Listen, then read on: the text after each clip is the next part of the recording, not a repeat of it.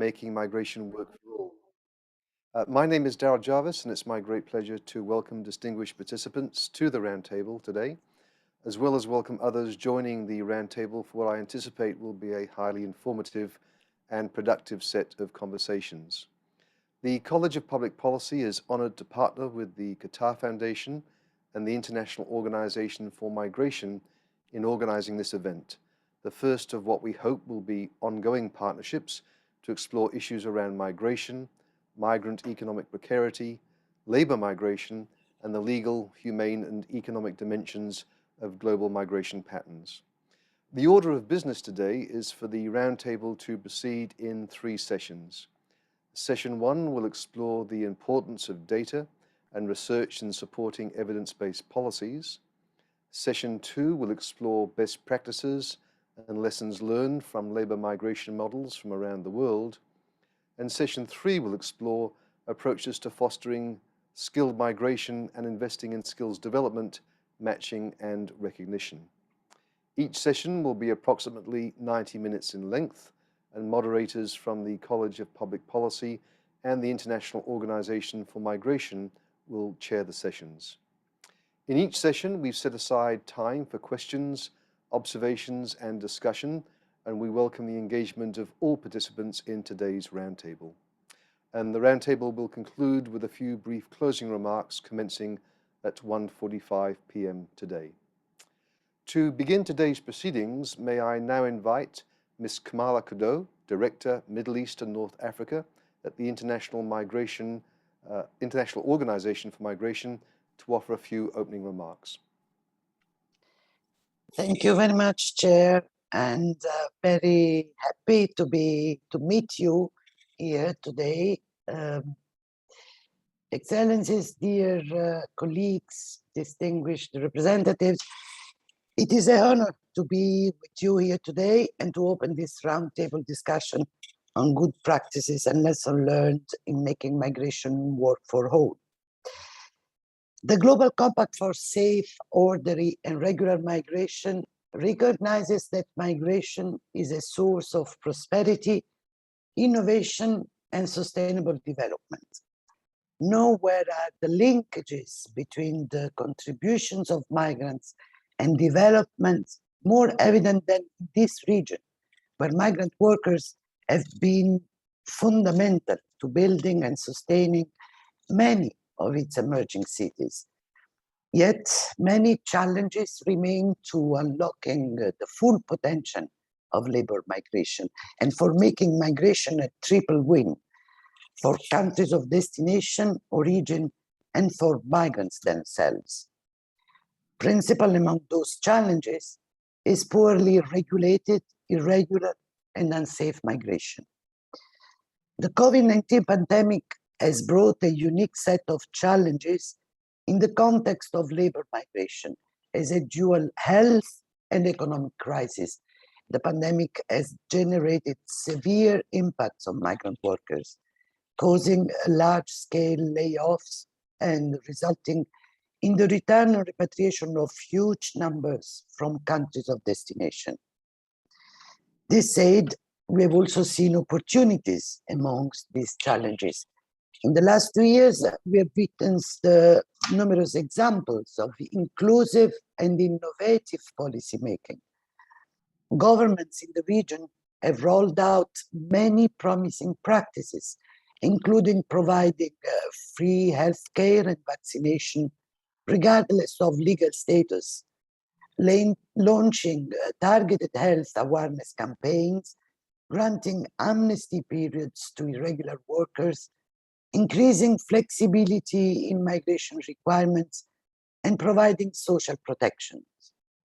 There is no doubt today, as restrictions are slowly lifted and movements relaunched, and as important efforts are deployed to build back better, that labor migration can bring enormous benefits to everyone involved when governed in a way that reinforces the matching of worker skills with market's needs, brings innovation, qualifications, and expertise, fill the gaps in national labor markets, and contributes to the protection of the rights of migrant workers.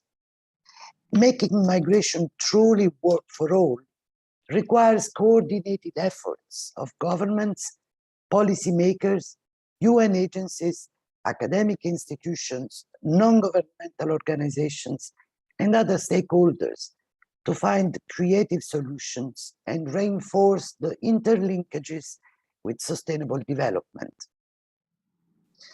IOM has been working diligently through a whole of government and whole of society efforts to seek to render labor migration safer and more protected along migratory corridors into and from the MENA region.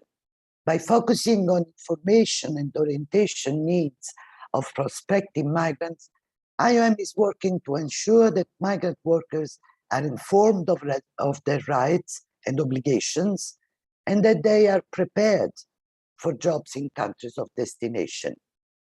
Through IRIS, an IOM flagship initiative, IOM also works to promote the ethical recruitment for migrant workers and strives to make international recruitment fair for everyone involved. And that includes migrant workers as well as employers, recruiters, and countries of origin and destination. Together with other partners, IOM is striving to create open platform for exchange and dialogue involving actors from different sectors to bring forward ideas and recommendations on how to best harness opportunities of migration governance associated with future needs for skills. A strong shift of mindset is needed today to strengthen and to reform labor migration policies and to make migration a tool to accelerate the achievement of sustainable development. Now is the time to work together to find constructive and innovative solutions to our common challenges. This can only be accomplished by sharing experiences, best practices, and lessons learned. Only by working together in a truly inclusive manner, we will be able to harness the full potential of migration and leave no one behind. So I conclude my remarks by thanking you all again for your attention, and I look forward to active participation and engagement in the discussion today. Thank you very much for your attention. Thank you, Ms. Godeau, for those very informative and comments to help with our discussions today. I'd now like to invite Professor Leslie Powell, Dean of the College of Public Policy, to offer his welcoming remarks.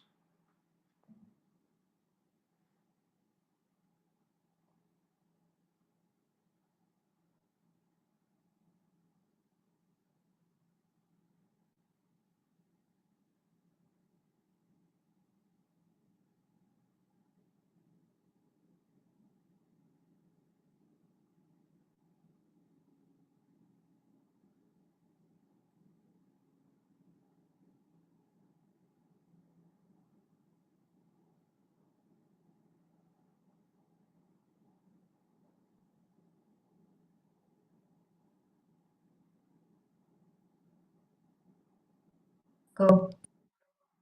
Hello, my name is Leslie Powell. I'm the founding dean of the College of Public Policy here at Hamad bin Khalifa University. I'm very sorry that I can't join you in person. I unfortunately had to be away for this very important event, but I did want to share my welcoming remarks, and then I'll be speaking for a few moments or a few minutes a little bit later in the first session. The college is very honored to be able to co-host this event with the IOM and the Qatar Foundation.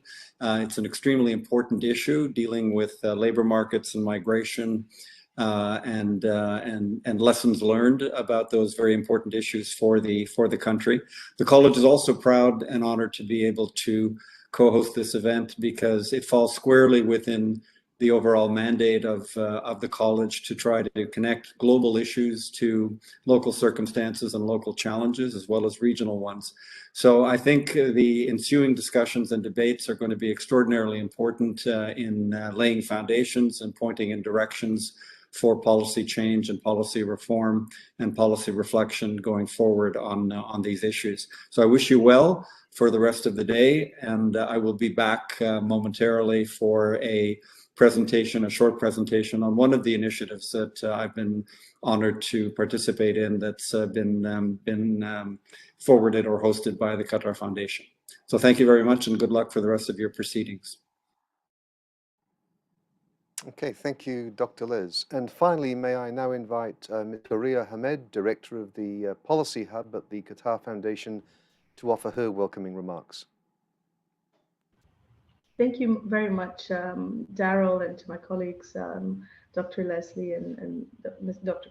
Carmela as well. Good morning, everyone. Thank you very much for joining us today. My name is Faria Ahmed, Director of the Policy Hub at Qatar Foundation. And as a large employer of migrant workers, employing expatriate workers across the organization, QF has the great pleasure of collaborating today with the IOM and the College of Public Policy at the Hamad bin Khalifa University to host today's webinar. I just wanted to provide very short remarks to also allow you to quickly get to the meat of today's discussion. Through the various networks of expertise of scholars and researchers, QF's role as a convener, I think, has really been highlighted here, and being able to act as that and provide a mechanism to bring in various stakeholders to learn about some of the country's experiences, migration practices, and explore the vital role that data can play as well at developing evidence-based recommendations and policies. This is essential to assist stakeholders and policymakers in their efforts to develop new or enhance existing policy approaches, solutions, and also practical measures to improve migrant workers related practices. And previously at QF, we've worked on quite a number of projects as well, and instituted one of the first to do so, standards such as the Workers' Welfare Standards that ensures the application of fair employment principles of all workers. And now our recently refreshed Qatar Foundation strategy also emphasizes well-being as an essential element to sustainable practices, as it will influence the well-being of all, including that of migrant workers, and also influencing the types of policies and programs that QF would adopt moving forward. So today's webinar is the first step to bring like-minded scholars and researchers together, and eventually to become a cornerstone in the journey of raising our awareness on the importance of that migration plays to economic development and the prosperity of nations, and the positive role that governments, IGOs, and private sector organizations can play to create an enabling ecosystem and support good migration practices within national and international contexts. So thank you very much, and I'd like to give the floor back to Darryl to continue today's discussion. Thank you. Thank you very much for those opening remarks and for providing the context for today's discussion. Before we commence, I'd like to note that all sessions have simultaneous interpretation available in Arabic, so hopefully that will make for the conversation being more inclusive of all contributors to today's roundtable. May I now turn the proceedings over to Dr. Logan Cochrane of the College of Public Policy to moderate session 1, the importance of data and research in supporting evidence-based policies. Thank you kindly. Welcome everyone. Seems we're a little bit ahead schedule, so we'll have less pressure if anyone needs a bit of time. We have 3 speakers in our first panel, the topic, or our first session, and the topic of which is the importance of data and research in supporting evidence-based policies. Our first presentation, we just heard from the Dean, but I'll introduce him. The Dean, Leslie Powell, is the founding Dean of the College of Public Policy here at HBKU. He is the author and co-author of over 30 books, including an important flagship textbook on policy. So hopefully his reflections on the role of evidence in policymaking will help us get started on the day. I'll introduce everyone now, and we'll just turn the floor over as we go. Our second presenter after Dean Les will be Ms. Elisa Vidal, who is a data and policy officer at IOM's Global Migration Data Analysis Center. And she focuses on the 2030 Agenda for Sustainable Development, specifically on how to improve data on migration and sustainable development through research and capacity building. with various actors, as well as on data disaggregation. Our third speaker for this opening session, Ms. Hind Kanani, will joining us from IOM's regional office in Cairo, is a part of the policy and liaison team. She's in charge of supervising research activities in the region, has been involved in a number of policy dialogues, particularly building on the review and follow of the GCM in the Arab region and Africa. Before joining IOM, Ms. Kanani was working as a regional consultant with a long record of field experiences in Afghanistan, Burkina Faso, Egypt, France, Ghana, Jordan, Lebanon, Libya, Tunisia, Turkey, and Yemen. She holds a master's and a bachelor's degree in international relations and political science from Sciences Po in Paris. So it sounds like an amazing session. Let's start off. I see Dean Powell is loaded, so I'll turn the floor over to his virtual session.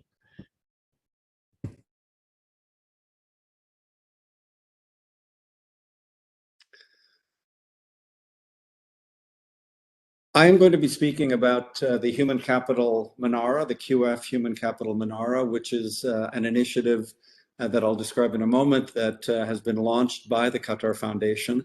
I have the honor of being the co-chair of a group of colleagues here in Education City throughout Qatar Foundation that have been working on this issue. Menara, of course, means light in Arabic, and it's intended to be an initiative that will cast light on human capital and labor market issues as they pertain to Qatar. Next slide, please. As it indicates here, the Qatar Foundation's higher education vision is an aspiration to build a future for Qatar, with Qatar, by nurturing capable, well-rounded, and value-driven human beings who are committed to lead and shape their communities.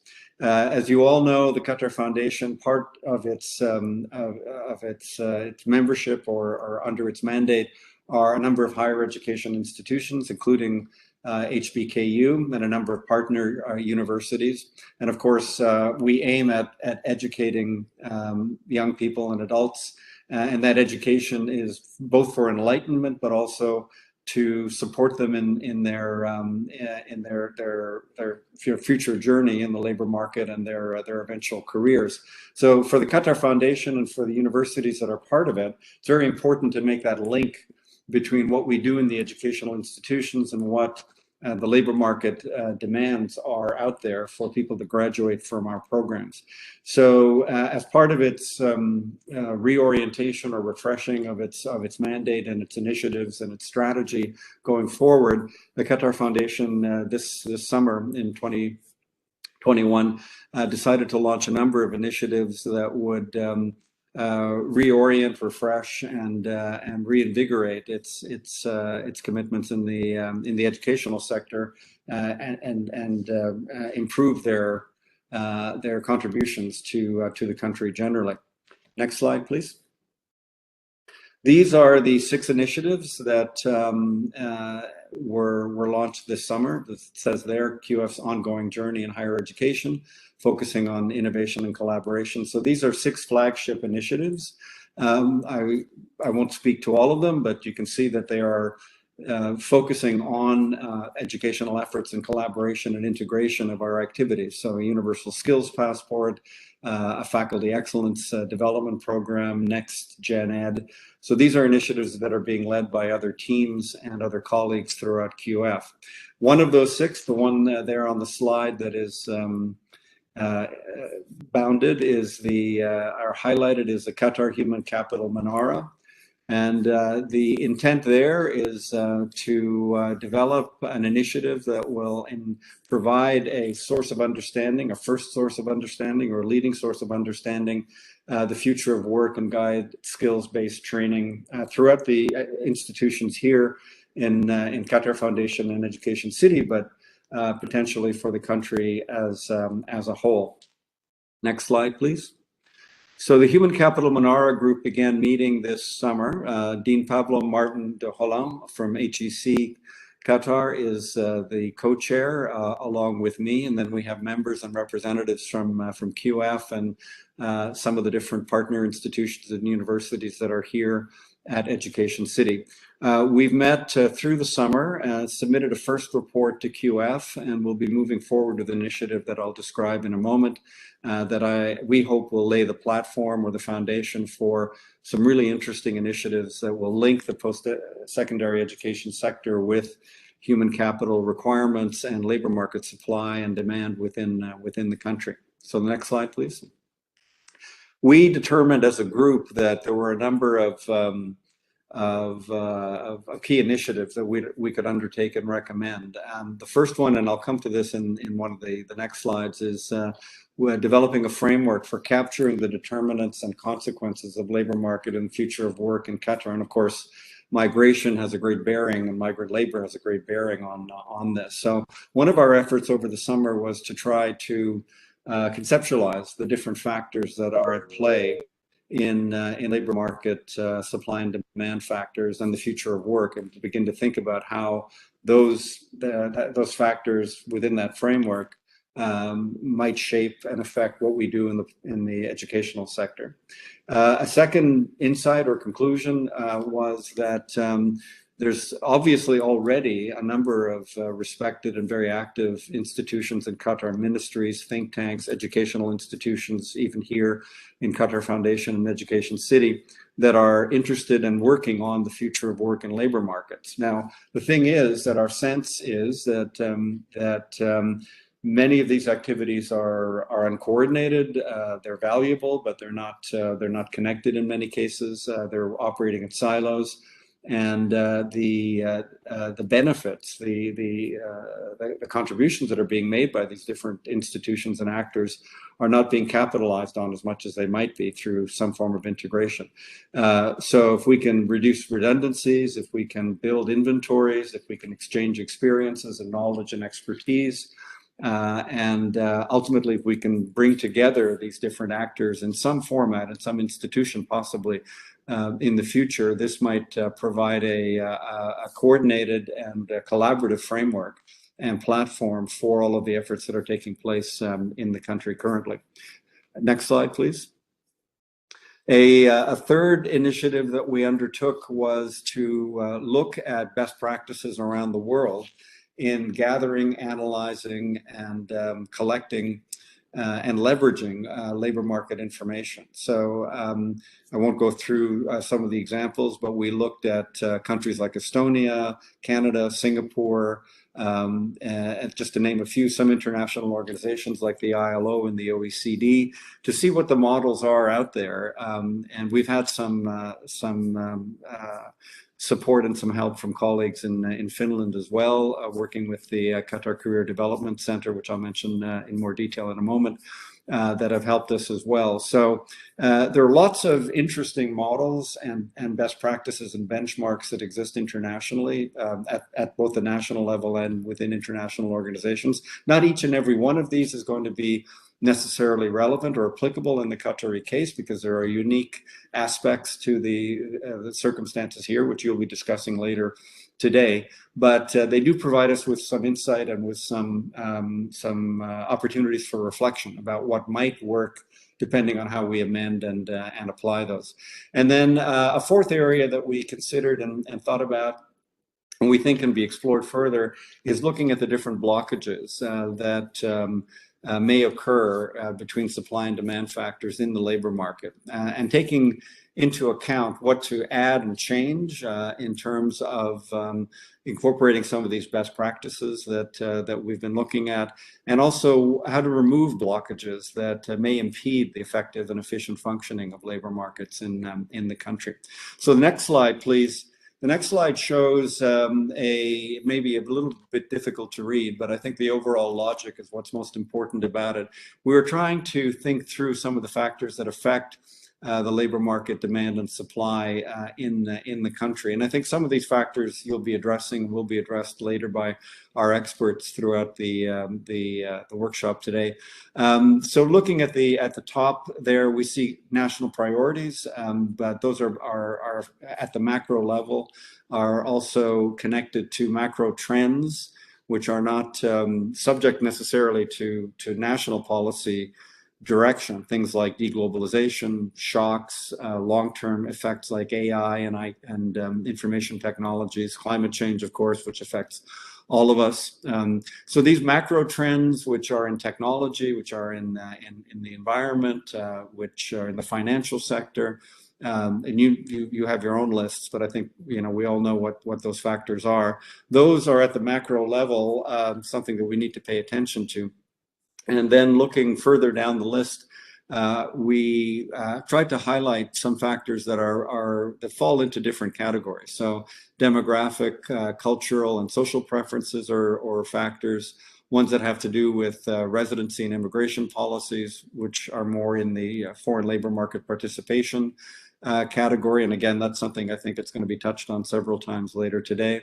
The regulatory framework and the regulatory environment. And then, of course, most relevant for QF and for the partner institutions and universities is the educational quality of training and retention of talent and the calibration of educational institutions in providing the kinds of skills. So that all feeds into these macro trends and these different demographic, regulatory, and educational factors feed into the supply of talent in the labor market.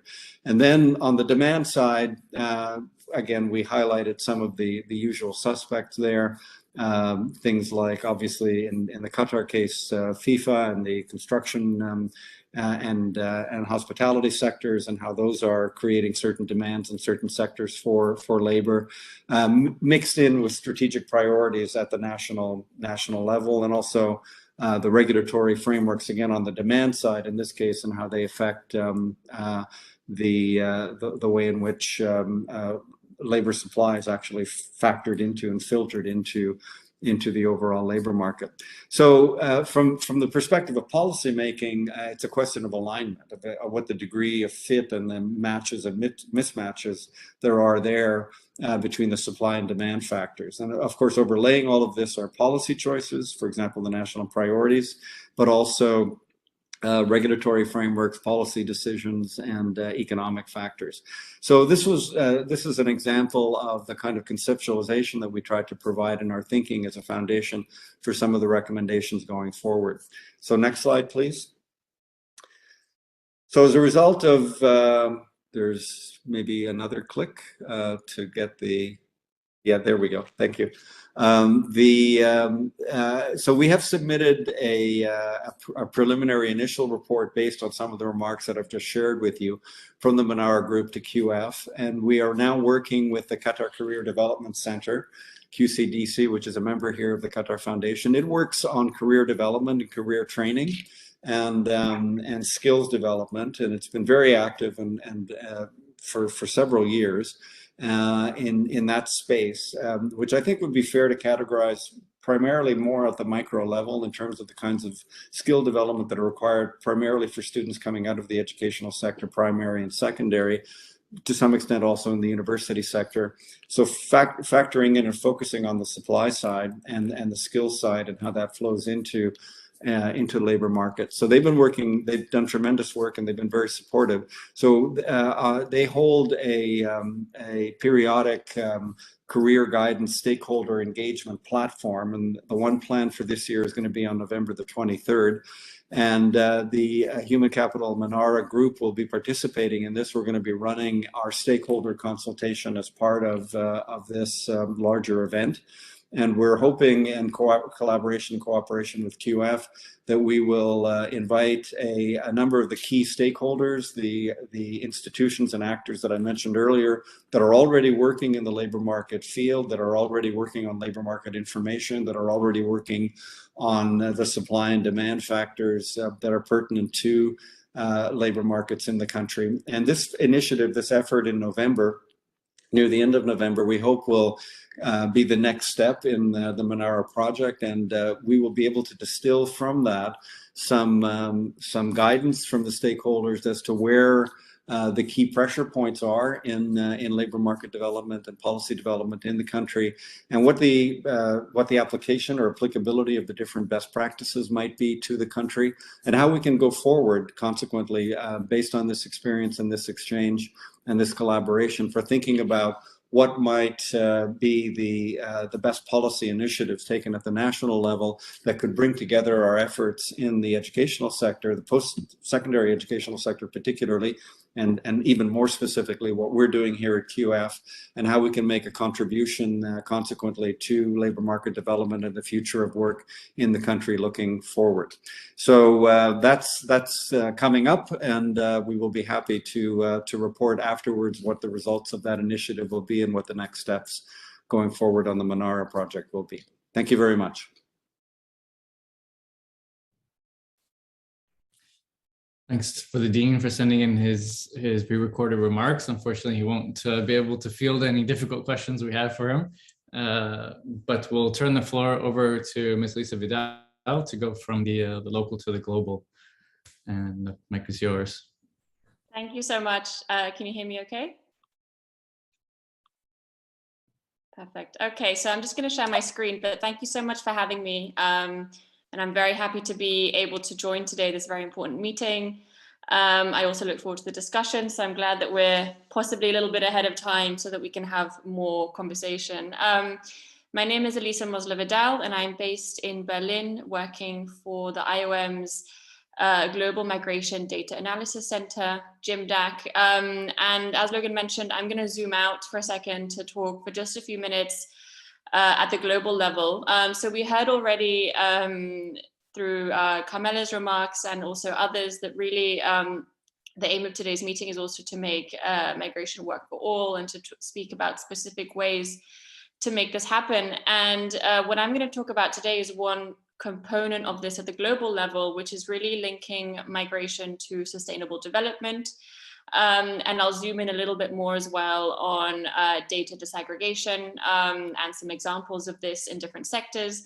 But really, for us at GMDAC and at IOM as a whole, linking migration to sustainable development, making sure that we can identify and leverage the sort of contributions that migrants make towards development as well as growth in different countries is really key to making migration work for all. So while I will be speaking at a more sort of global level, and also I'll be touching on a range of sectors, not only on skills and education and labor, I do hope it'll be useful for you anyway, and then maybe at the end there'll be some discussion on perhaps what resonates most in your context and particular ways in which maybe you're already working in this space.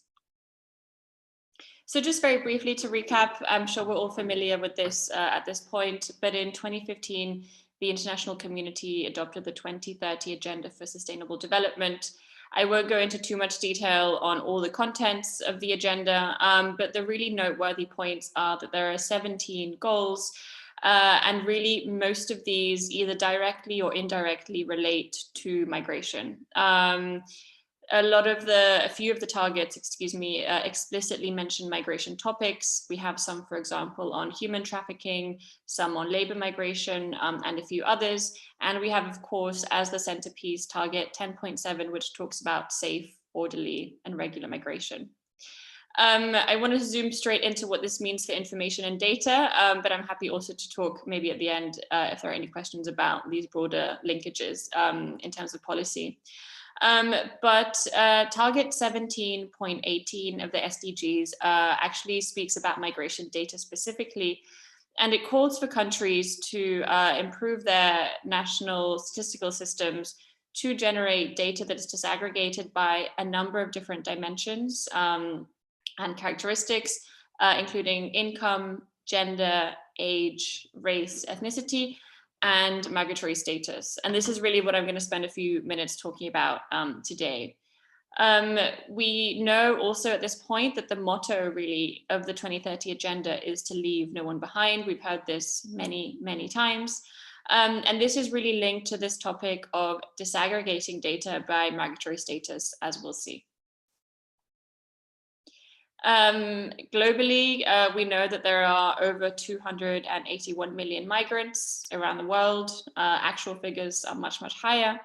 And there are two key entry points really to migrants and migration data in the 2030 Agenda, and two key reasons why it's really valuable for policy to identify migrants. The first is that migrants can often be, in some contexts, in vulnerable situations when it comes to certain goals. I'll speak about a few examples of these shortly, but we know in outcome areas ranging from health to education to many others, migrants sometimes lag behind. When it comes to leaving no one behind, it obviously becomes key to identify migrants and target them in policy so that they are not left behind. The second key reason is really the sort of fact that we all know as well, very well in our everyday jobs, which is that migrants also push forward sustainable development. They're really an engine or a motor for growth and development in many different ways. And so in order to really identify also the ways in which migrants can actually help achieve or accelerate progress to some SDG targets, we also need data that really identifies these migrants in different sectors and in different labor markets and in other areas of data. So what these two sort of high level sort of key sort of reasons mean is that migrants really need to be visible when it comes to development data, SDG data, to understand who is maybe being left behind or who may be even being the furthest behind, as well as to understand migrants' contributions to development. One point to add is that even though we're talking today about the 2030 agenda and these sorts of global frameworks, the reason why also at IOM and JIMDAC in particular, we really sort of do frame a lot of our work related to migration and development and disaggregation to the SDGs is really that it helps us really push this work forward because the SDGs are really relevant to every single country around the world. But having said that, really when it comes to these kinds of topics, such as disaggregation of data, this is really key to migration mainstreaming and national policy making for migration. So even though I'm talking about global level targets and goals, the other key point to make really here is that really when it comes to making migrants visible in national data, the reason first and foremost to do this is really to inform national policy making. So I'm going to very quickly zoom out and talk about maybe what we do know about migrants in the SDGs, or maybe what we don't know. I'm not going to speak about all of these goals, but I just want to give you a little bit of a flavor for maybe the evidence base that does exist at the global level on this topic. The first point to note is that officially we really know very little. So there are over 230 indicators that were globally agreed to monitor the SDGs. 24 out of these are recommended for disaggregation by migratory status. And it's just interesting to note that last year, only one of these indicators was actually disaggregated at the global level, meaning that out of 230 indicators to monitor the SDGs, we really only have information for one of them on how migrants are doing compared to non-migrants. This one is about occupational injuries, fatal and non-fatal.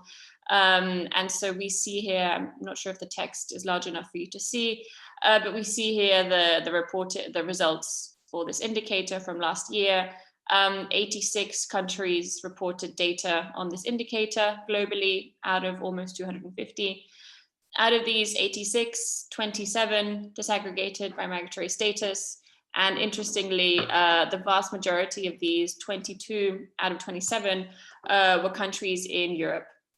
So this really gives us a flavor, I hope, for sort of how little we know globally about migrants in development frameworks, in development data. This means that as we kind of rapidly approach the year 2030, we actually know almost nothing about how migrants are doing when it comes to a number of very important sustainable development outcomes.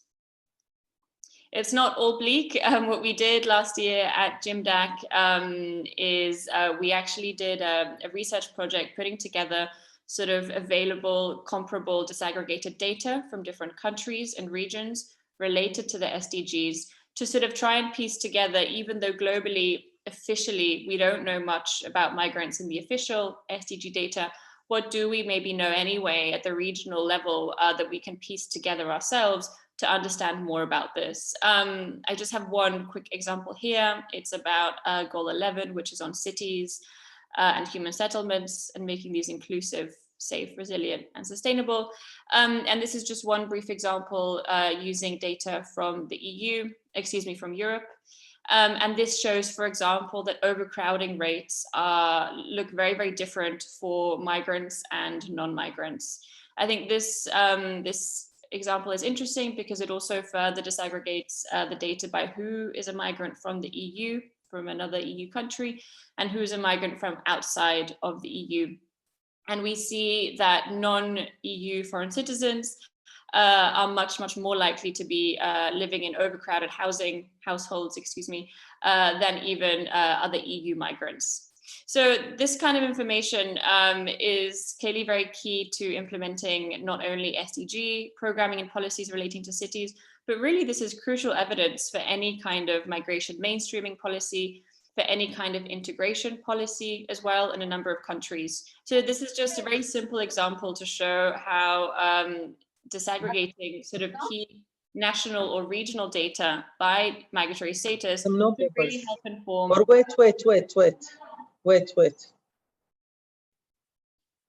Can you go on mute, please, if you're not speaking? That would be great. Thanks. I'm not going to speak about all of these, but I just wanted to sort of recap on a few key reasons why data disaggregation can be really key to migration and development and to generating data on this. I've already mentioned maybe the first one, which is really the key reason for a lot of countries in practice, which is really data disaggregation is really a key way to understand the situation of migrants in different sectors, and they can really target policy based on this information. And it can also show us where migrants are agents of sustainable development. Two further brief points are that it can also save governments money, obviously, through improving resource allocation. If we do have policies and programs that target migrants more effectively, this will improve the effectiveness of money spent and efficiency. Another point is also that disaggregation, because it shows us the outcomes of migrants and non-migrants side by side, it can also help us address the relative needs of native born of host communities, because we really see perhaps where they are more vulnerable in a particular context. I'm just going to zoom through these because I think I'm already running out of time, but just to be sort of very brief on concretely what we mean here, as I'm sure we all know also in the room, when we speak about disaggregation at the most basic level, the most kind of widely accepted variables to do this by are country of birth and citizenship. Most kind of household censuses and a lot of surveys do already disaggregate by country of birth, less so by citizenship, but it really depends on the country and the region. There are really interesting trends on this globally. And really where it gets more interesting and more relevant for policy is really what other variables can national statistical offices and other areas of government, what other variables can they include into data collection to generate even more sort of rich information on migrants in that country. We have year and period of arrival and country of birth as parents as two very policy relevant ones, and also fairly common in some data collection mechanisms as well. And we also have a number of proxies, such as languages spoken at home or first language, which can, if it's not possible to generate new information or, for example, launch a new household survey to investigate the situation of migrants versus non-migrants, it's possible to leverage some existing data, often, for example, from administrative sources in a specific country that has a proxy variable recorded, such as first language or language spoken at home. Just one other brief point is that we know that migrants are not a homogeneous group. And for that reason, also disaggregating by sex or gender, age, disability status, and a few other variables can also be key to really understand the situation of different types of migrants. I won't go into detail of these. I'll also actually share a recent publication and tool that IOM GIMDAC published on this topic, which goes into much more detail on these. But just to note that there are a few common challenges when it comes to identifying migrants in national data. that we go into more detail there. One is sample size, for example. It can be difficult to generate data that's representative nationally of migrant populations using existing tools, and a few other topics. We also hope to help a number of member states in actually doing this. So there are also a few solutions and common opportunities that are common across different countries to do this. For example, integrating different data sources. We have a few interesting examples also from Norway, where linking different data sources from a population register, for example, can help a country generate a lot of information on the situation of migrants without any new data collection. I'm just going to skip over this because of time, but I also wanted to highlight a few national examples, because also there is also one from Qatar here, which is related to hunger and breastfeeding, disaggregating by the nationality of the child, and also by the mother's education. This is just to highlight that really, even though I've been talking about the global level and maybe quite abstract goals until now, really when it comes to migration and development data and disaggregation topics, really it's the main aim should always be for national policy making to be informed by this kind of information. So this table just shows us a few examples of very, very different indicators that countries around the world generate annually, because it informs their migration policy making in a way that works. Just to finally conclude, briefly, we've seen that officially, sort of at the global level, we know very, very little about how migrants are doing in development. Just to be very, very transparent and blunt, we almost know nothing, and we only have 9 years, 9 years, soon to be 8, before 2030, and we really need to, in order to leave no one behind, generate much stronger data at the national, regional, and global level on migrant situations related to different development topics. I'll end there, and I look forward to a discussion after this. Thank you very much. Over to you, Logan. Thank you very much for introducing the global landscape and the importance of data and the lack thereof, which as you highlighted, critical issue especially for us in the university as a partner and working with government entities and the IOM to really highlight. We want to have evidence-based policies. We need that evidence base to work from. Now we'll go from the global to the region to Ms. Hind in the IOM Regional Office in Cairo. The virtual microphone is yours. Thank you so much. I'll just ask Rola if it would be possible to project my my presentation, or if I should do it myself. I would be grateful if she does. Okay. Mushfiq, will you do it from your side? Yeah, I'm doing it right now. Thank you, colleagues. Thank you. Appreciate it. It's really an honor and pleasure to be present amongst you today, albeit through virtual means. And I wanted to thank again our hosts and colleagues for this opportunity to introduce you to this regional product that we issue each 2 years at the regional office, the Situation Report on International Migration in the Arab region. Okay, perfect. I can see the screen. If you can kindly move to the second slide, please. So as I was mentioning, the Situation Report on International Migration in the Arab region is our flagship publication in the MENA region. It is produced biannually in the framework of the Issue-Based Coalition on Migration in the Arab region, an IBC that brings together 23 participating agencies, and that is co-led by IOM, the United Nations Economic and Social Commission for Western Asia, ESCWA, the ILO, the International Labour Organization, and the League of Arab States. Next slide, please. This report was first launched in 2015 by IOM and ESCWA. And for the first time this year, UNHCR is also co-leading the production of this report in an effort really to enhance also the specific situations and challenges refugees encounter in our region. So in each edition of this report, key data, policy developments, and major trends in the area of migration and displacement in the Arab regions are presented. In addition, each report tackles a specific thematic focus, which is deemed timely and relevant in the time of the writing. For example, this year's edition is focused on building back better for both migrants and refugees, in a clear link to the COVID-19 pandemic, as well as other major crises that we have encountered in the region, and which has had substantial fallout for the lives and livelihoods of migrants and refugees in our region. Next slide, please. In 2019, the thematic focus was on unpacking the relevance and the importance of the objectives of the Global Compact on Migration for the Arab region. And the main objective was really to showcase the relevance of this newly in the time of 2019, newly adopted compact, going through each principle and each objective and showcasing the relevant for countries of our region.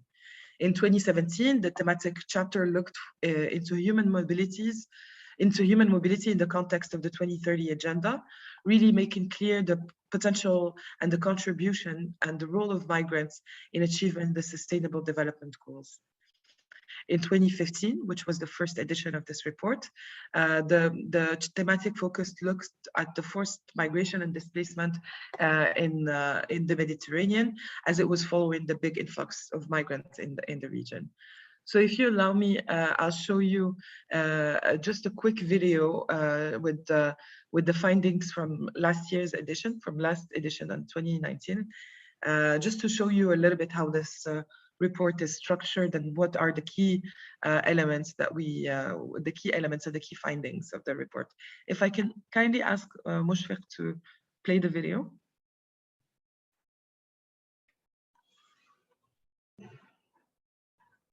It's on the slide. You just click on the image on the slide and it should work.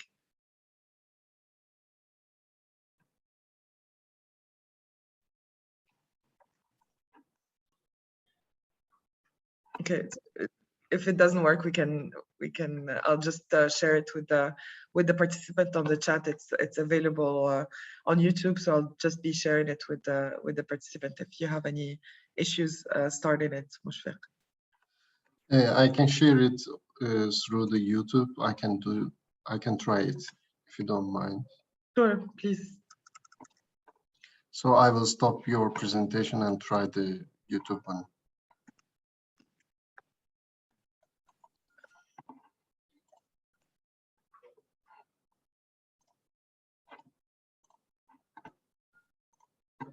The 2019 Situation Report on International Migration reveals unprecedented levels of migration in the Arab region. The region is hosting more than 38 million migrants, while the number of migrants from Arab countries exceeds 29 million. People migrate for different reasons, such as work, education, and better opportunities. Around 15% of all migrant workers globally work in the Arab region. Conflict and occupation have also driven millions of people to leave their homes. More than 2 in 5 refugees worldwide come from Arab countries. Migration is a story of people and development. The report showcases migrants' potential to boost sustainable development in their new homes, as well as in their countries of origin. Arab countries receive over $54 billion a year in remittances, which is double the amount received in official development assistance and double the amount received in foreign direct investment. Making migration work for all and ensuring that no one is left behind is a shared responsibility. World leaders recognize this with the adoption of the Global Compact for Safe, Orderly and Regular Migration in 2018. The report discusses the Global Compact's policy implications for Arab countries in light of the region's priorities. Together, we can protect migrants and empower them to become agents of development in the region.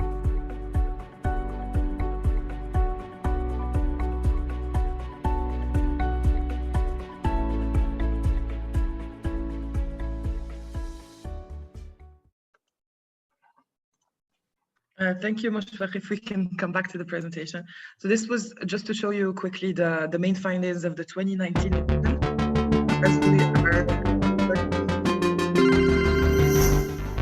More than 100,000 years ago, the first modern humans left Africa and began to colonize the world. Since then, human history is also... Sorry for that. I think there might be an issue with the Mushfiq's screen. If we can come back to the presentation, Mushfiq, please.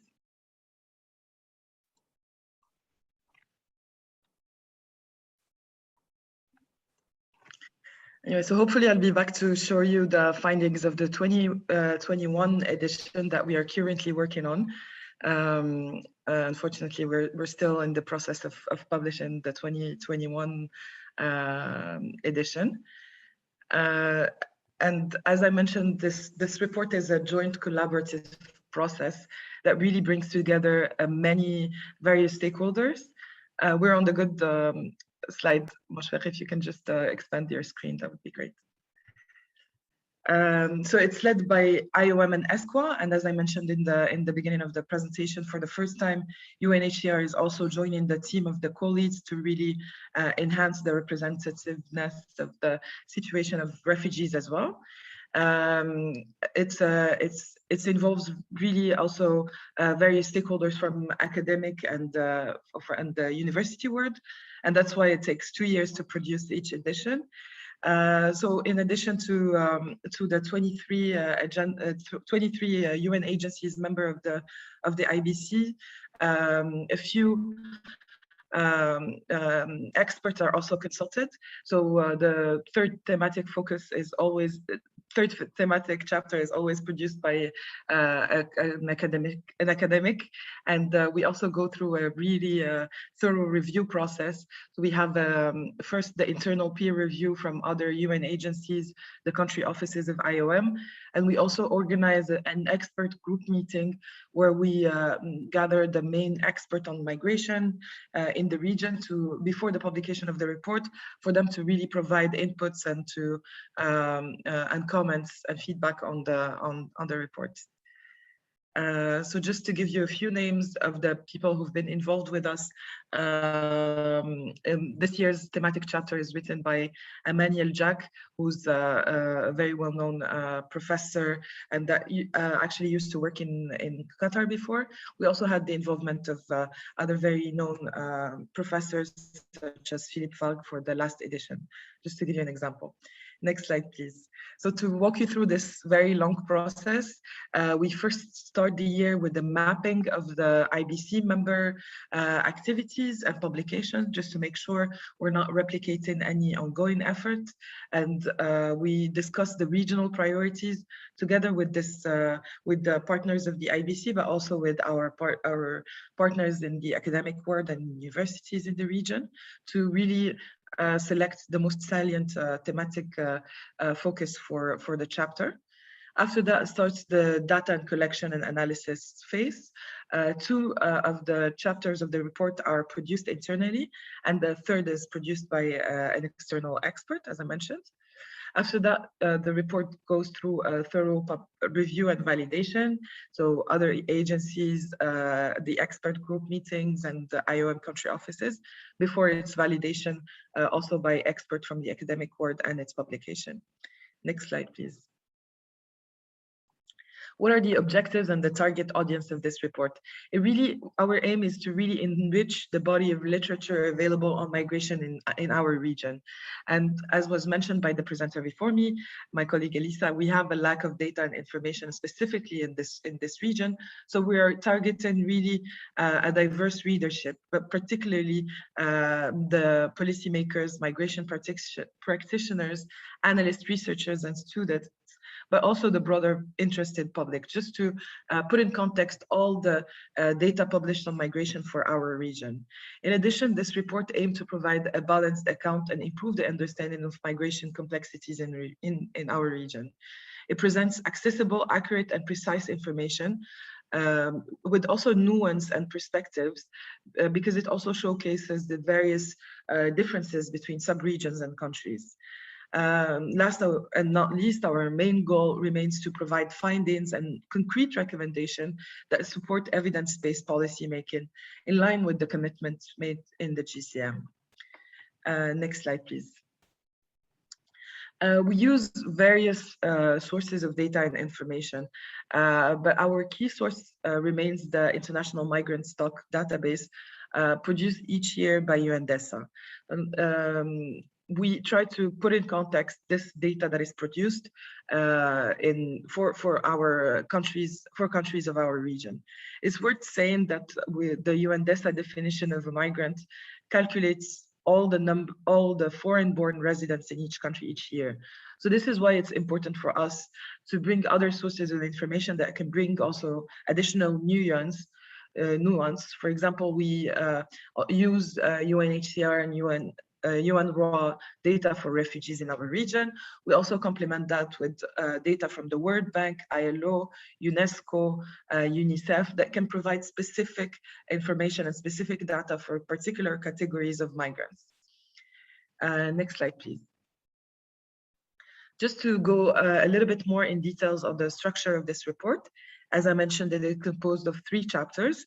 So the first one is very much centered on the latest available figures and numbers on migration in the region. It includes the number of migrants, but also their profiles, their origin, their motives. It also showcases the particular situation of migrant workers, numbers on international remittances, but also refugees and asylum seekers and IDPs, internally displaced people. Next slide, please. The chapter 2 is usually more policy geared. So in this chapter, we really highlight the main policy developments, main reforms enacted in the 2 years separating each edition of this report. So we look at various policy development areas, including nationality and statelessness, labor migration, irregular migration, human trafficking and migrant smuggling, forced displacement and refugees, and last but not least, residency procedures and admissions. So we really showcase the main, not providing any information on the status of implementation, but really highlighting what are the new policies and new reforms that were put in place by each country each 2 years. And the GSCM really provided a unique opportunity for us, since a lot of countries of the region have been also conducted voluntary national reports through which they submit themselves the new policies and new reforms they have enacted. Next slide, please. As mentioned before, chapter 3 is usually focused on a lead thematic and a salient topic of the year. The chapter identifies the main gaps and needs and presents concrete recommendations for policy intervention. So in the 2021 edition, which we are currently working on, the chapter 3 will provide a regional analysis of migrants' resilience in the region in the face of exogenous shocks, such as the global health crisis caused by the COVID-19 pandemic, but also many other risks and shocks that we've witnessed this year, such as the Beirut explosion, the drop in oil prices, etc. The report will particularly examine migrants and refugees' experiences and challenges, and illuminate how they are responding to these crises, how they are resisting, how they are developing their resilience, and to really provide recommendation on policies that can help them in that process, that can facilitate their resilience in our region. Next slide, please. Okay, this is my last slide, and it's really to present our way forward and how we see this report developing in the future. First of all, our main objective is really to expand the dissemination and the readership of this report and make it a key reference point on migration in the region. We are lacking information and data on migration in the region, and this can be a really useful resource for the interested public. And we also want to influence the narrative on migration and make it based on fact and information, and we're convinced that this report can help us achieve this endeavor. Our other objective is, of course, in line with our work with our member states. So really to promote evidence-based studies, to support and encourage policies that are based on facts and evidence, data and research and analysis. Again, the overwhelming adoption of the GCM in our region has really provided a unique opportunity for our member states to boost their effort in improving the governance of migration and tapping in the potential of migrants using also information and data from the fields. Last but not least, this report aims to foster our partnerships with other UN agencies, but also with the academic and the research world. So we're really trying to, we're striving to enhance their involvement and engagement with us and really enrich our analysis and provide the more comprehensive image and complete picture of migration in our region. That's it for me. Thank you again for your interest and patience. I'm looking forward to listening to your question, and I remain available if any information is needed. I'll be also happy to post in the chat box the link of the last edition of this report, and be happy to come back again if you invite me, of course, to present the main findings of the 2021 edition once it's finally public. Thank you again, and have a good rest of the meeting. Thank you very much, Hind. And that concludes our 3% presentations for this first session. We have a few minutes for questions. Thank you, Dr. Francisco, for your comments on the presentation from Dean Les Powell. If anyone has any questions, you can use the chat function on the right, or as I can just mention, also to share resources such as the report we just saw. While you consider your questions, for those of us who are interested in these questions here in the state of Qatar, I looked at the Qatar Voluntary National Review of 2021. Elisa mentioned there is one of the indicators that is to be disaggregated. It is reported on, but not disaggregated by migrant, non-migrant status in that report. So that's a rich report for anyone who's interested in a great source of data on the state of Qatar.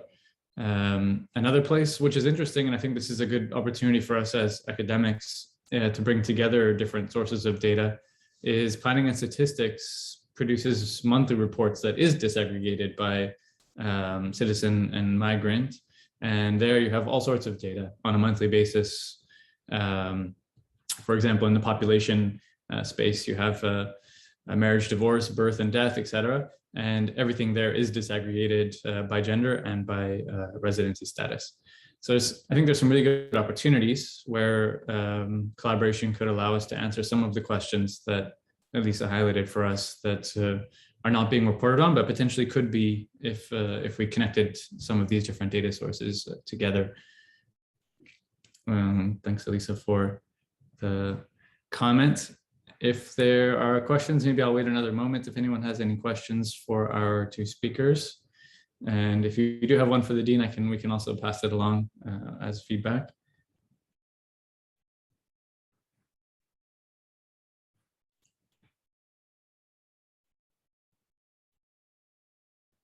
Well, with that, I believe our next session has more speakers and a little bit more of a pressured timeline. Oh, Rosa, yes, please go ahead. See your hand is up. Yes, thank you. Thank you very much, Dr. Logan, and thank you very much, Hind, Eliza, and Dr. Leslie. It was very interesting to hear from everybody. I mean, my question, and in a way, I wish Dr. Leslie was still with us, because it goes to a little bit to the connections between the three presentations, because we've heard on the global, the regional, and the local level as well. And perhaps I will ask you, Hind, because I think we're kind of touching a little bit on this. You've spoken about the Arab Situation Report's current edition being on kind of building back better. And I think it goes also to the impact of the pandemic and to what Dr. Leslie was speaking about in terms of the future of the labor market. And I'm wondering to what extent are you looking, or do you already have a an idea or data or information as to what kind of impacts will the pandemic have on transforming local labor markets in the countries in the region? And perhaps, you know, Eliza can talk to this in terms of kind of global issues that are emerging when we talk specifically on kind of the future of work and impacts on labor markets, perhaps from a global and also a regional kind of perspective. Thank you for the opportunity. Thank you, Rola, for the response, for the question. And I've seen also another question on the chat box on the publication of this report. So just to say that the 2020, we're aiming to have it, inshallah, published in December 2021. And I'll, of course, keep you updated as soon as this report is finally public.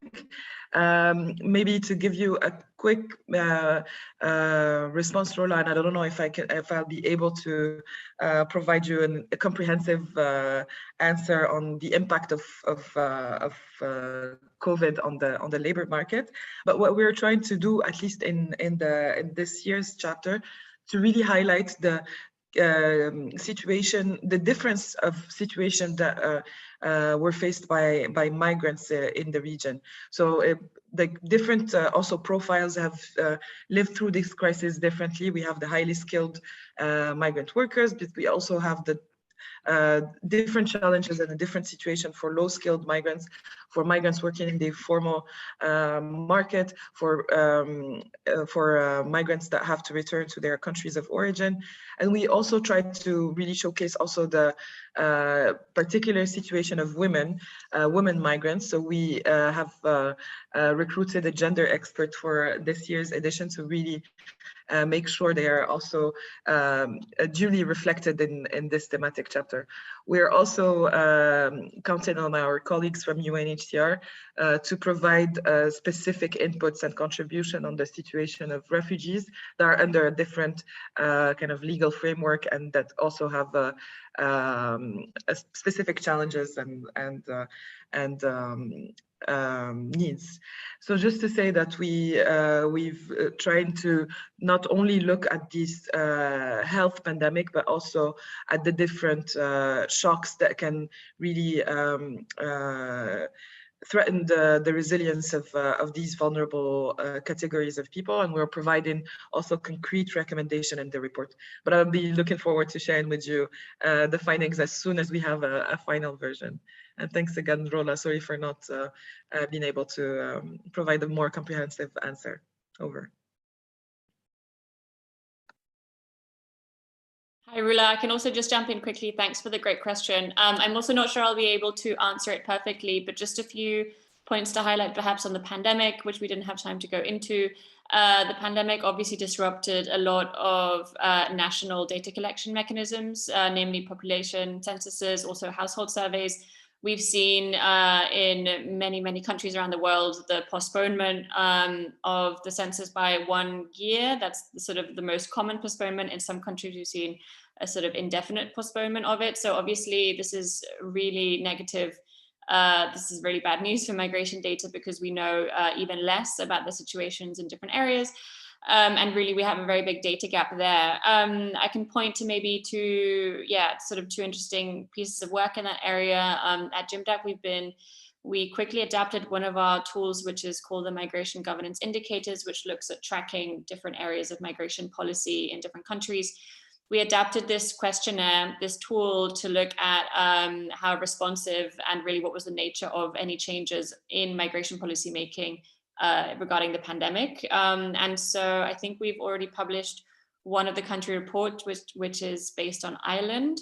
And this is kind of a rapid assessment of migration policy changes in the context of COVID. So for example, was healthcare extended? What does vaccination policy look like for migrants and non-migrants in that country? I'm not up to date on our plans of how far to roll this tool out in different countries, but just to flag that it's something that we started looking at fairly quickly, given that we really, it was also hard to track policy changes.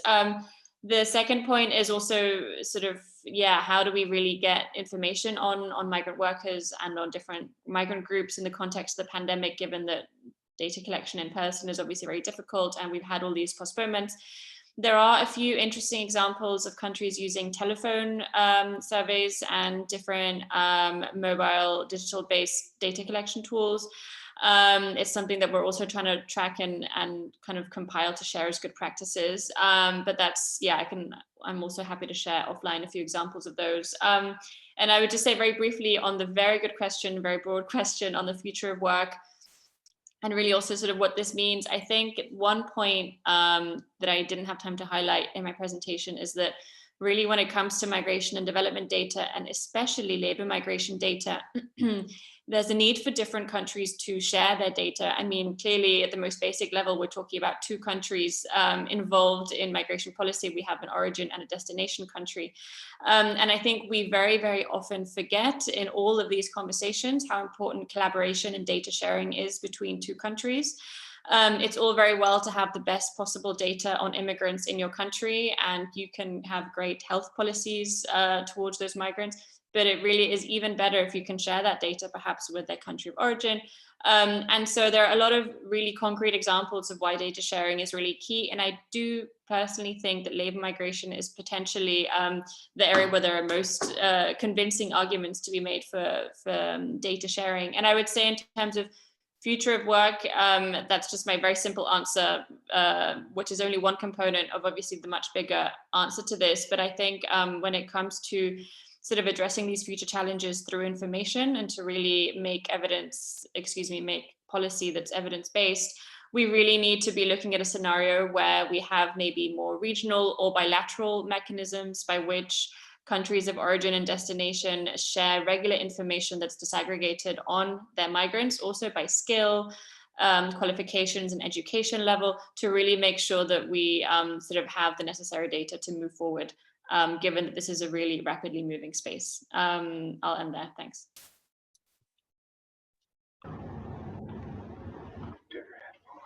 No, I'm leaving everything on. Thank you very much. I think someone else's mic is on.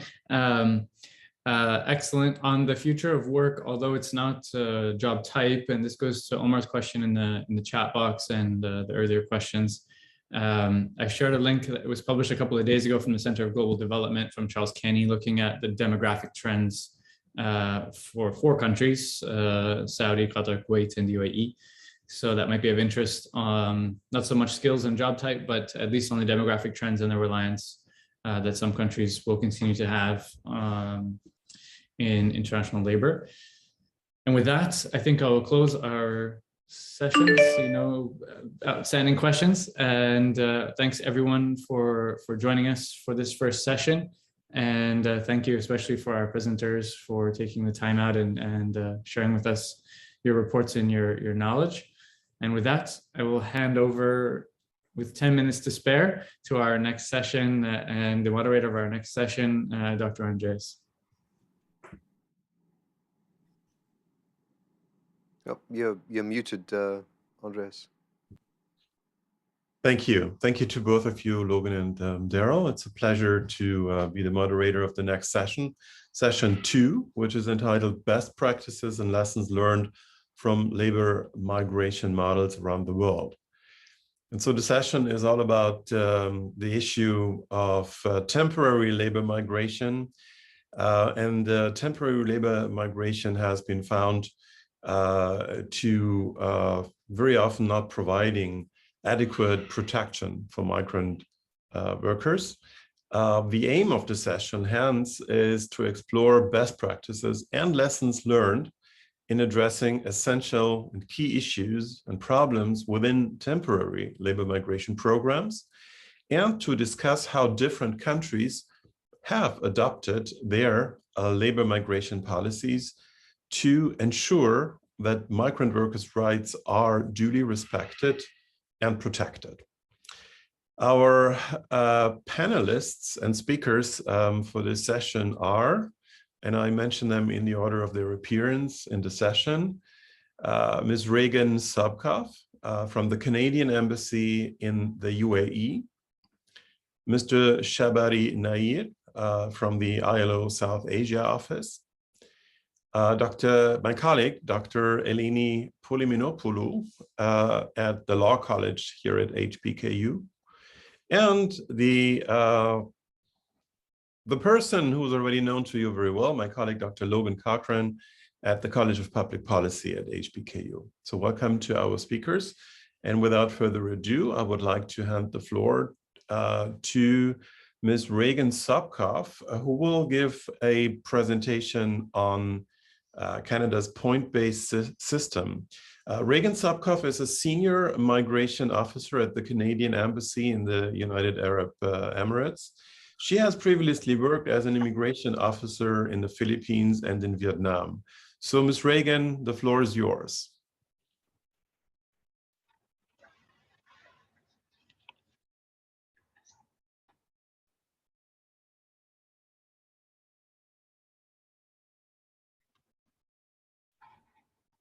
Hello? Hello. Hi, are you able to hear me now? Yes. Okay, sorry about that. And are you able to see the screen that I'm sharing? Unfortunately, I'm still seeing my own face. Okay. Zoom is sharing a window. Just one moment.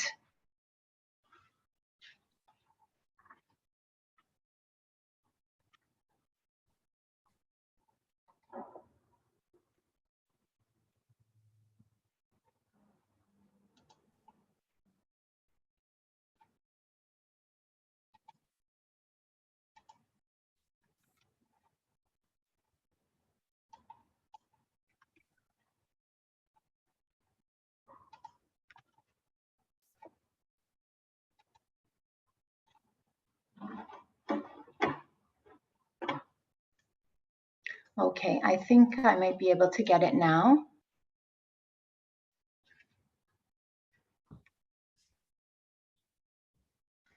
Is the presentation visible now? Yes, it is. Thank you.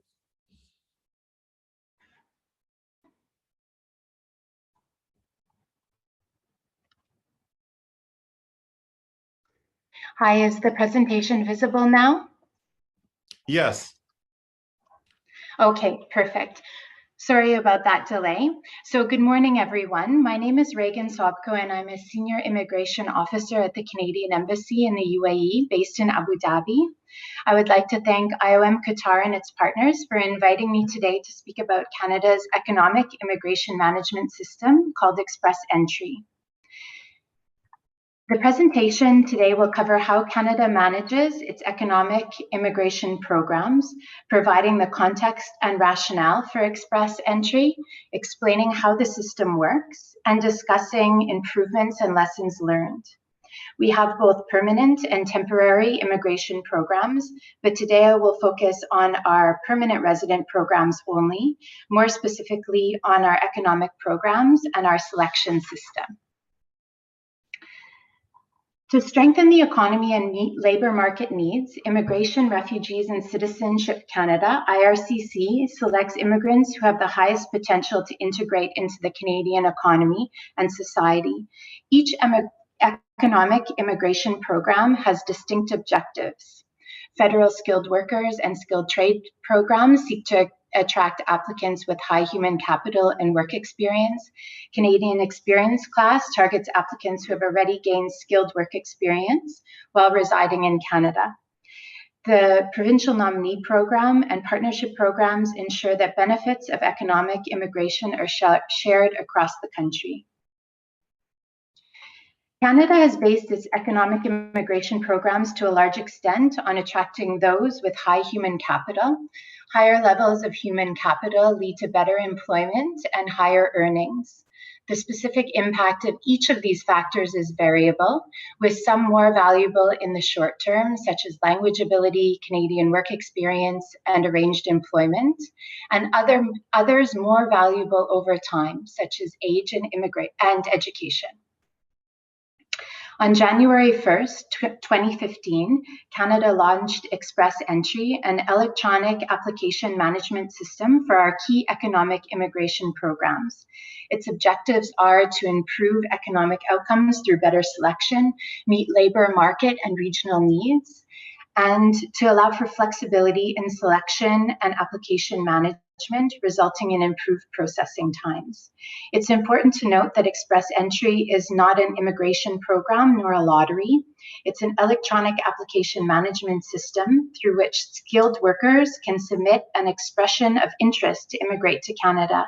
The applicant has to meet the program criteria to get into the pool.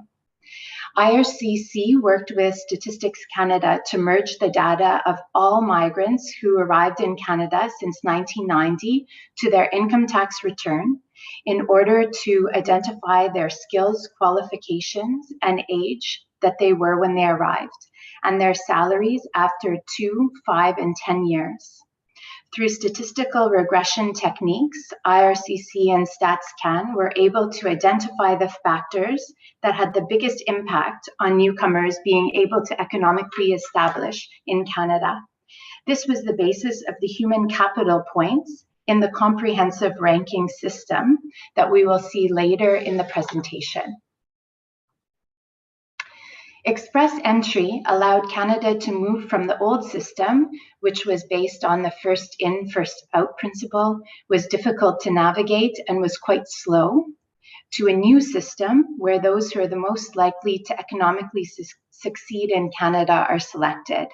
It's not about first in line, it's about skills and competencies.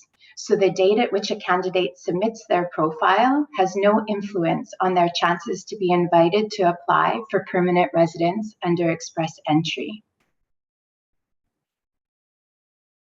This slide shows Express Entry in a nutshell. We often refer to the analogy of a private pool club to explain Express Entry.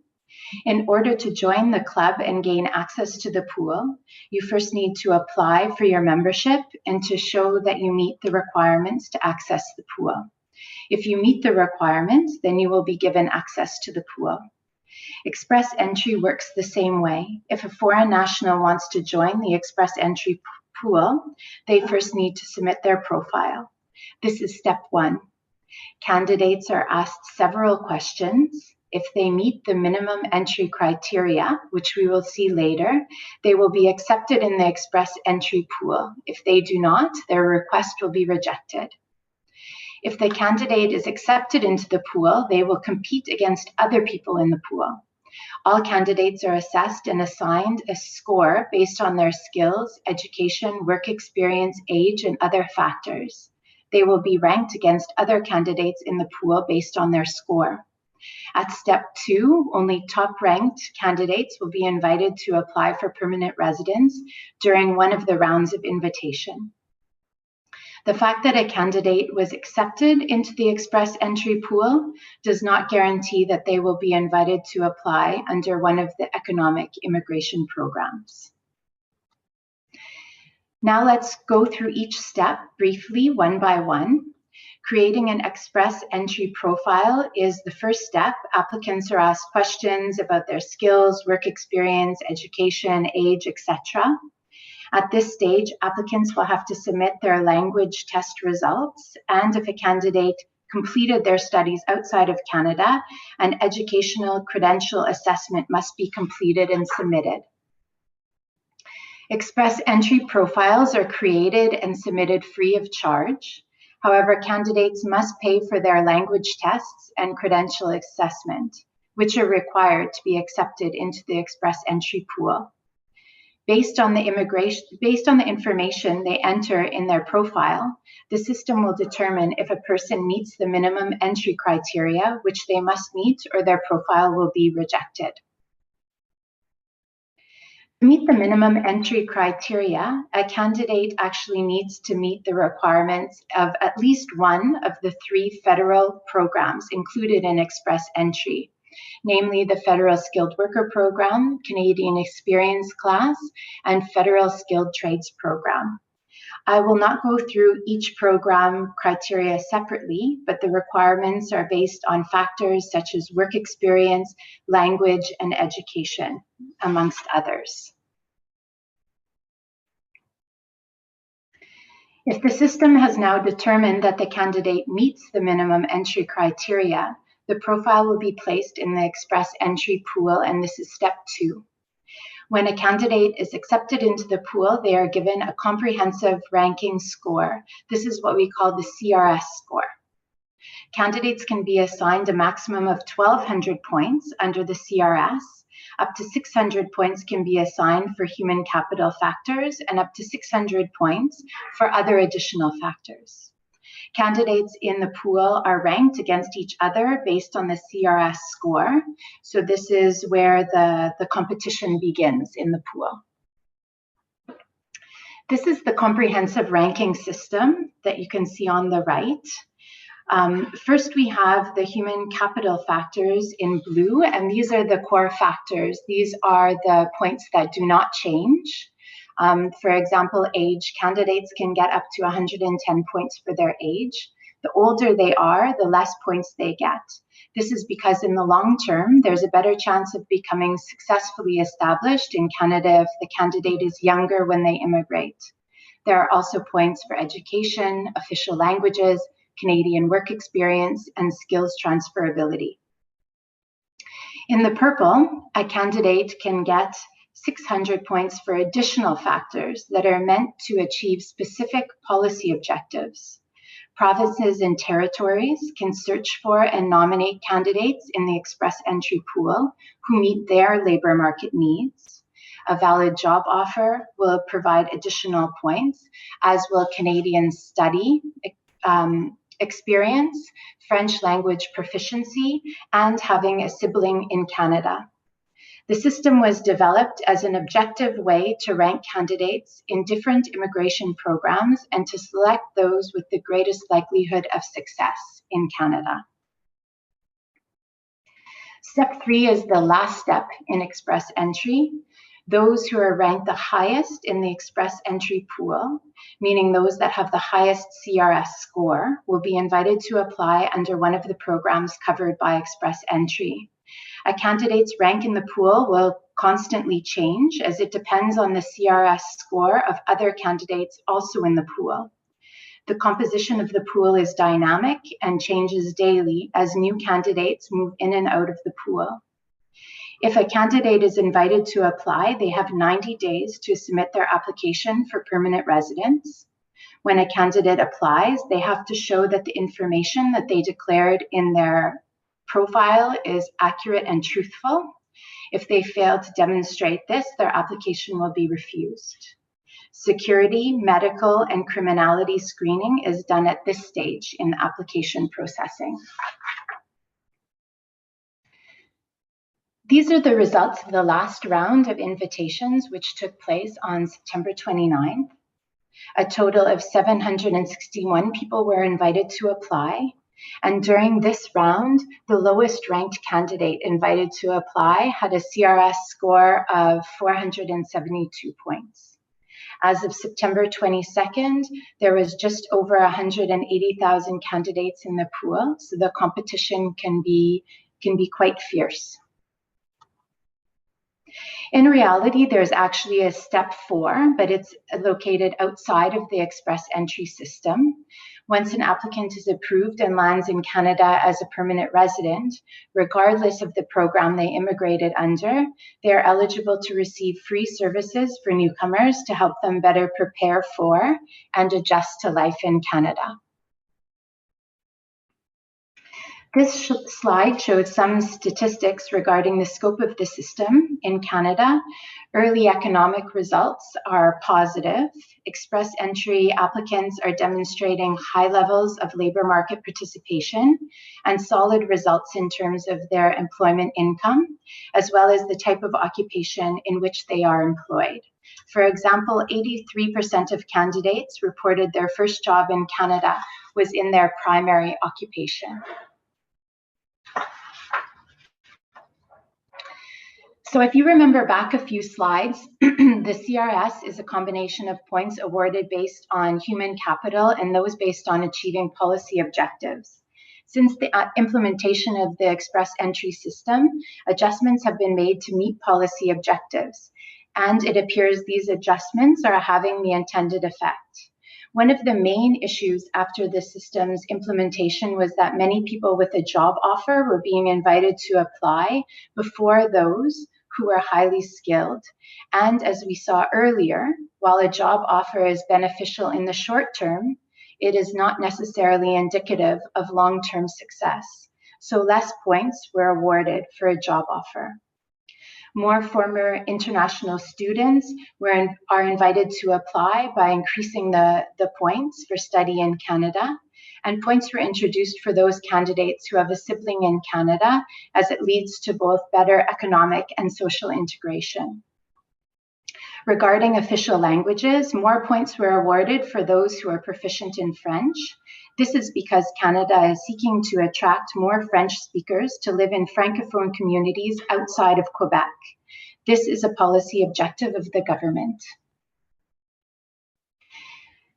The express entry system is more responsive to labor market needs. It allows provinces to select people. It allows for specialized programs and more focused invitations to apply. The allocation of points is found in ministerial instructions, not in legislation, and this allows for the system to be more adaptive to changing needs, and the points of the comprehensive ranking system can be modified more easily to meet labor market needs and specific policy objectives. There are several economic immigration programs tied to this system that we saw earlier in the presentation, so that diverse labor market needs can be met. This is why we kept programs that predated express entry to ensure that we still get the best and brightest in each program. I didn't speak specifically in the presentation about the National Occupation Classification System, or the NOC, but it is important for express entry to work well. The NOC is a list of Canadian standard descriptions of work performed in the Canadian labour market. All existing jobs in Canada are described in the NOC list. This list gives a solid basis and even playing field for candidates. Express entry is a fully electronic system. It results in better data on individuals who are interested in coming to Canada at every stage of the immigration process. This new data allows the department to analyze the impacts of changes to the comprehensive ranking system on who will be invited to apply, resulting in more robust policy recommendations supported by predictive analytics. A communication plan was key when moving to this new system. When first implemented, there was some pushback from immigration consultants and potential applicants, as the change to a pool concept and point system removes the guarantee that an applicant will have his or her application assessed. So this was a brief overview of the express entry system. Thank you for your attention, and I'm available for any questions during the Q&A session later in the session. Thank you. Thank you very much, Ms. Reagan. Wow, it was interesting. So I really look forward to a lively discussion afterwards. We'll have the 4 speakers first, and then we will engage in a round of Q&A and discussion. Thank you very much. Thank you. Thank you. Our next speaker is Mr. Shabari Nair, who is who is a labor migration specialist for South Asia and based in the ILO Decent Work Technical Support Team in New Delhi. Namaste. Prior to that, he was leading ILO's work on global migration policy, including for the intergovernmental negotiations and the adoption of the Global Compact for Migration, with postings in both the ILO headquarters in Geneva and the ILO's office for the United Nations in New York. And we may have met. I was based for some years in Geneva with the UN, and then again with UNDESA in New York. Anyway, that's just a side mark. And so the title of Shabari's presentation is Labor Migration in the Middle East, Perspectives from South Asia. The floor is yours. Thanks a lot, Andreas. Can you hear me?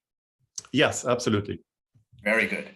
Wow, I wouldn't know where to start. Well, let's start by thanking everybody, the Qatar Foundation, the Hamad bin Khalifa University, and of course, my colleagues and the fantastic team from IOM Qatar and the regional office, the IOM Regional Office for the Middle East, Iman, Rula, and everybody else who have also facilitated my participation here. So big thanks to all of you.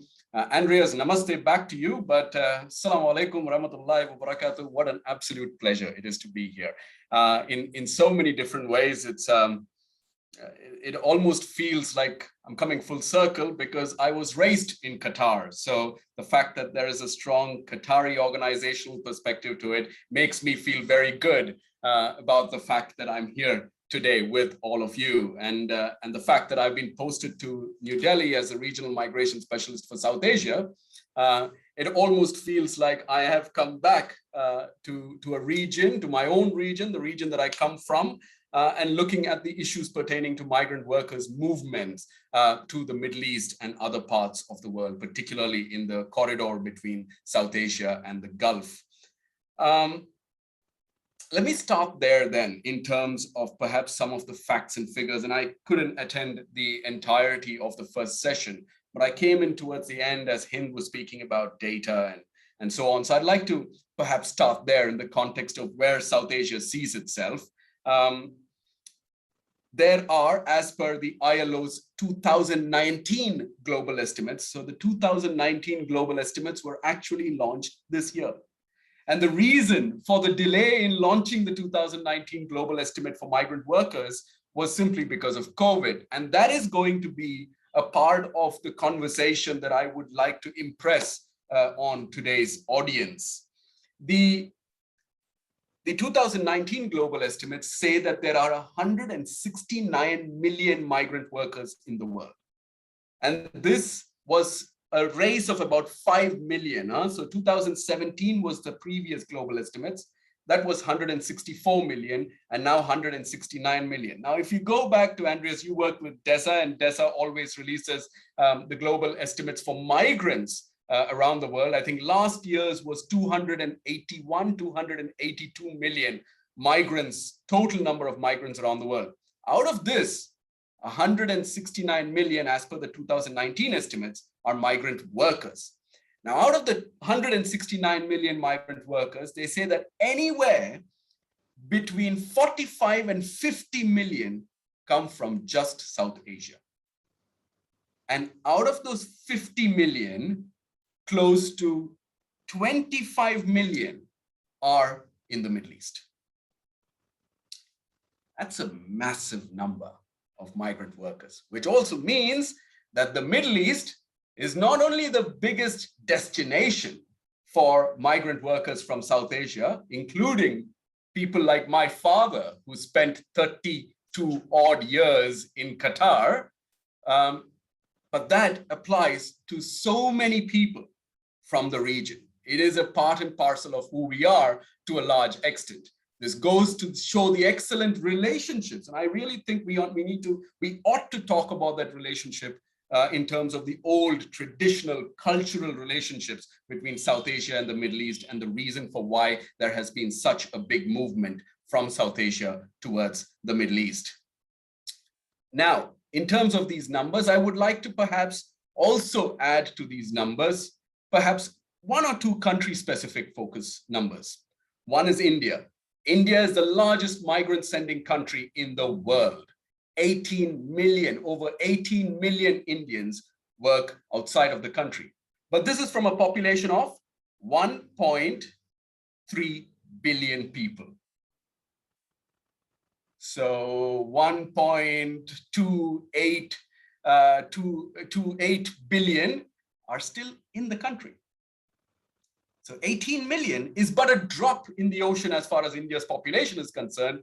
But for the rest of the world, it just feels like Indians are all over the place, right?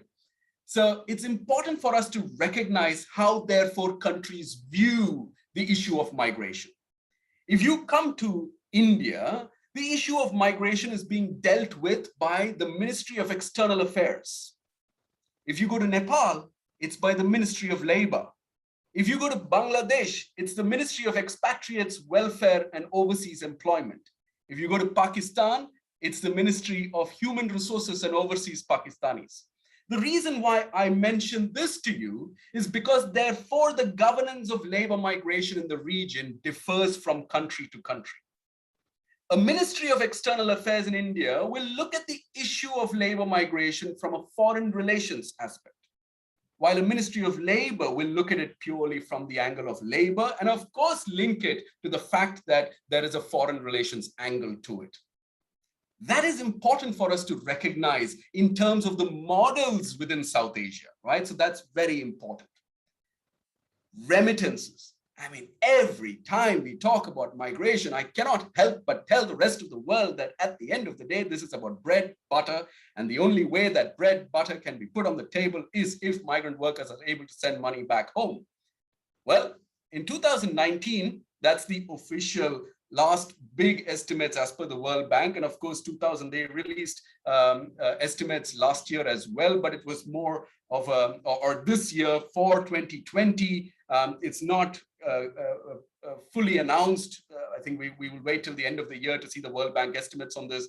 But 2019, India received $82 billion in remittances, the largest recipient of remittances in the world. Do you know how much that contributed to the GDP of the Indian national GDP? 2.6%. Do you know what that means for India as a whole? Not much. But you go to Nepal, and in Nepal, they received about $7.5 to $8 billion. So about 10% of what India received in 2019, and that contributed to close to 28% of the national GDP. That is how labor migration models are also designed in terms of the contribution to the economy of the country, in terms of the contribution to the social costs of the country. I take it one step further down. In India, if you ask, when I mentioned 2.6%, now that's for the national GDP. I come from the state of Kerala. Now, anywhere you go in the Middle East and you ask, what languages do you know? You will most probably hear Malayalam, which is my mother tongue, at the top of that list. You either need to know English or Malayalam to survive in the Middle East, all right? And that particular source state within India also means that in Kerala, if you go and ask the Kerala state government how much they have, what are the remittances in terms of what is coming into the state of Kerala, they will tell you it's anywhere between 20 and 40% of the state GDP. So the government of India may say it's 2.6% in terms of the national GDP, but for the state of Kerala, this becomes very, very important. But the reason why I break it down to you is because you cannot look at India in its entirety, or a country like India, or even Nepal and Bangladesh and Sri Lanka and Pakistan, without understanding how remittances contribute to local development at the state level. And that's very important for you to also know how states or district authorities kind of push the idea or the issues pertaining to how labor migration should be governed from a national perspective, that upward push, so a bottom-up perspective. The second point that I wanted to impress on you is the issue pertaining to fair recruitment. Now, constantly, in every conversation that we have, we always talk about the importance of ensuring that migrant workers are recruited fairly. But in 9 out of 10 cases, the fair part of the recruitment, and let me take off that number here so that I don't in any way confuse anybody here, but I would say majority of people who are recruited not based on fair recruitment models, but more based on a demand and supply perspective. So if there is a big order, a purchase order, let's put it that way, that comes from the Middle East, then that purchase order has to be met. It comes from the private sector or the employers in the Middle East. It comes to a recruitment agent in South Asia. That order has to be met. And so they try and generate as many migrant workers as possible for that. And this is why the ILO insists that migrant workers are not a commodity.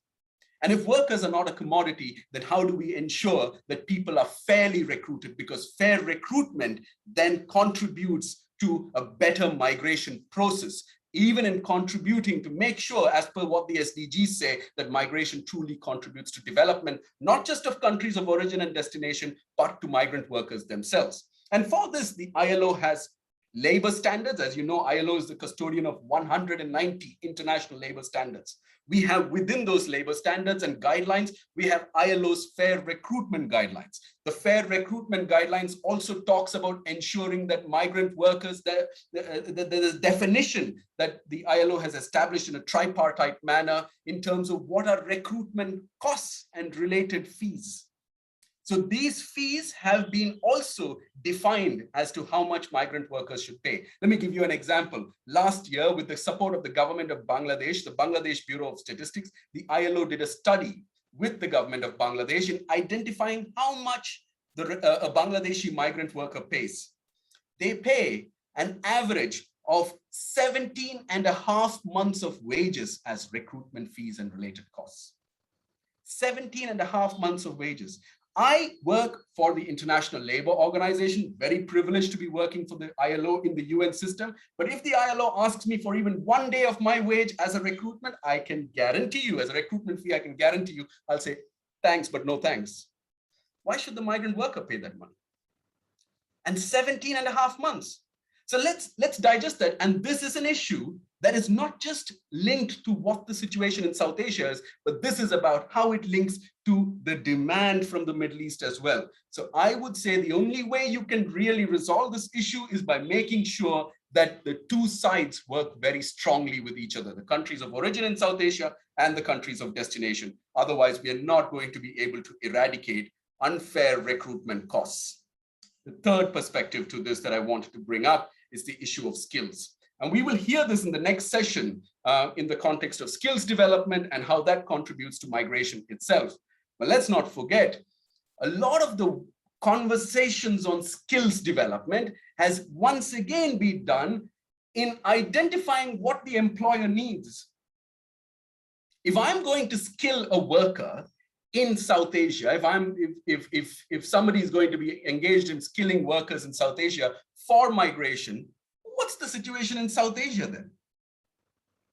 Migration is more of a process by which or a decision that is taken by a worker when they believe that there is no job here and there are no other options here, then yes, but skilling should first and foremost be done for the domestic national economy.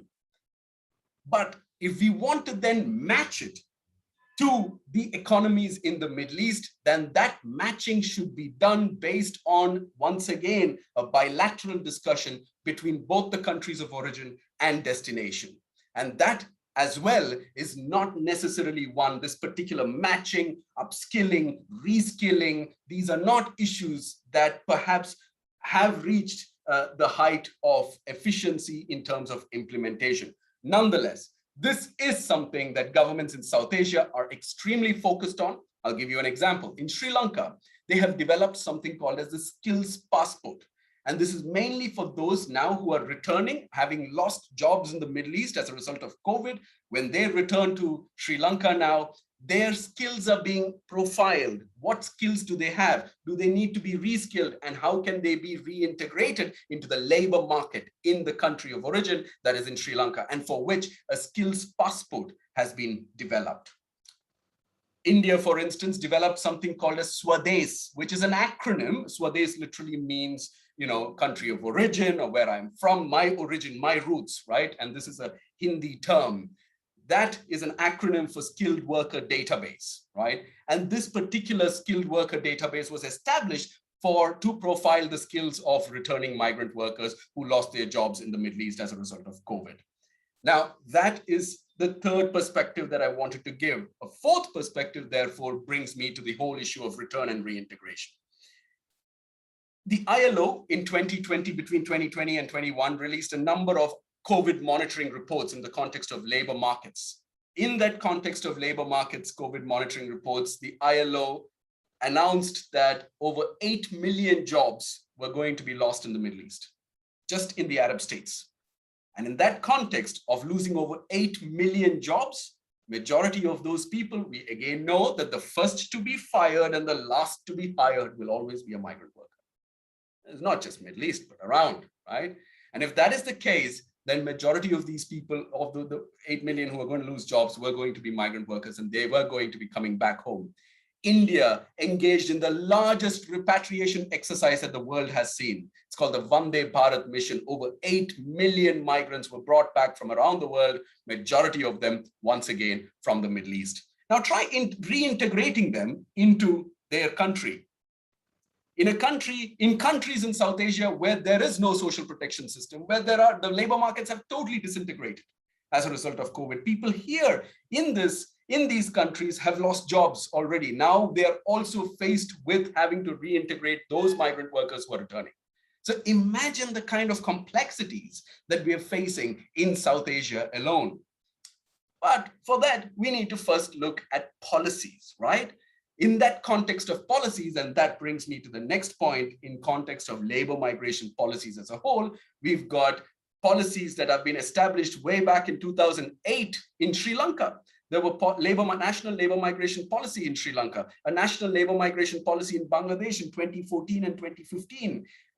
Pakistan is just in the process of adopting its immigration policy.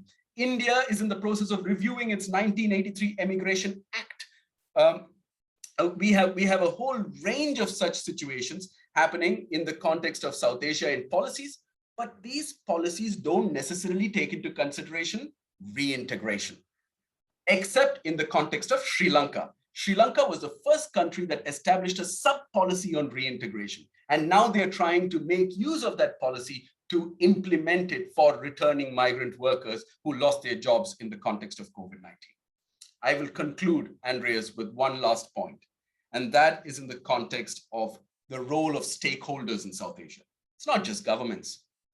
As the ILO, of course, we promote for a very strong tripartite approach. So any work that we do here is done with social partners, trade unions and employers organizations. Private sector have a very important role to play. Organizing workers by trade unions is very important, and this is a constant effort in the context of South Asia. So the role of stakeholders in these labor migration models is priority. Otherwise, we will not get a holistic approach.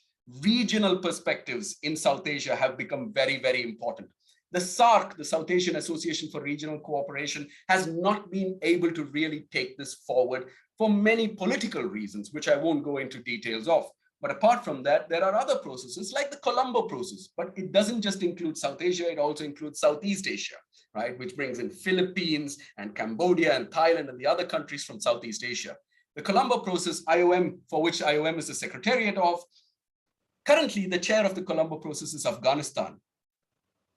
I will not say anything more.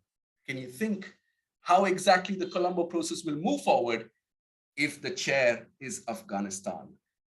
Given all the complexities that Afghanistan is facing, and I'm sure the Afghani government, under the current government, will come forward to take this forward strongly. And finally, at the global level, in the context of the Global Compact for Migration, the International Migration Review Forum is next year. And every South Asian government is preparing to report voluntarily. It's what we call voluntary national reports in the context of the GCM and the IMRF. Andreas, I'll stop there.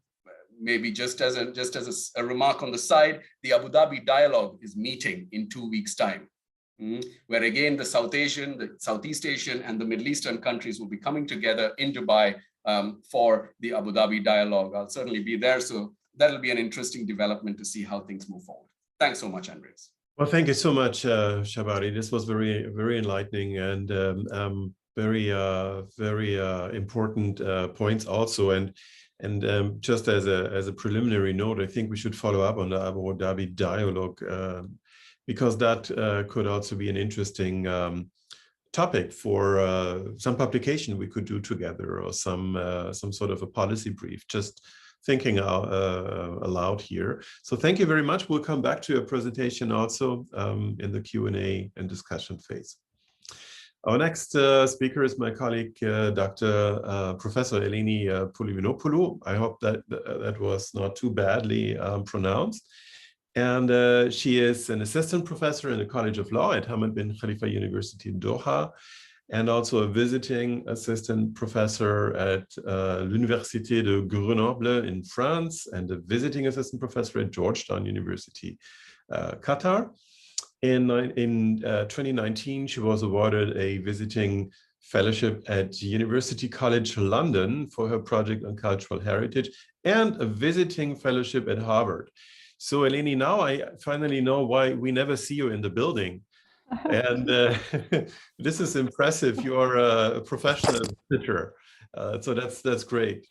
Eleni has collaborated with several NGOs, probably also visited them, including the Greek Council for Refugees in Athens, Article 19 London, and the International Press Institute Vienna. These are very nice destinations too. And she is a children's book author and illustrator. Currently, she is writing a monograph on artistic freedom in international law. Wow, this is a very interesting bio.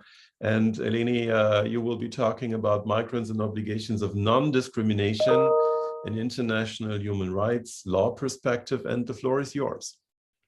Thank you, Mr. Chair, Andreas, and thank you for this amazing introduction to my profile. We should actually simply say that I'm also a mother of 3 children, and this takes up most of my time, really. So this is more of my primary occupation at the moment, especially after COVID-19.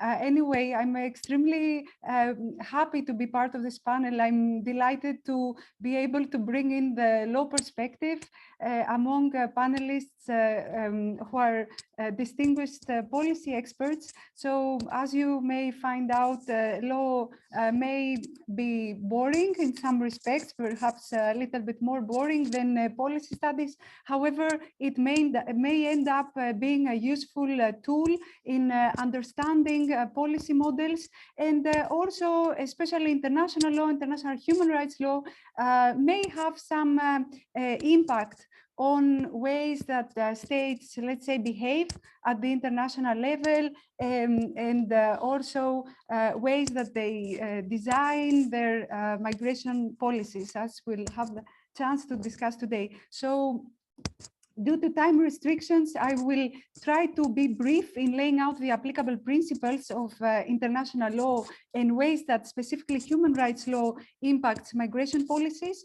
And then I will focus only on the prohibition of discrimination as a crucial principle in human rights law, in particular with respect to entry requirements and the enjoyment of socioeconomic rights by migrant workers. Now, in policy studies, what I have understood is that some distinctions that describe migrants emphasizing situation or ethnic background or perhaps ability to integrate are pretty common. For example, labor migrants as opposed to skilled migrants, populations with a minority background, and so on. So from the perspective of international law, these distinctions are not necessarily relevant or sufficient to accord special status of protection.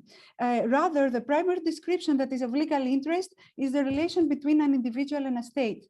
So consequently, the distinction that is more important is rather the distinction between nationals and non-nationals, so aliens, so foreigners. So migration policies, border controls, rights of states to regulate arrival, admission, settlement of non-nationals, granting of nationality or naturalization are features of state sovereignty primarily, and it is in this framework that one may start investigating applicable limitations to state powers. Now, these limitations may be found scattered in various areas of law, including general international law, human rights law, labor law, refugee law, etc. So they will take the form of obligations undertaken by states, either by treaty law or customary international law.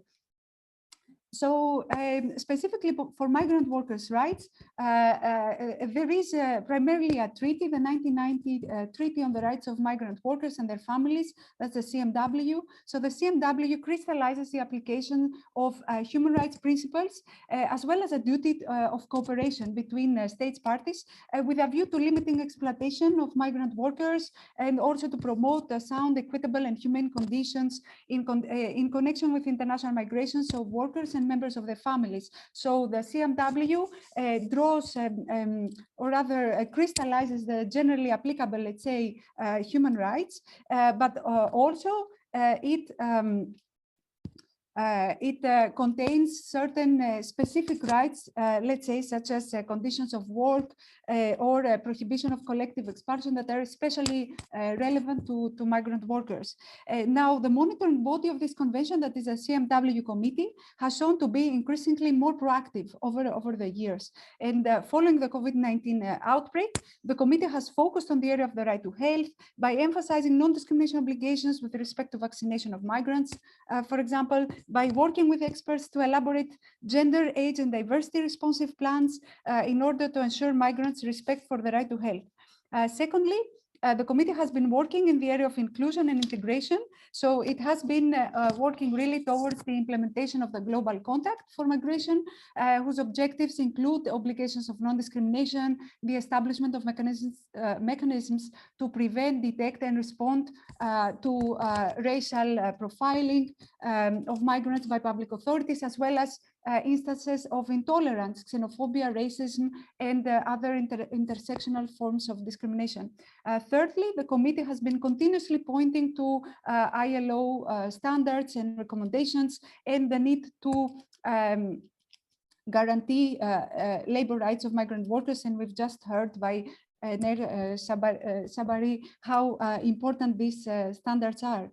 Now, this is the framework on treaty law. There is also customary international law, and under customary international law, states also have general obligations to respect the treatment of, with respect to the treatment of aliens. So general international law defines the minimum applicable standards to which states should abide by, regardless of any other obligations undertaken under treaty law. And this is an important aspect of migration law because of the lack of universality in treaty regimes that aim specifically at protecting migrant workers. So the CMW, to which I just referred, is basically a treaty that is primarily ratified by sending states. So it's 56 states to date, primarily from Northwest Africa and also Latin America, apart from Brazil. So this significantly diminishes the practical importance of this treaty. On the other hand, these minimum standards of treatment are applicable to both documented and undocumented migrants, regardless of acceptance of the CMW or of any other treaty, regardless of the characterization of migrants by the state as regular labor migrants or irregular. And there is general agreement that human rights such as the right to life, prohibition of inhuman degrading treatment, right to liberty, access to justice, protection of habeas corpus, also basic socioeconomic rights are part of this core category of minimum standards. There is a very interesting advisory opinion on undocumented migrants by the Inter-American Court for Human Rights, which precisely explain that there is no margin of discretion from state authorities when we are dealing with these minimum principles of respect for migrants' human dignity. The advisory opinion was requested by Mexico following a number of judgments by US courts that continuously exacerbated discriminatory practices. Now, focusing more on the principle of non-discrimination. So this principle is well entrenched in international law. It's also found in an array of human rights instruments. Pretty much every human rights instrument will have a basic provision on non-discrimination. So a first type of discrimination is with respect to entry requirements and border controls. Many countries apply racial biases, for example, and these are generally seen as a violation of non-discrimination standards by human rights bodies and also courts. An interesting case that set the standard was a case examined by the European Commission in the early 90s concerning the British policies on East African Asians.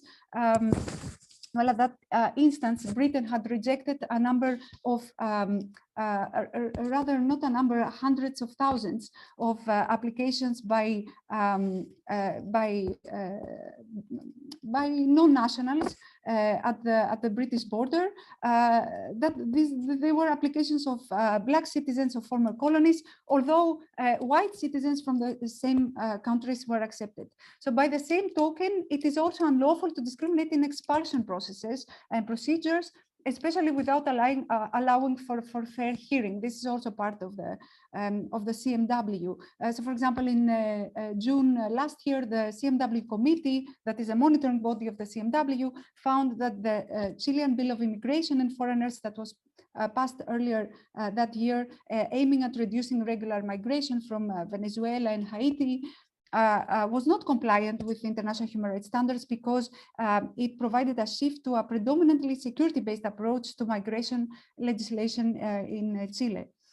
Perhaps a better illustration of how human rights bodies actually scrutinized state policies on migration is by reference to the competence of the third committee, the Committee on Elimination of Racial Discrimination, that is the monitoring body of the International Convention on Elimination of Racial Discrimination that prohibits all forms and manifestation of discrimination on the basis of race, color, descent, or ethnic origin. And this is one convention that is really highly ratified by member states of the United Nations and therefore of importance. So an example of such review concerned Switzerland's three-circle immigration policy, which was implemented in 1991 and was in place until 1998.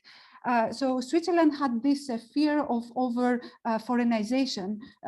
This was a term that was employed in the political discourse in the 90s to depict the risk of too much immigration on the economy. And still today, about 40% of Switzerland's permanent residents have, in fact, a migration background.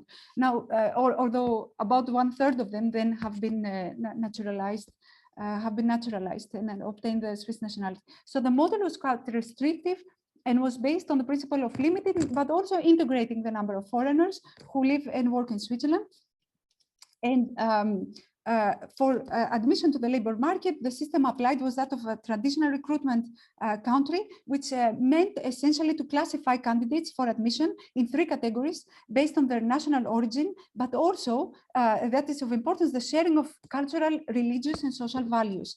So in 1998, and in light of proposals by policy experts, the policy of Switzerland was reviewed by the third committee. Before the committee, the Swiss government explained the way the model works, functions.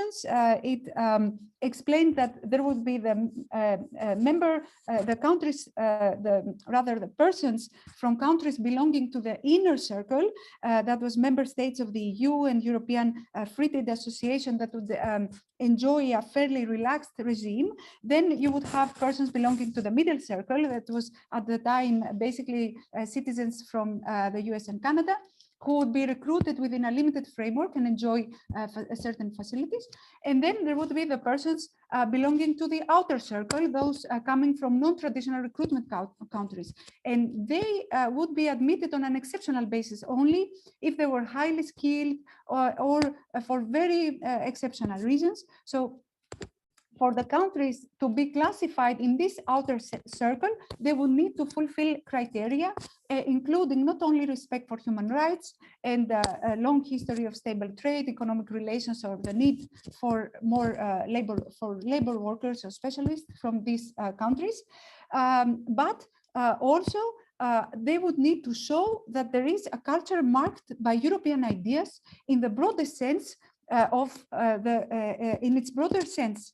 And to show that they will have living conditions similar to the Swiss and also capacity for integration. Now, the policy was very well discussed among members of the committee, especially the 2 last criteria, in light of the standards set by the Race Convention, so the ICERD. As the committee president, for example, he found that the 3-circle model made false value judgments as to the contribution of nationals of a certain country could make to Swiss society. Another member said that the policy contained the seed of racism, as it was deliberately designed to keep non-European immigrants to an absolute minimum. And ultimately, the committee made a number of recommendations. Switzerland accepted certain assurances as to how their new system would be. And after that, the Swiss law was changed.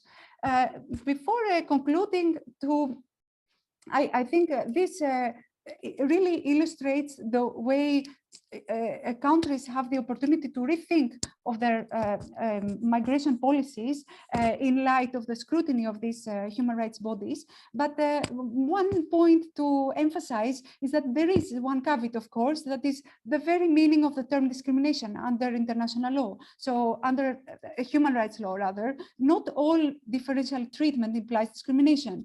From the legal perspective, a difference in treatment will be discriminatory when it is not based on objective or reasonable grounds. That is, when it does not have a legitimate objective, or when there is no proportionality between the means used and the ends sought. So under human rights law, also it falls upon the state to explain why the particular particular distinction against certain nationals is objective and reasonably justified, including also with respect not only to the usual grounds that are in the CMW conventions, but also the grounds that are considered to be by human rights bodies as inherently discriminatory, such as nationality, for example. So in conclusion, I do believe that human rights and international law more generally may pose substantial limitations on state practice and specifically migration policies. And mechanisms established in the context of UN bodies, initiatives such as the Global Compact are important because they show evidence of state commitment. And even for treaties that enjoy a low number of ratification by states, it is still important to make these issues are part of the public debate and to somehow pressure into making them part of the global agenda.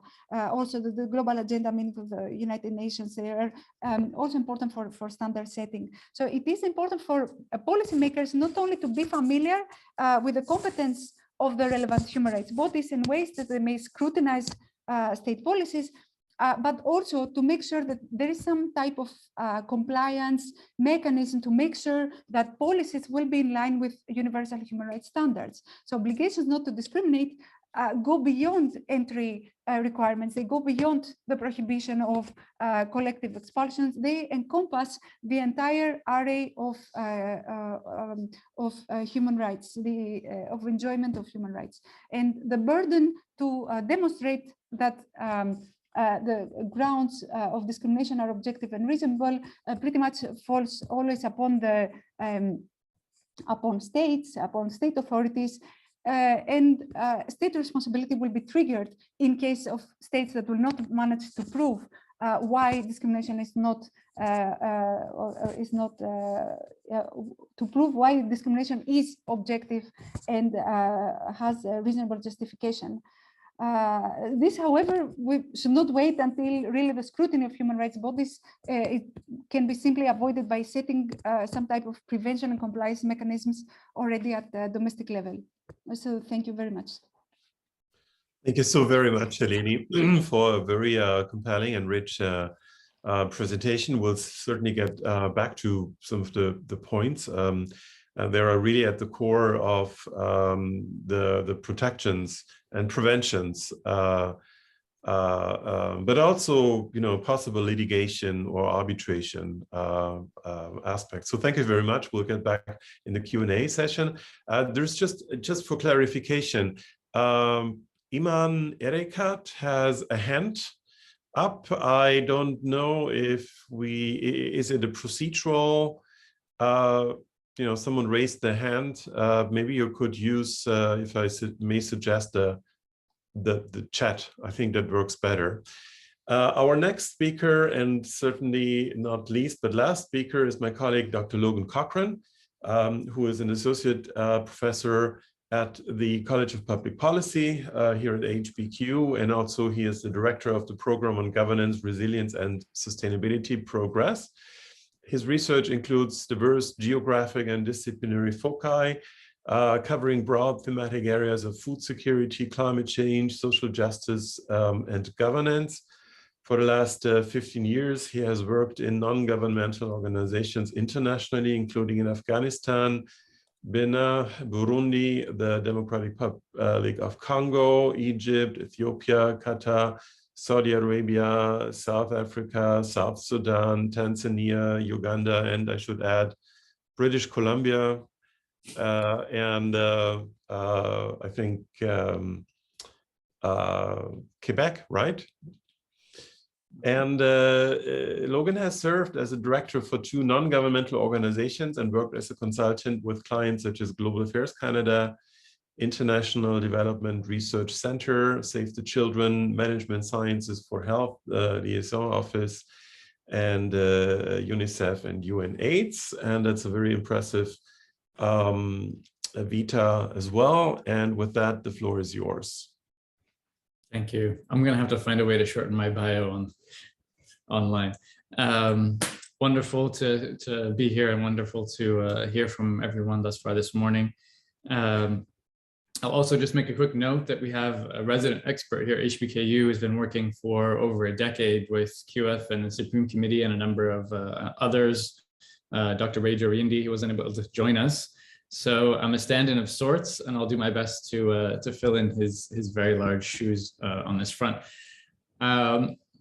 Maybe before I jump into the bilateral connection, which Shabari alluded to, I'll just make a few notes, contextual notes, that in the last 5 years, the percentage of the GDP from the state of Qatar that has been remitted to countries around the world ranges from 6.23% to 7.82% of GDP, which for context, it just seems like figures. For context, is more than the country pre-blockade, we don't know, but pre-blockade was spending on its military budget several times more, and is similar to what the country was spending on its education budget in terms of its GDP. So a significant amount of funds are involved in remittance, which Shabari had noted for us. One of the reasons why both individuals and states are interacting with these processes.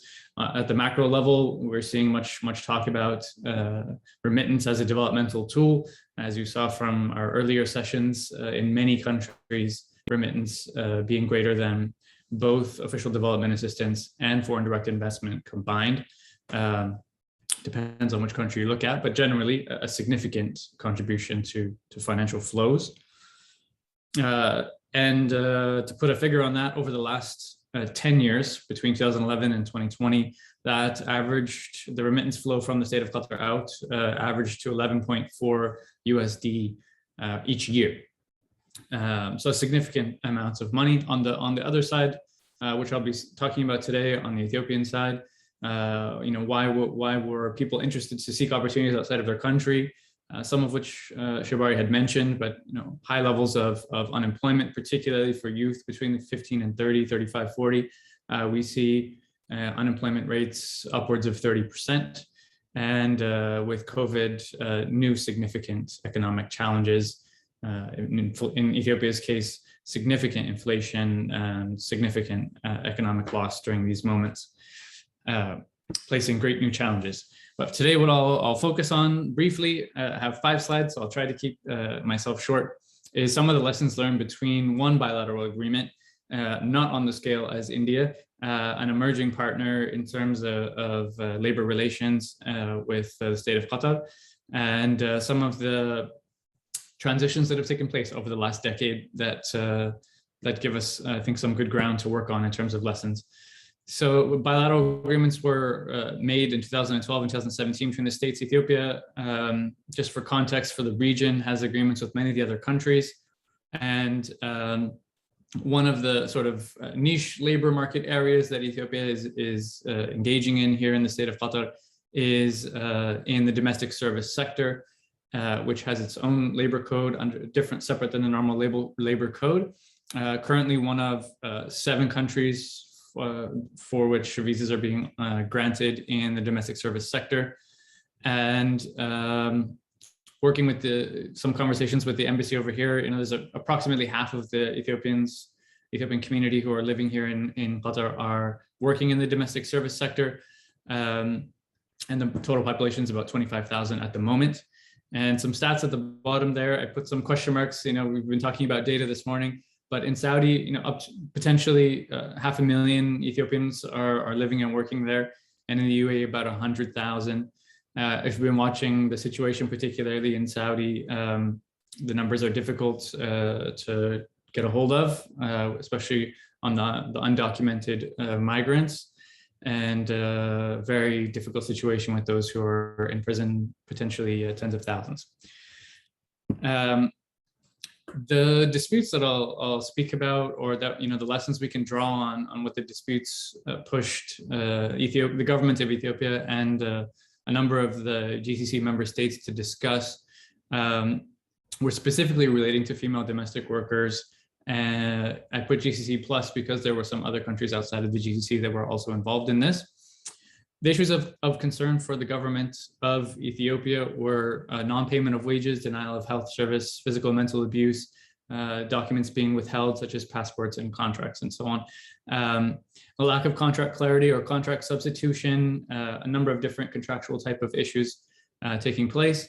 And as we heard earlier, also different forms of illegal recruitment or trafficking that both governments recognized as challenges, but the government of Ethiopia puts a stop on its citizens going to the GCC to work in the domestic service sector in order to address some of these issues, both in a regulatory frame from its own side, as well as in refining or better enforcing the bilateral agreements that it has with other countries. And just of recent, the story is up here, the Ethiopian embassy, between 2012 and 2019, no workers came for work in the domestic service sector, or no female workers came to work in the domestic service sector between 2012 and 2019. So there was quite a long period of renegotiation, and that's what I want to spend a couple of minutes explaining.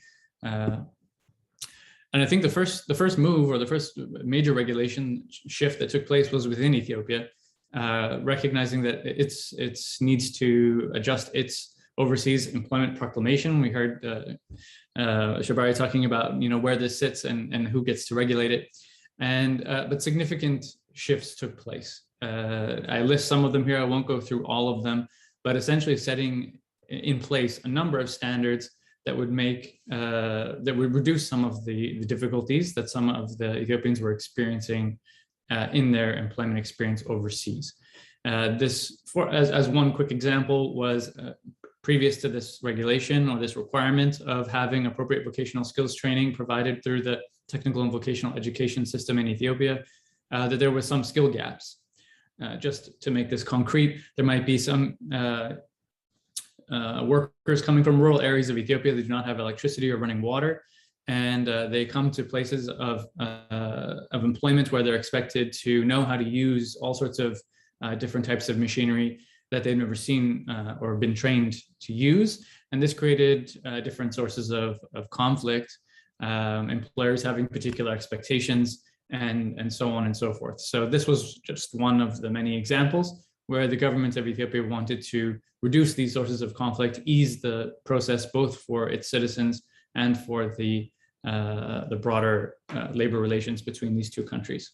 So this was developed and put in place in 2016, previous to which there was more or less a ban until this was sorted out and put into place and implemented. On the Ethiopian side, there are some challenges on implementation around capacity and funding and so on, and we can talk about that in the questions on how functional all of this is. On this side of the water, I suppose, there were two main shifts that took place. Again, I won't go through all of these, but in the state of Qatar in 2015, there was a new regulation that was put into place specific to service workers. This because they don't fall under the labor code, so it required its own regulation, and a number of minimum standards are put into place, as you see on the screen. All of these on both sides, many times in alignment or supporting, you know, the lifting of minimum standards and protections for the workers coming from all over the world, but in this case, we're focusing on Ethiopia. There are continuing to be some clarity questions or limitations on this particular service worker regulation, and there continue to be enforcement challenges for the domestic service workers, often an invisible workforce. And so enforcement challenges have multiple layers of challenges, which I can mention at the end with the role of the Ethiopian embassy here. And then in 2019, an additional decision was made, which you may all be aware of, was relating to the elimination of the exit permits so that workers did not require permission in order to leave or return home. There was a recommendation that there should be notice granted so that both parties are informed and their respective rights can be managed in this departure process. So these two processes, I basically highlight them. The details are there, but that from a bilateral perspective, the reforms or transformations of these relationships needed to take place on both sides. And the work between the government of Ethiopia and its foreign affairs and respective ministries here helped to ensure a lot of these previous issues, starting from the ban in 2012, were worked out in such a way that both states were comfortable with how their workers were going to be treated and access to various services like healthcare, compensation, legal supports, and so on and so forth. So I think their takeaway lessons here is that with two countries working together, albeit in this case over many years of working these issues out, that there are great opportunities, both for enabling work opportunities for those in their home countries that are struggling to find access in their home countries, access to good employment that is giving them a dignified employment option, and then ensuring that dignified employment option is also available to them wherever they go to seek it. And as is mentioned will be discussed in more detail in our final session of the day, we have great opportunities here for training and skill recognition. Moving across countries, are your skills recognized? If they're granted, by which agency, and so on. This will continue to be something that's developed in the bilateral realm between the two countries. And also, which will be discussed in our later session, so I won't go into too much on this here, is upskilling while people are here. And I put one example from the Qatar Foundation on a training academy where skills can be upgraded or niche skills can be obtained for those who are living and working here. Other opportunities is learning the language. On the Ethiopian side, they started doing language training, but it's quite basic. Again, to mitigate some of the conflicts or miscommunications that emerged that were part of the reasons why the worker ban took place. And to give a kind of a regional scale, when the worker ban occurred from the Ethiopian government side to stop the female service domestic workers moving to the GCC countries, there were 40,000 ongoing applications to just Saudi Arabia, and those were all canceled. And so this was quite a significant amount of workforce and disruption for all parties involved, including the individuals who are planning to do this and those who are anticipating workers coming from Ethiopia, and a number of years. And I think somewhat of a bold stance for the government of Ethiopia to take such a long delay to ensure various reforms took place. The challenges, I think, moving forward from this point, now that the movement has begun again since 2019, will be continued enforcement questions. And one of them, the embassy here plays a critical role in ensuring workers have their rights protected if there are any disputes between employers and employees, or if they're injured on the job and compensation is required or legal support is needed, and so on and so forth. All those rights we previously discussed, and to ensure that they're upheld. One of the issues we see going forward, or that I'm suggesting we'll see going forward, is the unfortunate downscaling of the Ethiopian embassy, and a lot of those support services are going to be quite limited. So that will be a challenge, both for the Ethiopian embassy and for anyone doing research in this area. It's quite difficult for the embassy itself and for anyone else to interact with a largely invisible workforce within domestic spaces to know what their experiences and challenges are. In working with the embassy, we were exploring a number of options where we could produce informational materials in several Ethiopian languages that would be easily accessible to expand the access to information about rights, or if services were needed, where one would go to obtain those services. And lastly, I think one of the challenges is that there are a number of challenging cases. For example, those who are no longer holding a legal status here in the state of Qatar, and how to manage these various cases if they are in various states of legal status. It's an ongoing challenge between the state of Qatar and the state of Ethiopia as they encounter these difficult instances.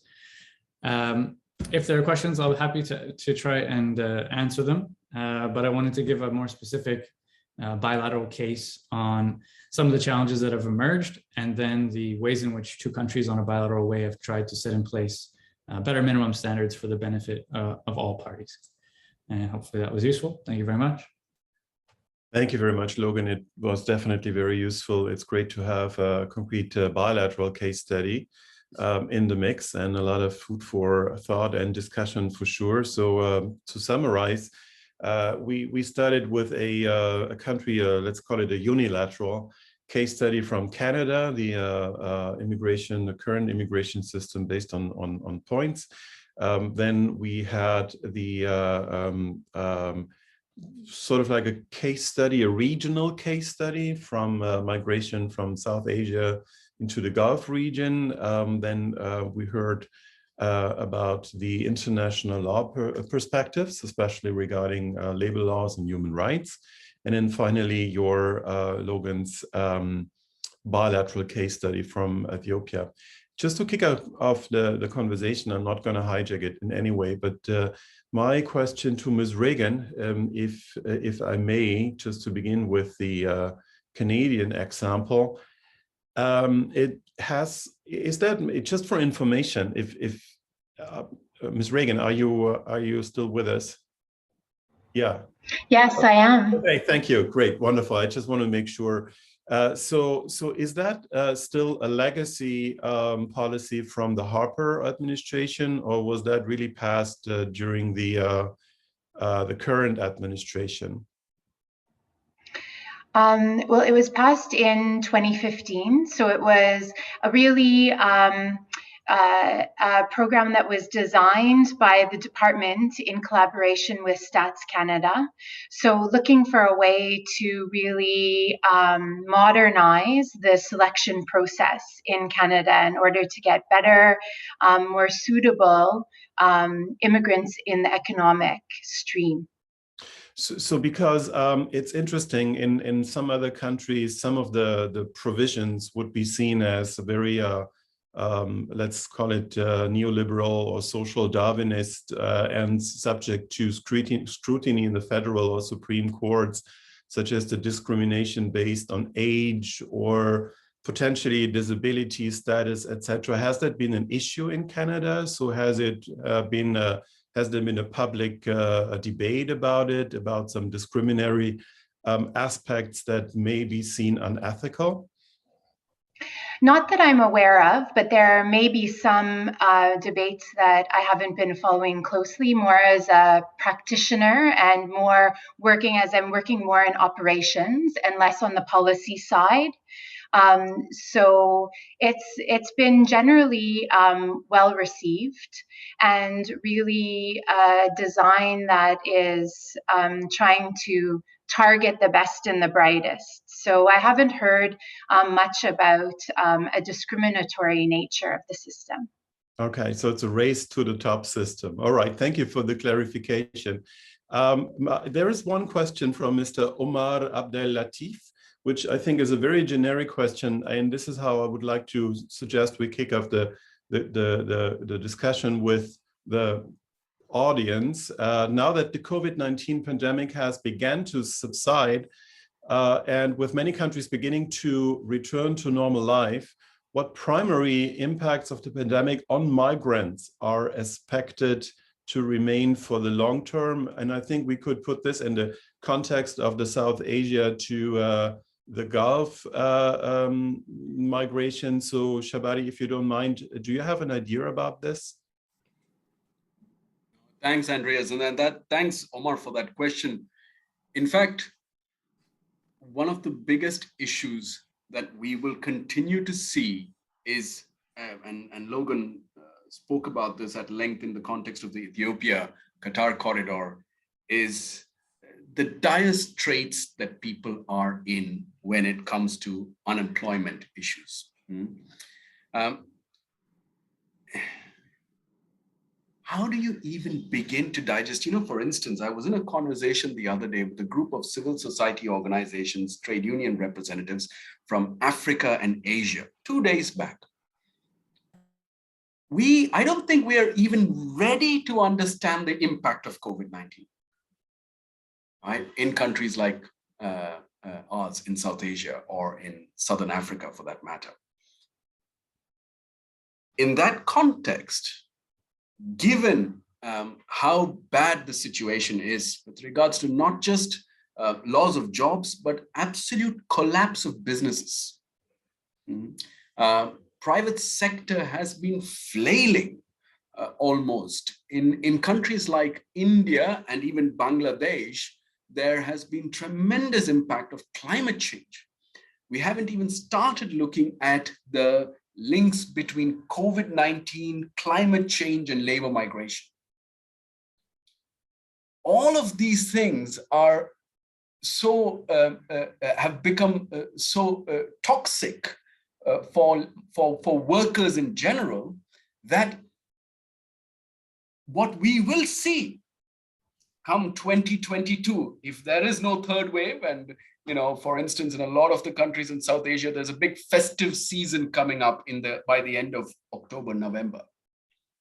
And they say that that could lead to another third wave in the region.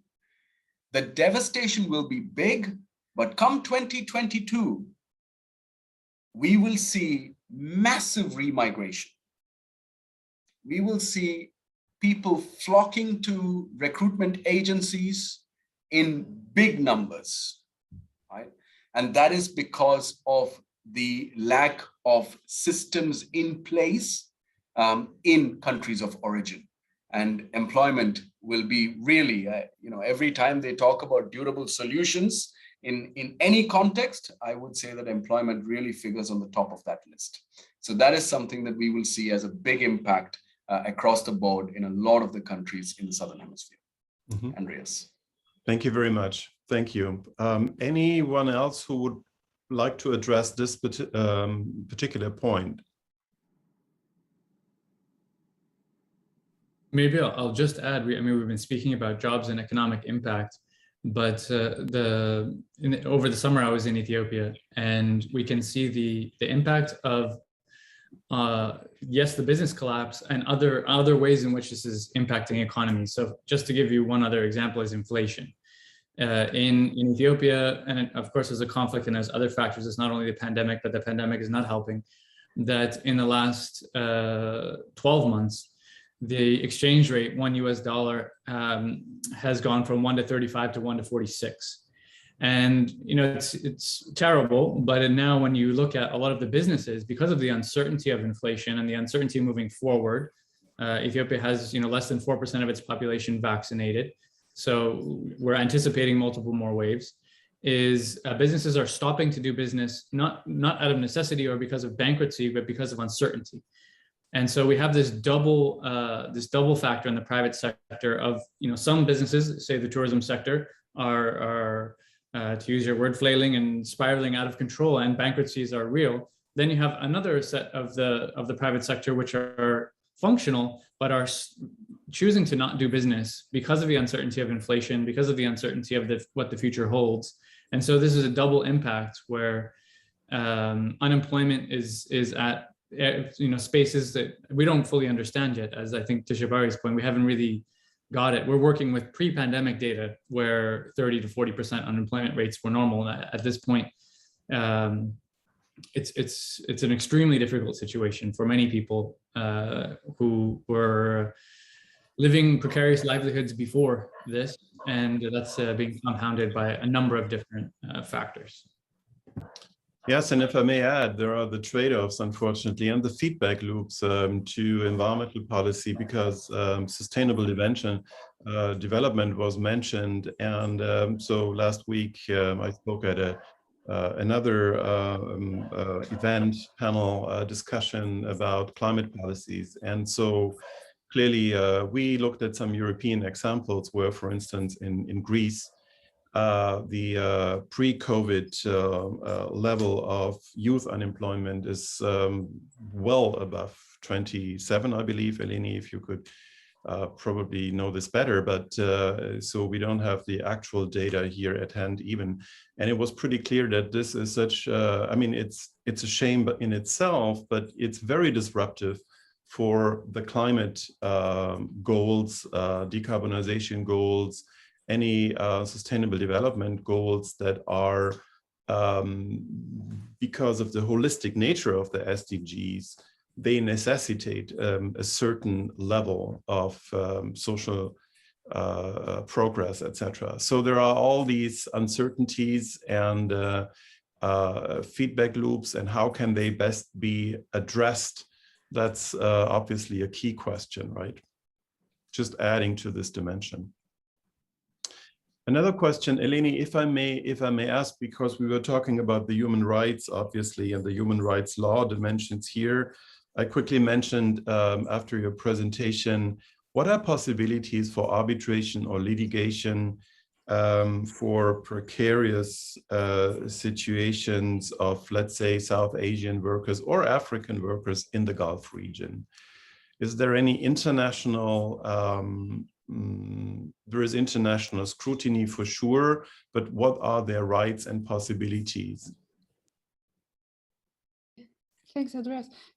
So just a brief note to say in the previous question, I just wanted to say that it's very important to understand this is to take the holistic, adopt the holistic stance and see this not as a problem for, migrant workers only, but just, examine the entire human rights law perspective, see how migrant workers many times are scapegoated, let's say, by many countries that they are the problem in spreading the virus. For example, this is very much what happened in Greece to a large extent. So regarding scrutiny, yes, there are a number of platforms for scrutiny. Litigation, on the other hand, so this is either in the context of bilateral treaties. There was some agreement in the bilateral treaty whereby states agree that they will set an arbitration forum, or even before the ICJ by virtue of the ICERT, perhaps. So I'm thinking here disputes, whereby there is a racial bias in policies where states could agree to take the case before the ICJ, but I'm not aware of any specific example right now. Mm-hmm. Mm-hmm. Shabari, do you have knowledge about specific examples coming from the South Asian region where workers who found to be treated unfairly in the Gulf region, in any of the Gulf countries or Middle East countries, even went to international courts, or how are these grievances usually being channeled and dealt with? Why do I feel that there is not a better example than the work that has happened in Qatar, Andreas? Mm-hmm. I mean, really, I notice I have some of my good colleagues here, Niyama and Nafisa, and some of them from the ILO Qatar office, and they could speak to this at length. But let's look at this. The government of Qatar has done tremendous work in terms of taking things forward. Clearly, there was an international attention. The 2022 World Cup was the reason for that spotlight. The government of Qatar decided to, for want of a better metaphor here, decided to hold the bull by its horn and say, let's take this on. It's a challenge, bringing the reason for the ILO to open an office in Qatar, the presence of the IOM colleagues now, the UN system as a whole coming together, the government of Qatar in terms of reforming the minimum wage system, the fact that any worker, irrespective of where they come from, including domestic workers, get a minimum salary of 1,000 Qatari riyals, plus food and accommodation if that has not already been provided. in terms of the exit permit system, in terms of the change of the employer system, what the government of Qatar has been saying is the beginning of the end of the dismantling of the kafala system as we know it, the sponsorship system, which has actually been creating so many issues. And I think these are all tremendous steps forward. Well, I'll stop there, Andreas. I really think that to a large extent, a lot of these issues, and again, Logan pointed out to this very clearly, a lot of these issues are being done at a bilateral level. But bilateral level conversations are happening in an ad hoc reactive manner. So, for instance, if there is a situation, then the two governments sit down and identify the problems and then decide how best to resolve it. But I think what we need to do in this whole context of what we call building back better. We, in fact, the other day in this conversation, one of the points was the UN keeps talking about building back better. There are fundamental flaws that need to be addressed. And the only way we can address or build back better is by first addressing these fundamental flaws, for which the recruitment system, the skills system, all of these, the bilateral labor migration agreements, all of these need to be revamped and reset in terms of political ownership and will for them to truly be effective. Andreas. Yeah, well, thank you very much, Buddy. I couldn't agree more. And we heard from Logan, this is certainly one of the best case examples at the bilateral level. And I think Ethiopia also has put in a lot of weight in that, but not every country is as fortunate, so to speak. If we look at the situation in Nepal, Bangladesh, etc., the governments and the foreign affairs ministries would be quite reluctant to, for instance, disallow female domestic workers to continue working in the Gulf because of the dependency on the economic benefits, the remittances, as you pointed out. It's too big to fail or to be cancelled, which from a universal human rights perspective is problematic. And so probably we need to look at bilateral schemes where possible and where there is leverage, and then the international arena actually also with some robust data collection and data-based and evidence-based negotiations. And certainly Qatar is a very good example for dramatic reforms in that regard. So thank you very much. Here is a question for Regan from Rula. And she says, we've heard about the Canada model and the positive outcomes in terms of employability for migrants. I was wondering if you can share more about inclusion. And I suppose that means inclusion when migrants arrive in the country. This is crucial as are there any good practices we could look at from Canada for when it comes to the inclusion of migrant workers in the context of permanent labor migration? And I guess that would also pertain to our region here.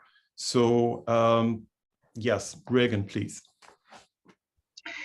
I guess I would start off by saying that Canada has been moving more and more on temporary resident to permanent resident pathways for migrant workers.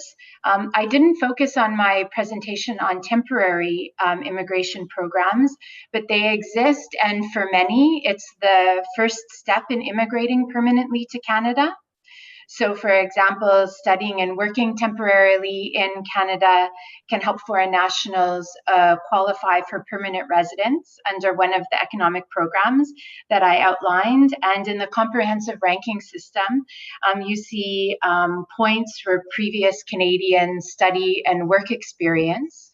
So by prioritizing this also in the permanent resident programs, it helps to allow for inclusion of people who already have been to Canada, have some experience in Canada, and eases their way more easily, possibly into permanent residence. And then another aspect of inclusion, and I mentioned it on the slide when I spoke about newcomers. Canada and our department in particular really puts a lot of emphasis on providing programs to newcomers, working with them to find employment, build their resumes, even enrolling children in school, accessing other government services that helps with inclusion as well. So all of these things, and also the programs are free, and they're found, applicants can, or candidates can access them both once they arrive in Canada, but also in advance of coming to Canada. And of course, assistance with official languages as well is important. All right, thank you. Thank you very much. Here is another question to both Shabari and Logan from Raula. We've heard from you on the challenges of countries of origins coming together. Now we hear about Africa and Asia coming together as major regions of origin. How do you think that can practically happen, that kind of coming together and coordination, I guess? Logan, do you want to take it first? I'm happy to. Thanks. Rula, thanks for that question. Okay, here are a couple of policy examples and a couple of practical examples, right? In the policy example at the regional space, we have, and I look to IOM colleagues for this as an example, the Colombo process. In 2015, if I'm not mistaken, 2015 or 16, the chair of the Colombo process was Sri Lanka. And at a senior officials meeting of the Colombo process, 3 African government delegates participated for the first time to understand, particularly from South Asia, how the conversations and policy perspectives were being taken forward. It has not been repeated since then. And I think there's an opportunity for us to practically now come together. The second example is how the ILO has been doing it. So in 2017, at the end of 2017, in the ILO, we organized interregional conversations that brought together Africa, Asia, and the Middle East. That is a practical example of how we can encourage more interregional peer-to-peer exchange and learning, learning between the countries, between Africa and Asia.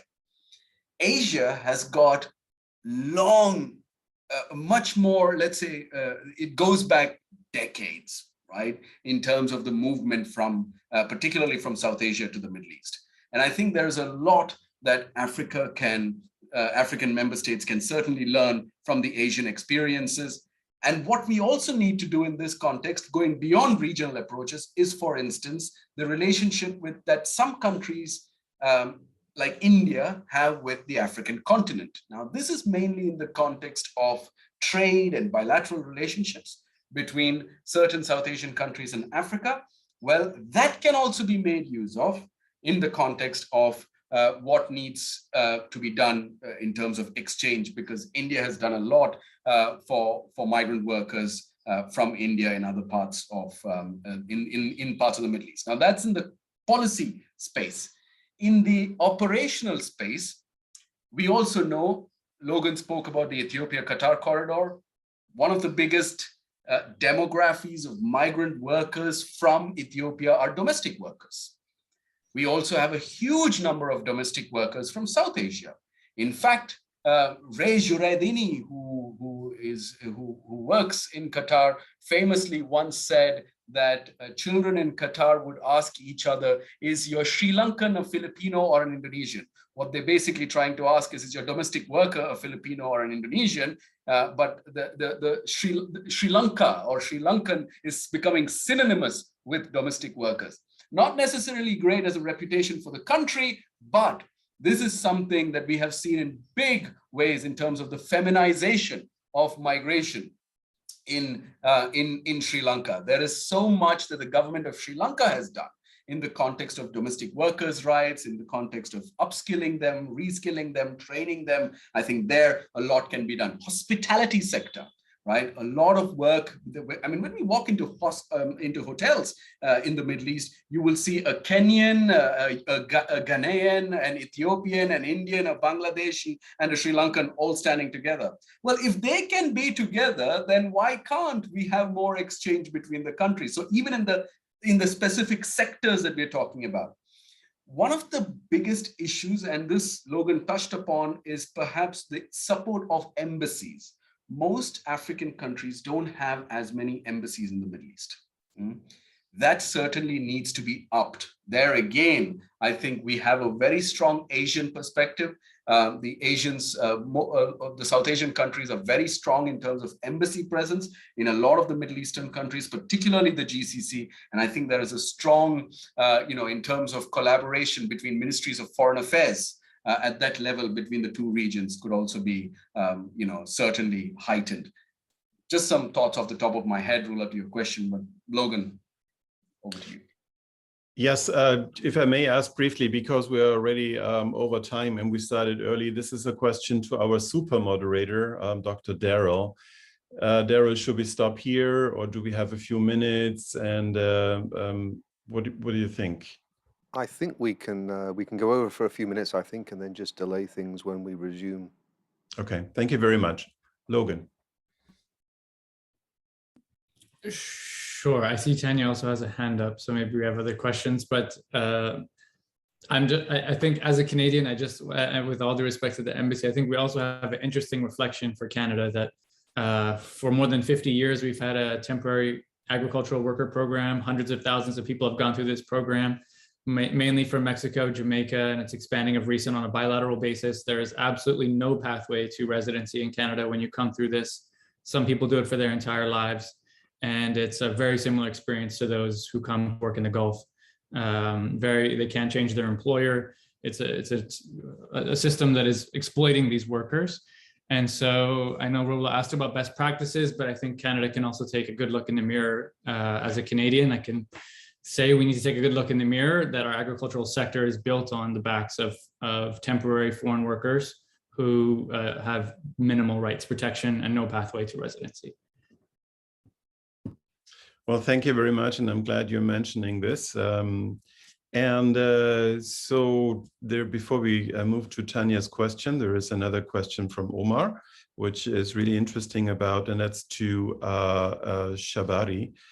Directed to Shabari. This is about orientation programs for people before they leave their country of origin, something to prevent them from facing a cultural shock upon arrival, to make them better aware of their legal rights, responsibilities, etc. Does that exist? You're muted. I think you're muted. Yeah. Can you hear me? Yes, now, yes. Okay. Omar, there is so much of it that I'm going to take it one step further, right? Pre-departure orientation is not really the problem in countries of origin in South Asia. There's enough pre-departure orientation happening. But when pre-departure orientation happens, you're talking about cultural shock. I'll tell you about a different kind of cultural shock, having grown up in the Middle East, right? I remember meeting with a group of migrant workers during one of my postings to a South Asian country, group of migrant workers who had come back from Libya as a result of the crisis there. And they said, we were not being given anything to eat, no food. What do you mean no food? I mean, there's no way you could not have been given food, right? Or, they didn't give us rice, they just gave us some kubus and some hummus. Not being given rice is for them no food. So, I mean, cultural shock is, just on the other side. Huh? Rice is the staple diet for a lot of South Asians, and that doesn't come, the fact that if they don't get the rice is seen as an issue. But coming back to your point about pre-departure orientation, we don't have a dearth of pre-departure orientation issues here, but pre-departure orientation is given to those people who already have a visa on their passports. Once they get their visa, do you think if I get a visa on my passport to come to work in Qatar or Jordan or Oman or any of the other Middle Eastern countries, do you think I really at that moment care about what I'm being told? I have borrowed money. I have borrowed money to pay a recruitment agent. So even before I've left the country, I'm in debt. So no matter what pre-departure orientation is given to me, I will listen it through my right and leave it out through the left, right? I mean, it's not going to stay in my head because I just want to get there. I want to start working and I want to send money back home. This is a priority. So pre-departure orientation, while it is important, it should not be based on a checklist. Pre-departure orientation given for 10 migrant workers, done, check. No. We need to go beyond that. We need to look at this from the context of pre-employment orientation, pre-decision orientation. And I know I always say this a lot, you know, this is not something that you can decide, you cannot, this is not a classroom orientation. So for instance, in Sri Lanka, there's a lot of work being done by community-based organizations where they sit with workers, with communities, you know, after a siesta, over a cup of chai, over a cup of tea under a banyan tree, and they talk to them about, hey, look, what is life like over here? Are you planning to migrate anytime soon? Is that even come to your minds? Oh, really? You're planning to migrate? And if you're planning to migrate, what are you going to do? How are you going to do it? That's where orientation starts. That's where educational perspectives on migration start. So really informing people even before they decide to migrate. So pre-decision orientation, and that cannot happen in a classroom setting, and for which even governments are not well placed to do it. We have to go down to the local level through community-based organizations. And then I'll add to that one other layer. It doesn't end there. Post-arrival orientation is as important. Countries of destination need to play as important a role in the context of post-arrival orientation. There has been attempts that have been made in a number of countries in the Gulf, you know, pamphlets, leaflets, brochures in different languages. What are your rights? What are your responsibilities? Yes, there needs to be more than that. There needs to be better collaboration between the country of destination and the embassies. You know, the Philippines does a great job of this. And I think there's so much we can also learn from Philippines as an example. Thanks, Andreas. Thank you very much. I'm conscious of time. And so very briefly, please, Tanya Dedovic, your hand is up. Thank you. Thank you very much, Andreas. So my name is Tanya Dedovic. Just briefly introducing myself. I'm based in Cairo, in Egypt. I'm working here for the regional office of IOM. And I just wanted to add to the point of Jabari, when he was talking about the possibility to bring countries of origin together across the regions. And there's, of course, this cross-regional event that we can organize as IOM or as ILO. But I think we have started already to organize also these cross-regional events using the regional UN networks on migration. And this is where, you know, we can all come together as IOM and ILO and other UN agencies, plus the governments, of course, from the different regions. So I think that would actually be a beautiful opportunity. We had this week, we had the 5th consultation with the Migrant Forum Asia, because the Global Compact on Migration, as you all know, is of course a multi-stakeholder approach. And so we made an explicit effort to organize these cross-regional events with civil society. We had also an event with the International Organization of Employers, your constituent, Jabari, in the run-up of the African regional review of the Global Compact on Migration. And we will continue to work with the International Organization of Employers to prepare for the International Migration Review next year. So I think this idea of bringing together the countries of origin, both in Africa and in Asia, when we discuss labor migration to the Gulf, would be a beautiful forum to try to organize something in the framework of the UN Network on Migration. That's just what I wanted to add. Thank you. Well, thank you very much, Tanya. That's very helpful. And with that, I wanted to thank you. Really, this has been fantastic. Very engaged conversations, presentations, very, very rich and very enriching. And with that, you know, thanking everyone on the panel and everyone who participated in the conversation. With that, we'll give back to Darryl. Thanks very much, Andreas. It's lunchtime, although we're having a virtual lunch, which means a break so we can all go off and rest. We'll be back at 12:15 and resume with session 3. So thank you, Andreas, for expertly chairing the panel, and thank you for all the panelists. That was a great conversation. Super Chair, we only get 5 minutes. Only get 5 minutes. We work you hard. Thank you, colleagues. Thanks, Darryl, Andreas, Logan, Ellen. Thanks. It was a pleasure. Thank you. Thank you. Thank you. Thank you, everyone.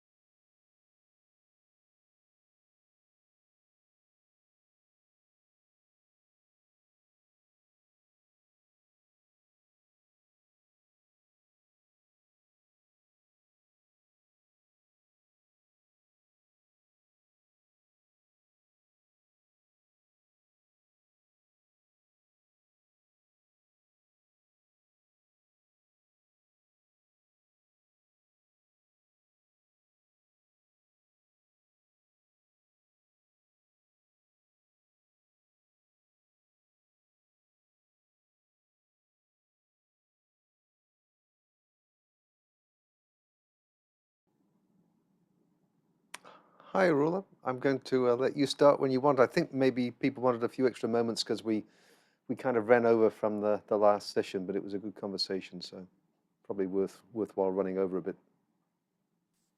Okay, great. Should we start in 2 minutes then, so that everybody's back, whoever's getting a coffee?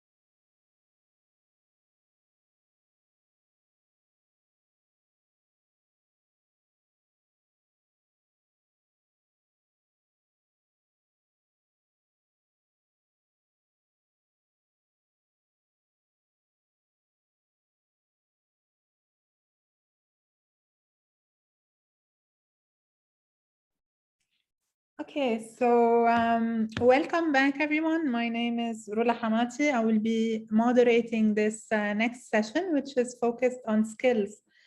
And I think in the 2 previous sessions, it's been a great conversation about so many issues. We started with data, and then we moved on to looking at different labor migration models and some of the lessons learned from different regions, from Asia, from Africa, and also from Canada. And I think throughout the day, we've been having different conversations about skills. There were so many speakers who touched upon the issue of skills, which is in a way the new mantra in migration. We hear everybody talking about the importance of skills, the importance of upskilling, the importance that this situation is also a win-win situation for countries of origin and countries of destination. But also how important it is that this kinds of also reflects for the migrant workers themselves.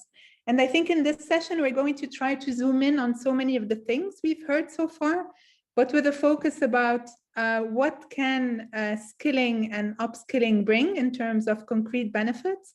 How can we work towards better skills for prospective migrants, and how can we improve this skills matching? Because this is where a lot of the problems in migration do occur as well. I think we've heard from Dr. Logan in the previous session about some of the issues where migrants come into, and I think that was in relation to domestic workers in particular, where migrants come to countries of destination with the expectation that they're going to be able to perform certain jobs, that they are trained for these jobs, and then there's a mismatch where the training does not necessarily match the job at hand. The other thing I wanted to mention before we go into the panel and before I introduce the panel is that we focused a lot on skilled migration, on high skilled migration in our discussion. And I think in this session, we are going to try to look at skills on the entire spectrum. We are going to look at high skilled migrants. How do we improve the matching and mobility of workers? But also we're trying to focus on lower skills, because I think the more we are discussing the whole issue of skills, the closer we look at it from a multi-stakeholder perspective, the more we realize that at the end of the day, all occupations require skill, and all occupations would actually benefit from improving skills. So without further ado, for this session, we do have 3 speakers who will introduce us to this global thinking about skills. And if I will start by introducing our 3 speakers first before we go into each of the presentations that we have today. Our first speaker is Sara Barasa from IOM. Sara is a consultant working for the Labor Mobility and Human Development Division, supporting a global skills project aimed at operationalizing skills mobility partnerships. Prior to that, Sara has worked on issues surrounding legal migration pathways and EU policies in think tanks and research institutes. Our second speaker is Ms. Tanya Dedovic that we've just heard from. Tanya is the Regional Thematic Specialist on Labor Mobility and Human Development at the Regional Office in IOM Cairo. She oversees 17 countries in the MENA region. Tanya has worked for IOM for 24 years, having acquired a vast experience working on issues related to labor migration, entrepreneurship, diaspora engagement in the Western Balkan, Eastern Europe, Central Asia, Turkey, and recently in the MENA region, so everywhere really. Tanya holds a licentiate in political economy from the University of Freiburg in Switzerland. And then our last speaker is Uday Rosario. Uday Rosario has worked with Georgetown University in Qatar since 2006. He has a master's degree in international law from the University of Kent at Canterbury and a master's degree in higher education from Georgetown University. Since 2009, he has worked on rebuilding the Hoya Empowerment and Learning Program at Georgetown University and has focused on building a creative educational programs that introduce students to social justice concepts and actions, and continues to teach financial literacy classes at Georgetown University in Qatar. So these are our three presenters for today. Before we go into our first presentation, we're trying to make this as interactive as possible. So if you have any questions, you have any comments to make, please think about it during the presentations and raise your hand or put it in the chat box. We'll be very happy to hear from you and to engage with our audience. Now I will hand the microphone, the virtual microphone, to Sara, who's going to talk to us about a very important concept, a concept that's been piloted and tried in terms of skills mobility partnerships. So Sara, the microphone is yours. The floor is yours, actually. Thank you very much, Rula. This is much appreciated. And thank you, for everyone for having me today here.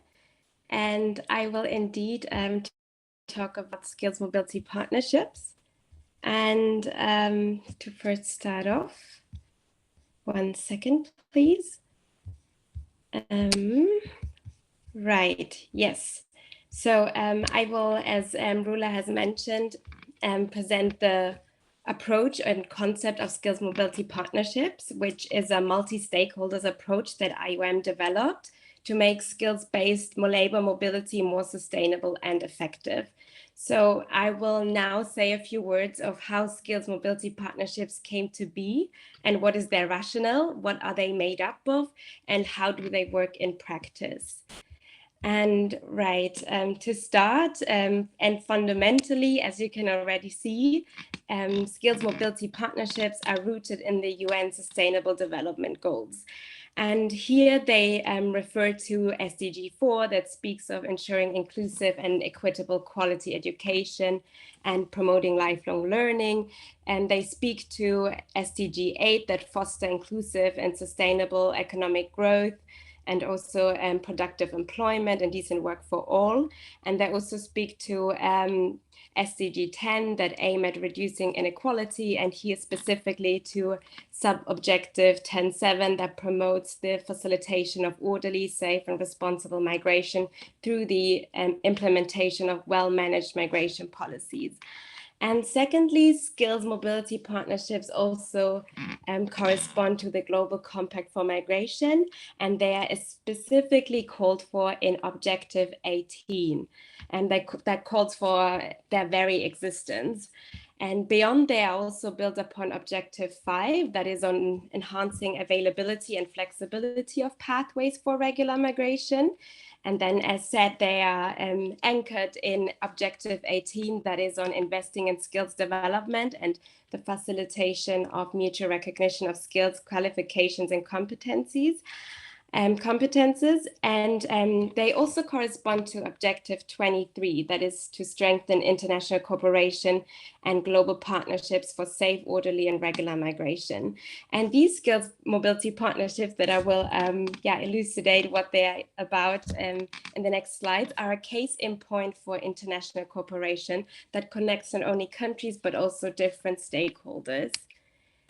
Yes, and there's already the next slide. And before continuing and to set up a base of common understanding, so while there's no universal definition of skills or of skills mobility, skills are here understood as the ability to carry out the tasks and duties of a given job.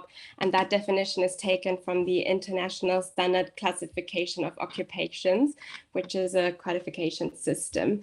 And skills mobility is here also understood as the movement of skilled migrant workers for the purpose of employment at their skill level in the country of destination. Next slide, please. Yeah, so coming next to what are skills mobility partnerships. So they are a multi-stakeholder, demand-driven and market-led tool for labor mobility that applies to all skill levels, also as Rula has mentioned. So yeah, ranging from lower levels to the highly skilled, and they can also be applied to several and various sectors, stretching again domestic work to IT professionals. And they are based on bilateral and multilateral arrangements concluded between states. And states are one of the main, but not the only actor. And they focus, in essence, on collaborative skills training, mobility, and employment between different actors. And the focus, and with this focus, they differ from traditional approaches to skilled mobility, where already fully trained workers move for employment abroad, and the employers usually have little to no influence on the skills development process that might take place in origin countries.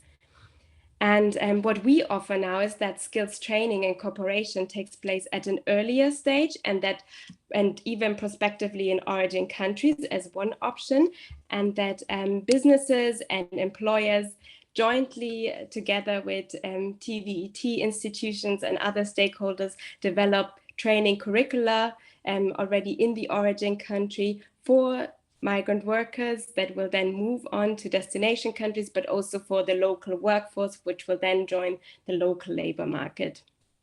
And in this way, there would be training institutions and overseas employment offices on the one hand in origin countries, also collaborating and communicating with businesses, recruiters, and many other stakeholders in countries. And what will then render SMPs sustainable is that they focus on all workers, as I had mentioned. So they focus on workers in countries of origin, but also in countries of destination. And so when they jointly develop these training curricula, they would benefit prospective migrants that go on and move for employment abroad, but also local trainees that and then contribute to the local labor markets. And at the same time, SMPs promote skills transfer and portability so that the skills migrant workers acquire are then passed on or back to origin countries. And when migrants return to their country of origin, they also take alongside their newly learned skills that they then also ideally utilize at home. Next slide, please. So this begs a little bit the question of why should different actors engage in skills mobility as opposed to relying on traditional forms of skills and labor mobility.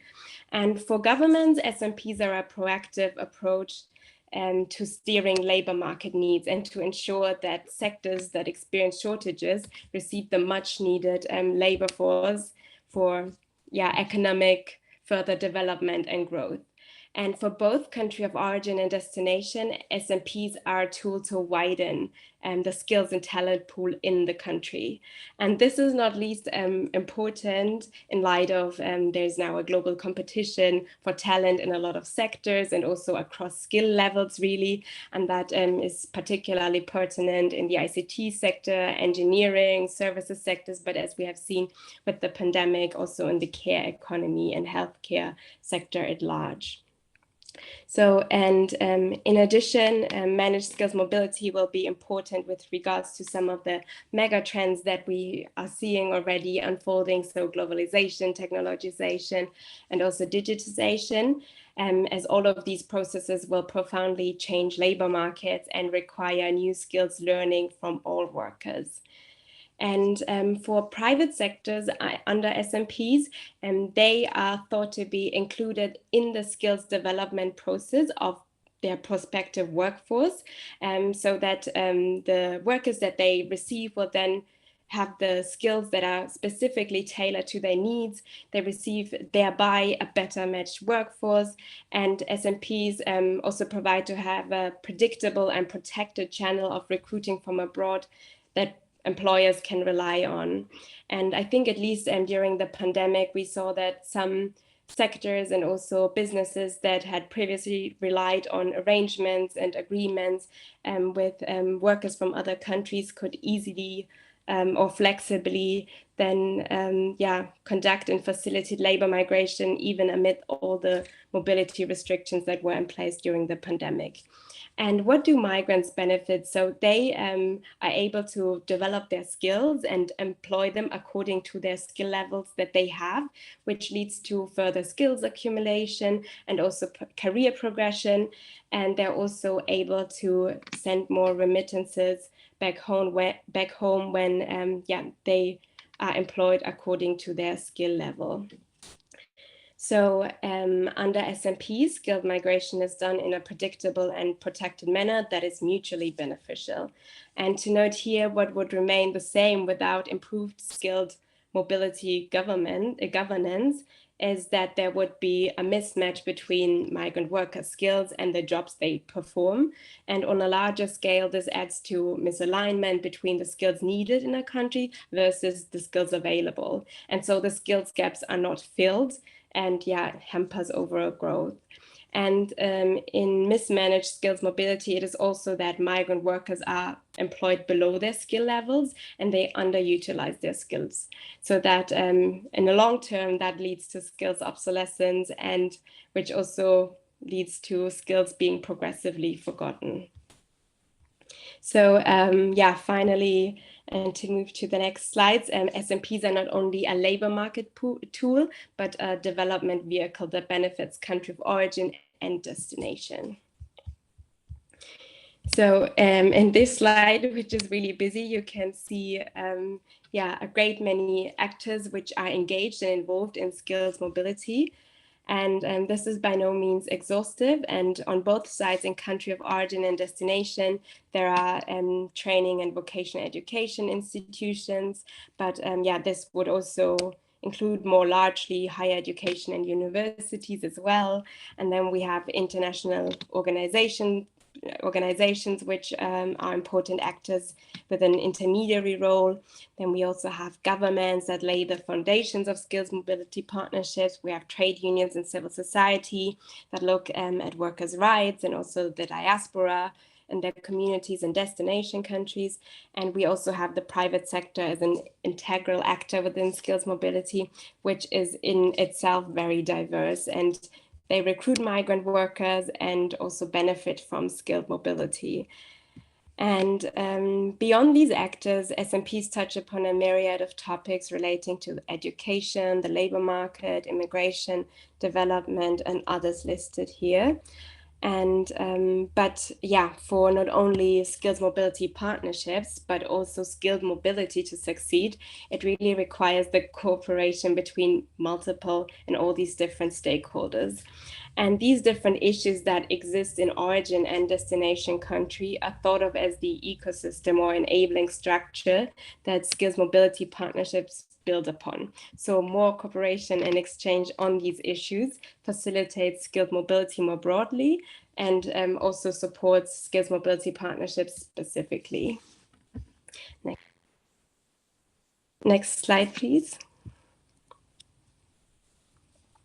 And on the question of what constitutes or what are SMPs made up of, so they consist of 5 elements, and they should be based on formalized state cooperation that also functions as a protection safeguard. they should, as mentioned, have multiple stakeholders involved. There should also be a training component that is jointly developed, and also an element of skills recognition that ensures that migrant workers are employed corresponding to their skill level, and also that ensures that migrants, once they have acquired new skills and training, can take this certifiedly and recognized back home to their country of origin. And skills recognition also ensures businesses, employers, or allows them to know what they can expect from an applicant and what skills a prospective worker possesses. And one other component also relates to migration and mobility that speaks of the logistics as well as the social side of moving, settling, and navigating in a whole new country. Next slide, please. Yes, and now for this SMP approach to be this effective and sustainable tool, and that is of mutual benefit, we have identified 8 prerequisites that we feel need to be in place for them to unfold their full potential. And these relate to long and midterm planning as a first prerequisite, as a lot of labor mobility suffers from short-term policy vision, and across stakeholders, there's usually a tendency to consider foremost immediate needs, and thereby future skills and also future needs are a bit out of focus. And in terms of expectations, SMPs are no quick fix, but an investment which returns show more in the medium and long term. Secondly, successful SMPs are predicated on multi-stakeholder cooperation, which is really a thread that runs through the whole topic of skilled mobility partnerships. And it is important to take aboard different interests and perspectives, but of different actors and stakeholders, but also to bridge the different education and training systems, job standards, and skills classification systems between countries of origin and destination.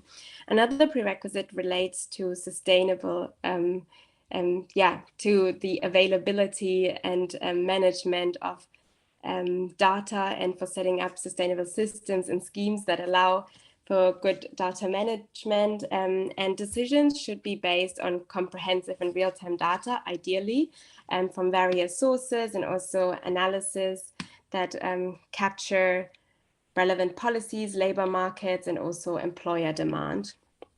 Another prerequisite relates to skills classification and recognition. So ideally, skills classification should be aligned nationally, but also strive to be aligned with more regional frameworks. And it is crucial to document skills and degrees more generally, and to engage in interstate cooperation on that, such as through mutual qualification recognition agreements. And to that end, states should also better facilitate document recognition processes. And one prerequisite I jumped over is to contribute that SMPs should contribute to local development and job creation. And they do so especially in destination countries through filling critical jobs. And in countries of origin, it is more difficult, but we have seen spillover effects whereby companies that participated in skills mobility partnerships then considered after their experience to set up branches or subsidiaries in the origin countries, which then led to local job growth. Sixth, and besides, effective SMPs should address the social aspects of employment and mobility. That is taking into account people's different aspirations, plans, personal circumstances, and all these also relate or contribute to a worker's motivation, commitment, and also potential for retention. And apart therefrom, the role of national migration agencies must be considered within SMPs, and that is to ensure that SMPs are also in line with migration procedures in the respective country. SMPs should also be cognizant of migratory corridors and see where there are already established structures in support of SMPs, such as bilateral labor migration agreements, or an active diaspora that could support in the setup and implementation of skills partnerships. And lastly, effective and sustainable SMPs are based on an equitable cost-sharing model. And this could, among others, be administered when trainings take place in countries of origin, where costs are usually lower. But that would not preclude contributions from other stakeholders, such as other benefiting states, employers, investors, and also beneficiaries themselves. Next slide, please. And now the question, so how could this be achieved in practice? And IOM has 3 flagship projects. So there is Match on the very left. This is a 3-year program between European and West African countries in the IT sector. Another example would be a Tunisian-Belgian skills mobility project, where young Tunisian graduates or graduating students were offered internships and apprenticeships in Belgium that helped them develop their skills and then to raise their employability and find an appropriate job when they're back in Tunisia and in the Tunisian labor market. So another and third project is Promise, which is a multi-year program that just went into its 2nd stage, and that provided migrants, and here especially women, from Cambodia, Laos, PDR, and Myanmar with improved employment opportunities and conditions in Thailand through enhanced skills and protection. And while this is not per se a skills mobility program or partnership, it included a cross-border skills mobility internship scheme in the hotel and hospitality sector. Next slide, please. So now on how would such a skills mobility partnership look like in practice? So as I said, Promise Match is a 3-year program where this has been piloted or already still being tried out. And Match is a circular mobility scheme, and it primarily aims to fill labor shortages in Europe. A second aim would be to tap into the potential of Africa, and thirdly, to promote knowledge transfer between countries in Africa and Europe.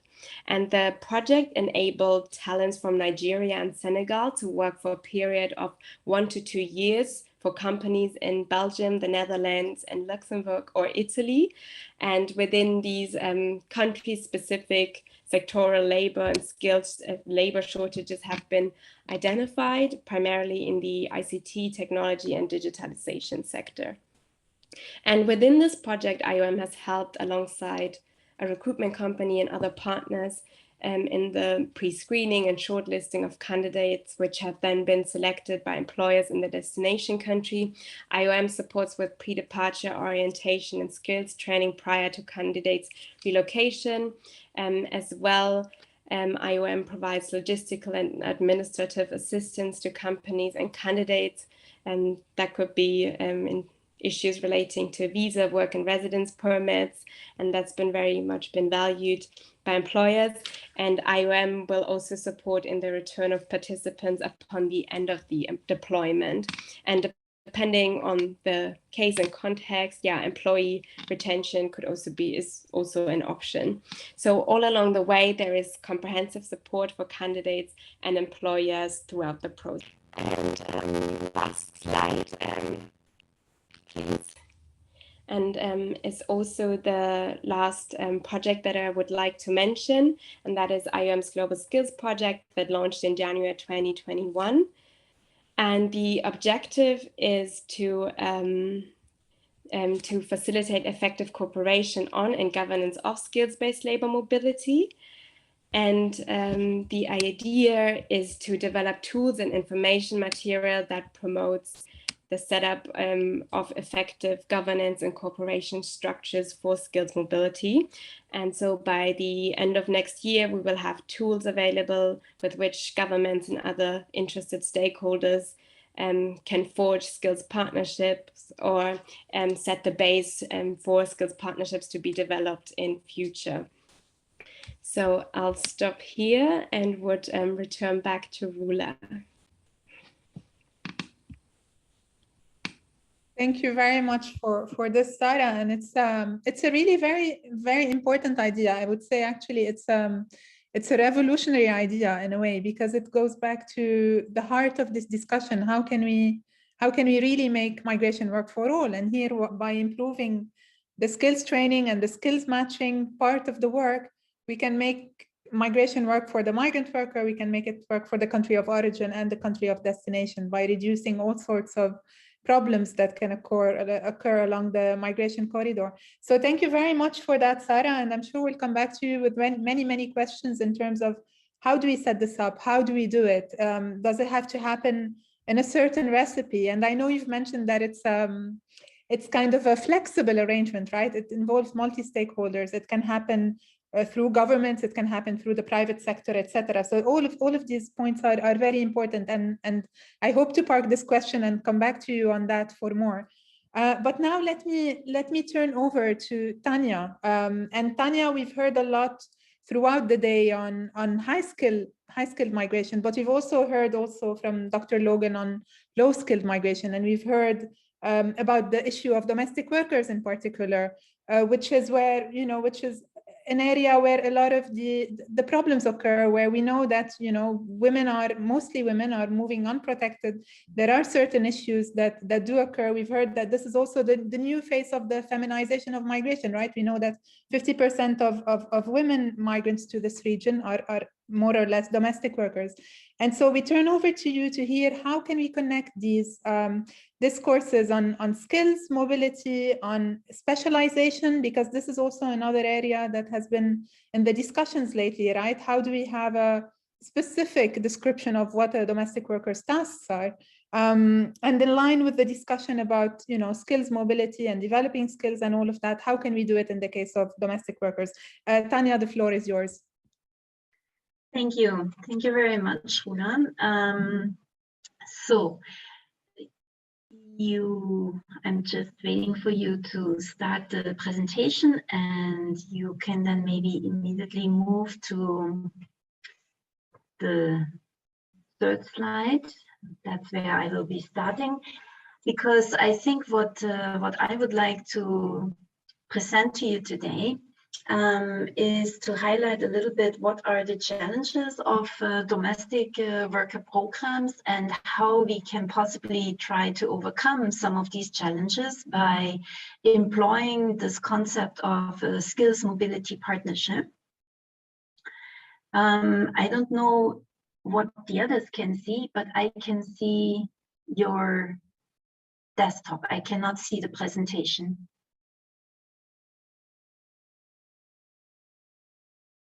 All right, perfect. There we are. Thank you, Roland. So indeed, domestic work, as we all know it, is becoming increasingly complex. And on the one hand, I think that the domestic work is mostly about caring. It's either caring for the elderly or caring for the children. The fact that the world population that's aged over 65 is growing means also that there's a spike in the number of people that need long-term care. And I think we see in many places, not only in Europe, that outpatient care in homes is overtaking the traditional hospital care. So that then leads to shifts in tasks where nurses take on the roles of doctors and migrant domestic workers take on the role of unregulated nurses. So that is one scenario where we have an increased need of domestic workers because we need them to take care of our elderly. But on the other hand, nannies, domestic workers very often are also working as nannies, and also then they are required to bring with them a whole new and different skill set and competences than years ago. We expect them to have academic skills. So ideally, we would like to see academic certification or maybe even diploma in childcare or nursing, so that as a parent, that they can handle children effectively. If efficiently also. They need to be qualified enough to take up the job and complete all the tasks perfectly. Sometimes there's even a request, that they have experience with newborns. But then we also expect them, for example, to have knowledge about first aid, and we see that employers might even ask for certificates in providing first aid. We expect communication skills. We expect them to have problem-solving skills because they have to, weed out during the day complicated issues and have to come up with possible solutions for diverse child-related problems. We expect them to be active listeners, where they pay full attention to the advice given by members of the family and understand points properly before they ask questions. We expect them to be patient and listening intently to the needs and words of the children. Then we also want them to have cooking skills, and then we come to, let's say more the competences, which is in collaboration. So they need to learn how to be, to collaborate both with the parents and other members of the family. But then we also want them to have influential skills so that they can handle the children the entire day, influence them positively, and give proactive advice to them. We expect them to be respectful and well-mannered. So we also expect certain values that they should come with. They need to have high morals, because basically their good manners and morals should also rub off on the children in a good way. Hopefully children being inspired to also imitate their good habits. And finally, they also need to have, of course, the technical skills. That was already mentioned, as one of the discrepancies, that when you bring nannies from a more rural background, that they might have to learn first how to use basics like running water. But nowadays, we also need them to be able to handle mobile phones, or maybe even the remote controls for our smart homes. So they also need to have a certain set of technical skills. Now, how should they acquire all of these skills, ranging from childcare and first aid and to taking care of elderly, maybe administering even medication in a responsible manner?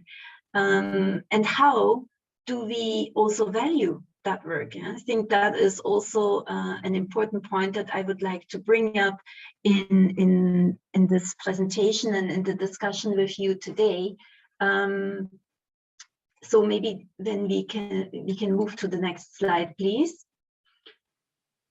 Because what we normally see, currently at least, is, and here I'm starting first with highlighting some of the challenges, is that indeed we don't see in the current programs this recognition of this variation in the level and in the specialization that make up the domestic work sector. We ask them to basically juggle tasks with limited levels of complexity, such as ironing or cooking, but at the same time, we also expect them to handle taking care of the sick and the elderly or the disabled. The programs nowadays typically mostly address technical and vocational dimensions of domestic work. So how to learn how to operate household appliances or detergents. But we all know that domestic work in particular is largely relational and needs a good number of transversal skills. As we have just heard before, we expect communication skills, organizational capacity, the predisposition to work, so the attitude to work. And sometimes we find that they are more in demand by employers than the actual technical vocational skills. But these transversal skills are rarely factored into the skills building programs. And when they are, you know, usually they avoid the labor dimension, such as learning to negotiate working and living terms and conditions with employers. So what the programs lack is, let's say, a perspective of empowerment for domestic workers. The skills development programs, they teach them the technical skills, and maybe some also of those transversal skills or language skills, but usually there is not much talk about how they should negotiate for the skills and the competences that they bring with them, better maybe working and living terms and conditions with the employers. What we also see, and that is where this concept of skills mobility partnership will become very relevant, in my opinion, is that these programs are also not necessarily linked to labor matching between the countries of origin and destination. And such skills matches do not only lead to what Sarah already mentioned,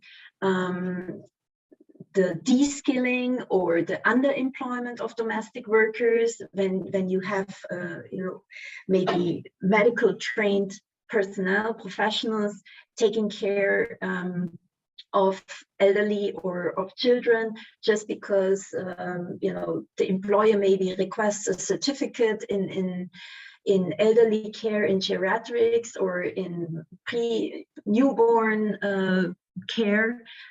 And they should actually be working probably in hospitals, and instead they are working in private homes. So such skills matches do not only lead to that de-skilling, but it also leads to what we call now a care drain. I'm sure that you have all heard about brain drains. Today we talk about care drain in countries of origin. And of course, that reduces the development potential of migrants and the development potential of the countries of origin and destination.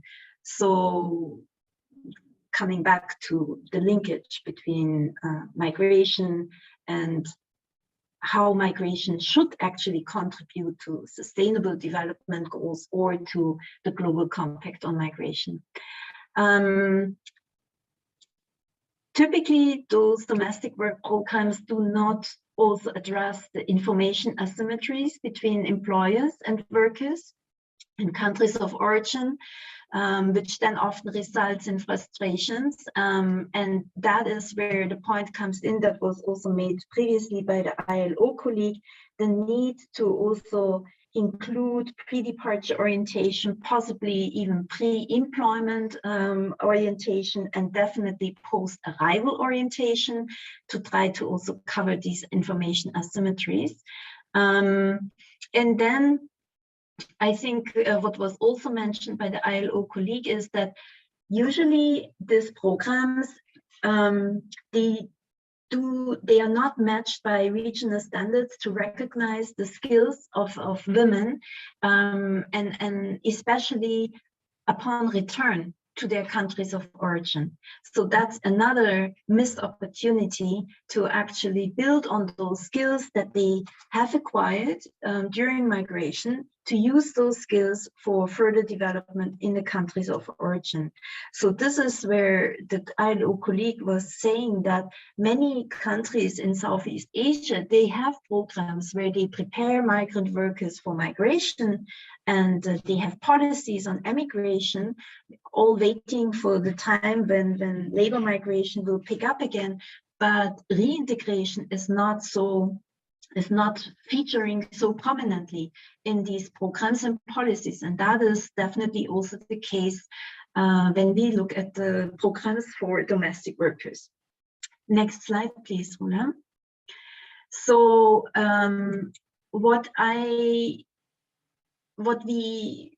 when we now look at how we can overcome some of these challenges, I think what should happen, and please, when I'm presenting these recommendations now, have maybe in mind the presentation from Sarah just before me, where she was talking about skills mobility partnership what are the prerequisites, those 8 prerequisites of skills mobility partnerships, and the 5 typical components or elements of skills mobility partnerships.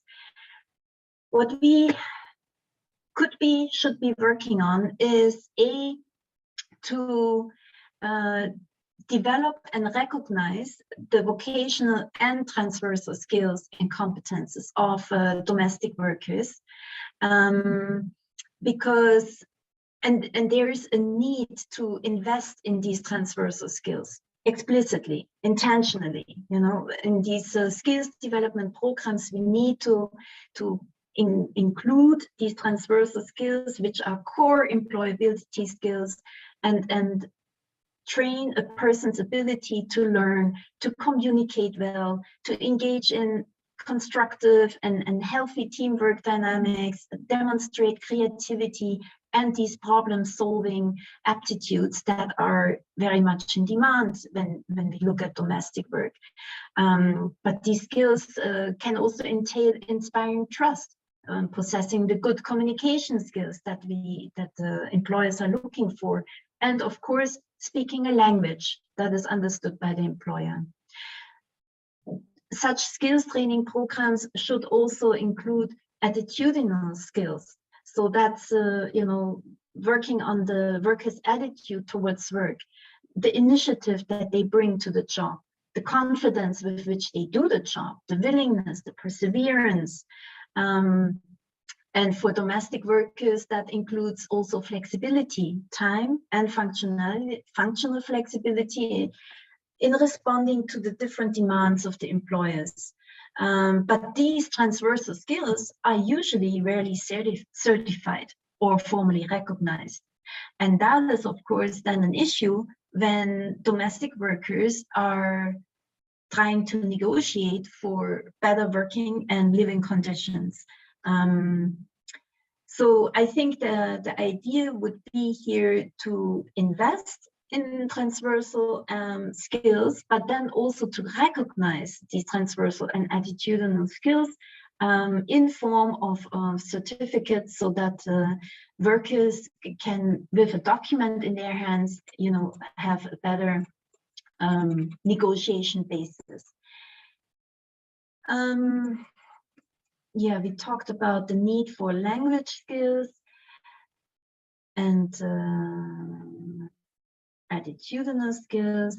Yeah, so I think the point here is really to take effective relational skills also in consideration when we are talking about the design for these skills development or career development programs for domestic workers. And what we have heard from the previous speakers in the earlier session is that, on the one hand, if I understood it correctly, that there is skills training programs, for example, in Ethiopia, for domestic workers in order to prepare them better for the migration experience in the Gulf. But on the other hand, we have also heard that in Qatar, actually the Qatar Foundation has an academy where they are also providing training programs for migrant workers that are in the country. And I think here, next slide, please, we are already, you know, looking at an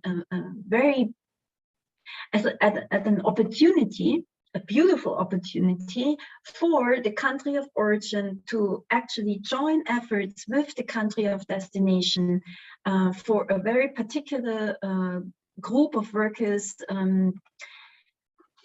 that we know that they are very vulnerable because of their working situation, and where we could have a real impact in trying to improve their migration experience by forming a bilateral agreement between the country of origin and the country of destination to jointly invest in the skills training of these domestic workers, equip them with all the different skills that are in demand and that are expected.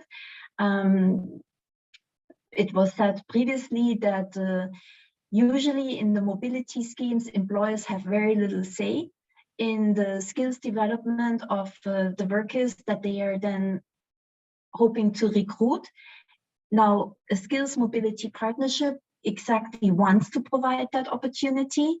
And we have seen already examples between India and Saudi Arabia and India and the United Arab Emirates, where they have basically the ministries of education and vocational training, they have joined their efforts to work exactly on certification of workers, Indian workers in different sectors, to make sure that their certificates would be recognized by the employer, by the private sector in Saudi Arabia and United Arab Emirates. And I think similarly for domestic workers, if we have training centers on both sides that are offering training programs covering hopefully not just the vocational training and the technical skills, but also those transversal skills, attitudinal skills, language skills, to prepare domestic workers to be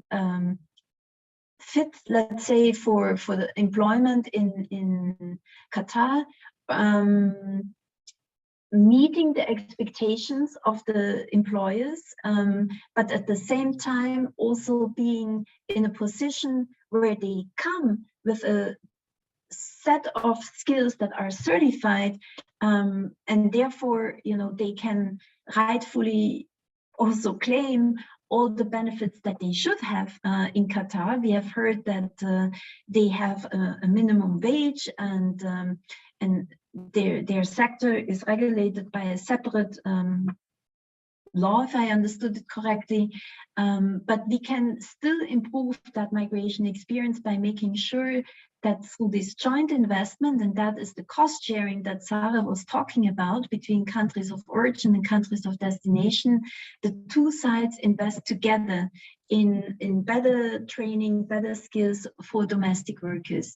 And that is going to contribute for migration to really make a contribution to development, not only because they will be better prepared to do the job in Qatar, but also because upon return, we and skills mobility partnerships, you heard from Sarah, the mobility and the migration aspect of the skills mobility partnership is a very important feature, one of those 5. And we do pay attention that migrants that move, being better trained, can also act as development agents in countries of origin upon return, and also while they are in migration, because there is this possibility for them to transfer their newly acquired skills, often because of their professional experience and their migration experience. These ladies, when they return back home, they come home also with slightly different ideas or new ideas on what should be their role in terms of decision making in the family, in the community. So also with these new social skills, and because they develop personally further, they will make an impact and a difference when they return back to their countries of origin. I think, let me see here. So here we have this opportunity here for the two sides to actually work together. What else did I want to mention? Can you move to the next slide, please, Rula? Yes. So coming back to those prerequisites, what else is important is we talked about the reduction and sharing of costs. We talked about the integration of the migration aspects, how to also bring in diaspora. The skills classification and recognition, I think we have covered. So I think in short, maybe here to conclude, I think this concept for a skills mobility partnership was launched by IOM and ILO and UNESCO in 2018, on the same occasion when the Global Compact on Migration was launched in Marrakesh in Morocco back then. And I think it is another area where IOM and ILO can beautifully work together and collaborate, because it is indeed on both of our agendas to not only better protect migrant workers, but also how to improve the migration experience so that migration can really lead to more development on both sides, countries of origin and countries of destination. Because of course, these better trained workers, domestic workers, IT workers, Sarah mentioned the example of the Match project, any sector really, those better trained, these pools of better trained workers, because they have been trained in the country of origin jointly with countries of destination, employers from countries of destination that basically outline what are their expectations, what are their requirements when it comes to skill sets, in cooperation with vocational and higher education training institutes between the two countries, where they together work on the reform and the updating of the curricula for the training. So when that happens, and it happens in the country of origin, they have a larger pool of trained, well-trained workforce according to international standards. And what that does is not only that it brings a few companies that are, then because they have given the opportunity to, some students, graduate students, to do internships in their companies. It means that not only some companies will then maybe reflect and think about opening daughter companies in that country of origin, but overall, the country of origin can hope to attract more foreign direct investment, because what every company is looking for is skilled workforce. And so, in a way, investing in these skills mobility partnerships is definitely also sort of a development cooperation measure by the country of destination, because it also helps the country of origin to have that well-trained workforce that allows them to become more productive, to become more competitive, because they have a better trained workforce. Yeah, I think I can conclude basically with this, and I'm very happy to answer more questions to this concept, if there are any. Thank you very much. Thank you so much, Tanya, for this great presentation. And I think we rarely give a lot of consideration to how it can work better for domestic workers in terms of skilling, but also in terms of outcomes and recognizing the skills that are rarely recognized. And I think anyone who has ever done housework knows that it's a skilled work. And so how can we move towards that? Thank you very much, Tanya. I'm sure there will be lots of questions for you to follow as well. Now let me move to our last presentation actually for today, and this is by Oday Rosario. And he'll be focusing on skills, improving skills at the local level, on some of the initiatives that have been happening in Qatar. The floor is yours. Thank you very much, Rula. Hello, everybody. My name is Oday Rosario, and I am the Assistant Director for Student Programs at Georgetown University in Qatar. One of the things I want to talk to you about today would be a program that we run called the Hoya Empowerment and Learning Program.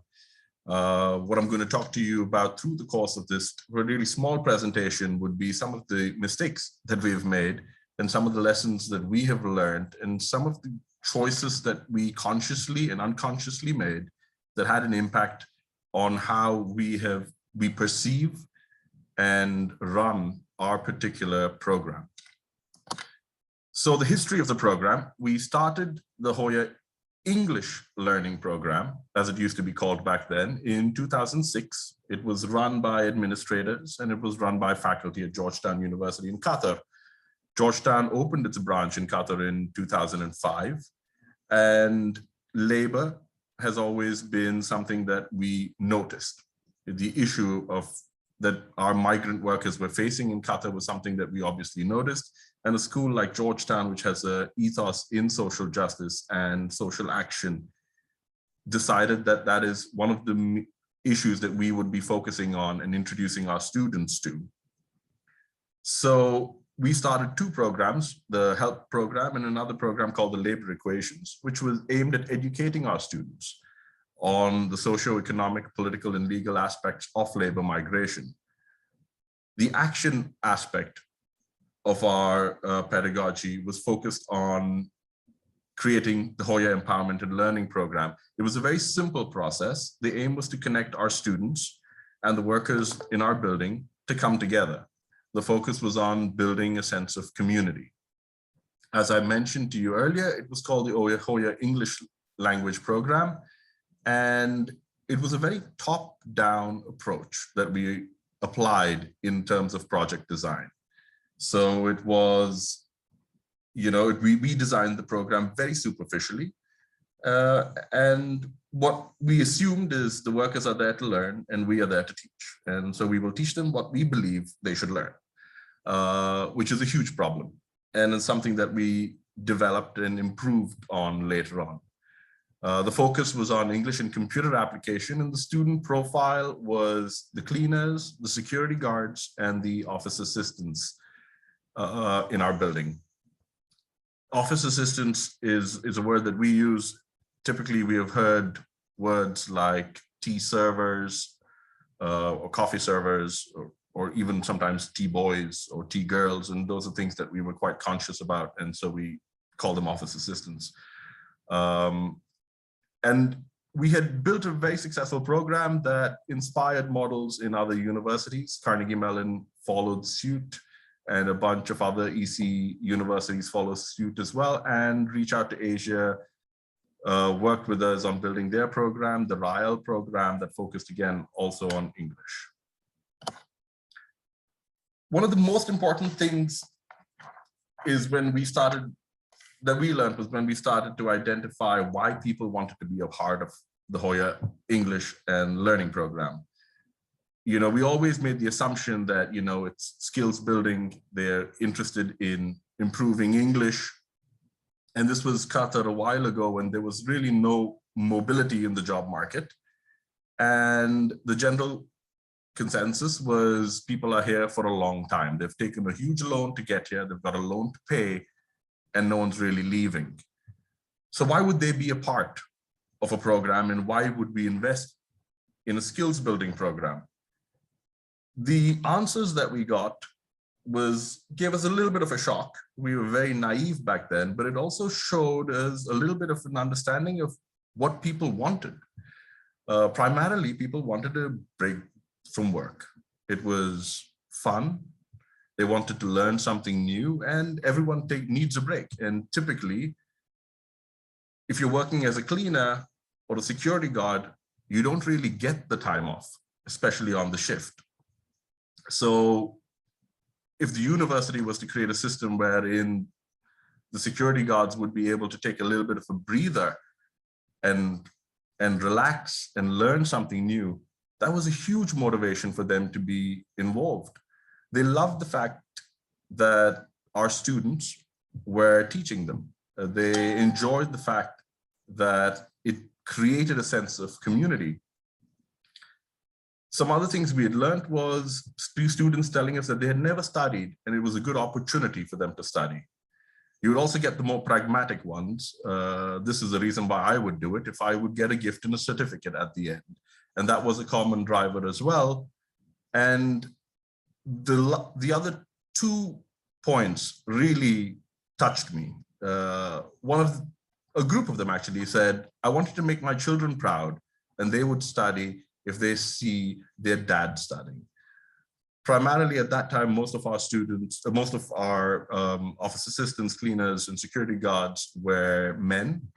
We did not have many women working in this particular sector. But the motivation was quite beautiful. Another pragmatic one was, you give us wonderful books and we get to take the books back to the family. And the last one was, I hope I could get a better job back home or try for something in another country. Again, the motivation was never about trying to upskill so that you can apply your learning in Qatar, because that was just not a possibility.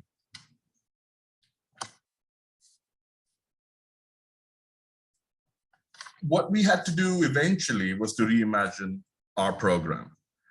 We were inspired by the principle of do no harm, and we were conscious of the fact that we could do harm by creating an English language program or a learning program. You know, we were setting up expectations. We were not skilled. We had to really critically ask the question, what were we teaching them and why were we teaching them what we were? So we invested in building a programs. We created lots of focus groups to really understand the motivations behind their learning and what they would want to learn. We invested in our teacher training and certifications. We invested in creating systems and processes like placement exams, and we became a lot more structured. We also changed a lot of our content. We looked at traditional programs. Most of our books were from the US, and we tried to apply books from the countries that they came from, and taught in certain times in a language that they were familiar with as well. And we created a bottom-up approach in our project design, and we thought that that eventually was getting a lot more successful. We started talking to them about the realistic aspect of why they would want to be in our class. And that led us to change many of our offerings. We created a program in Arabic because students were generally curious. We created a program on specific computer skills so that they could learn Word or just Excel. We found students wanting to take administrative programs. So we created a program on project management and general secretarial and administration skills. And we created a very controversial program on financial literacy. And it has been a very interesting movement from literacy and skills to empowerment. And so we changed the name of our program from the Hoya English Language Program to the Hoya Empowerment and Learning Program. Just to let you know, Hoya is what we refer to members of our communities. Every person in Georgetown is a Hoya. It's our mascot back in main campus. And therefore, the program is called the Hoya Empowerment and Learning Program. We had to change our curriculum to be more responsive to the needs of the students, and they determined, in effect, what they wanted to study and learn. We have to realize that there is a concept of structural violence that's very predominant in migration, and it perpetuates migration, and it has a huge impact in conversations on poverty and breaking the cycle of poverty. And for many of us, we realized it was an individual, personal counseling moment that we got with our students that allowed us to have an honest conversation with them on the skills and on learning and about how we can have an impact in their own lives and the lives of their families back home. We realized that our curriculum and our pedagogy was wrong. And we had to read and remember works of Chatterjee and Poor Economics and Paulo Freire in the Pedagogy of the Oppressed to really understand where we were going and where we were going wrong and how we could actually build off that. We learned a lot. We learned that motivations were very diverse. We learned that in a general group, socio and economic and political divisions do spill into the classroom, and that we had to be conscious of these issues if we were to create an environment where everyone was feeling comfortable and wanting to learn. We learned that content needed to be tailored, and it had to be very specific to the needs of the individual. We also learned, most importantly, that it was less about skills where we were in the program and more about self-esteem, confidence, and self-worth. that the fact that the process of migration is so brutal on an individual that it really takes a toll on them. And that before we started focusing on skills, we really needed to address esteem and confidence, and that would eventually translate into skills. And then came the issue that the more successful we created our own programs, the more chances of them leaving us. And that was a good thing in our opinion, but it could be viewed as a problematic thing depending on the stakeholder.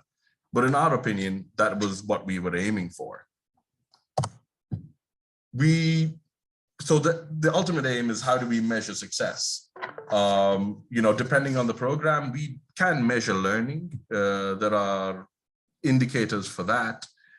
But then our bottom line is not dependent purely, success is not dependent purely on skills, as we noticed that that's not necessarily the driver for students entering our program. We found out that the primary benefit comes from social inclusion and building a sense of agency and empowerment. And that became our success. The fact that they were able to voice their opinions and their concerns. Once we understood them and built a relationship with them, we were able to help them more. And we were able to understand their needs and respond to them. When we were teaching financial literacy, we moved away from teaching about savings, investments, and budgeting, and we included programs on fake news and how to deal with spam. Because what we realized on a regular basis was that these were things that trapped them. Wonderful contracts coming from saying that they were from the US, asking them to pay them $4,000 into a bank account, which they would scrounge for and pay, thinking that these were realistic contracts. Understanding that certain policy changes were not new and they were not real and they were fake news, but they were already investing in it, had an impact on their own learning and on the migration process. By building a relationship with them, we were able to really understand the factors that affect them on a regular basis and the drivers and the ecosystem in which they operate in. And the fact that if we were to really involve and have an impact in their lives, we had to address their own realities and understand their realities and tailor-make our program to meet their realities. And we have a long way to go. At the end of the day, freer movement between jobs is possible now. And we hope that one day we could standardize and accredit the learning and create a system wherein they could spend some time with us, but eventually move to a space where their skills that they learn could be accredited and could lead to better jobs for them in the home country. That's still something we hope will happen in the years to come.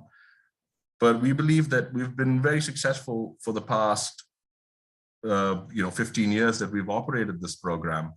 We've learned a lot. We've definitely made an impact, and we've definitely had a lot of alumni from our program come back to us many years down the line, saying that some things that they had learned in their classroom had an impact with them.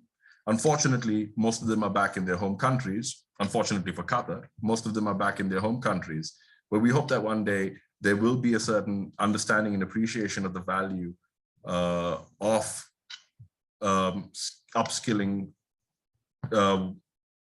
workers and including them into a local workforce at a better pay scale and providing them a better value. And with that, I am done with my rather short presentation, but I'm excited to open up for more questions. Thank you very much for that, Uday. It was such a fantastic presentation, and in many ways I'm very happy that you are the last presenter, because you really brought it down to what it is really on the ground. What is the workers' incentive in that, and what's the learning curve really that we need to undergo if we were to speak of any upskilling program, skill building, skill matching? if it's not grounded in what people are getting out of it, what's their personal motivations, what do they really want, it's not going to work. And so really a great appreciation of the great work you have done, and also the learning that you have just shared with us, because I think it will also take us far in designing whatever we want to design on this. I do see a question from the floor. If anyone has an intervention that they would like to make, please let us know, either raise your hand or write in the chat. We'll be happy to take your comment or question to the panelists. But in the meantime, I see there's also a question from Mushfiq. Mushfiq, would you want to take the floor and ask your question?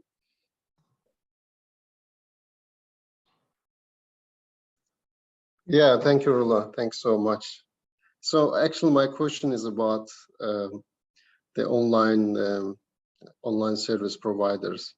So when our colleagues were talking about the skills mobility partnership, yeah, I thought they may have a role to play in these partnerships. And my question is that, do you think that these course provider platforms such as Coursera, Udemy have something to offer for this partnership? And is there any initiatives ongoing, maybe at the global or the regional level, that would also engage these partners? Or if not, so any ideas on what can be done in this regard? Maybe I will ask that question to you, Uday, because you've kind of been on the ground and working with workers. Can you answer? I mean, does online platforms have a way in this? In generally, with our experience again with dealing with workers in our building, we just went through 2 years of the COVID crisis, and one of the challenges that we had was, how do we engage with our students when we don't see them face to face? So we tried WhatsApp courses, and we tried developing courses on Canvas and on Zoom, but we were not really successful, primarily because access to Wi-Fi was an issue. Access to Wi-Fi and access to time became a serious issue, and that's why we moved from Zoom and Canvas as a course platform to WhatsApp. And there was a little bit of an enthusiasm there for a bit, but eventually that died down as well. That became our problem.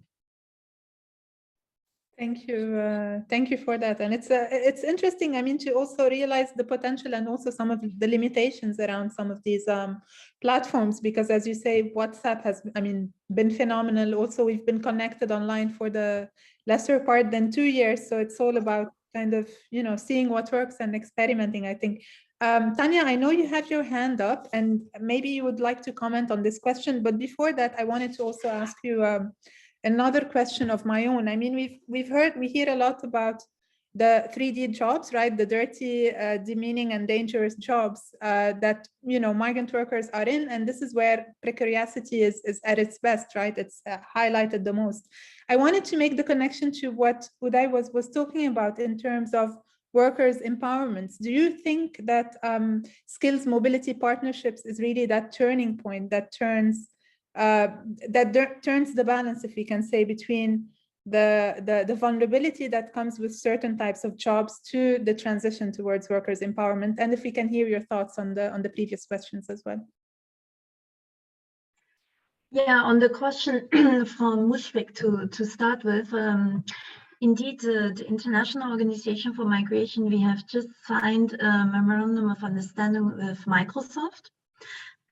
Microsoft offering a large range of trainings, not only on IT, but actually also on these transversal skills that we have been talking about. And for young people, and not only young people, but for job seekers in general, let's say, how to present themselves, how to prepare and how to present a CV, how to perform at interviews.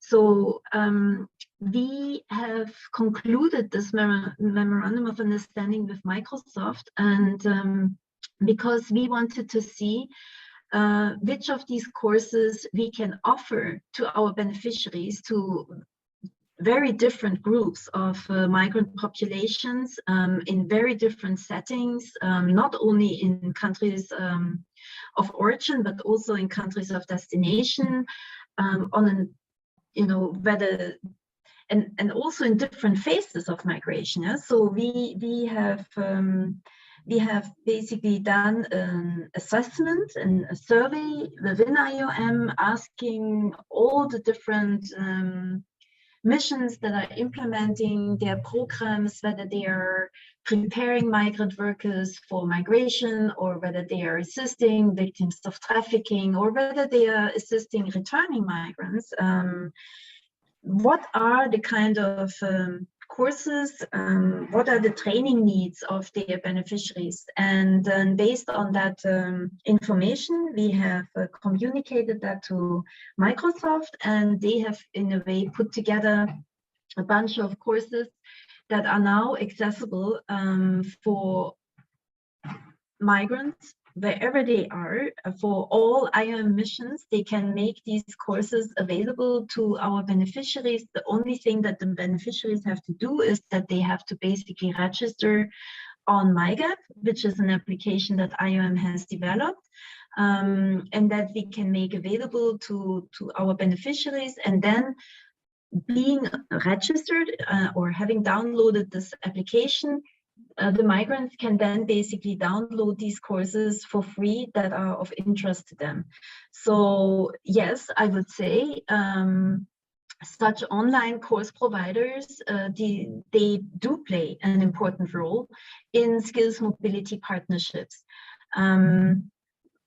But as you have also heard from Sarah's presentation, skills mobility partnerships is not just about making training opportunities available for migrants and then basically wishing them well, but it is a lot more. Skills mobility partnership, you have heard, is usually a bilateral or multilateral agreement where the governments, explicitly agree on how to jointly, from data collection to updating the curricula to investing in the joint training to organizing the mobility around, that training for specific professionals in specific sectors. A skills mobility partnership is not just about providing training opportunities to X number of people. It's really about making sure that those people who migrate in a safe manner, in a regular manner. They take up formal jobs according to their qualifications and the skills for which they are certified, ideally jointly certified, so that there is no issue with skills recognition. And yes, such online, international, global online course providers, they do provide global certificates that are hopefully globally recognized.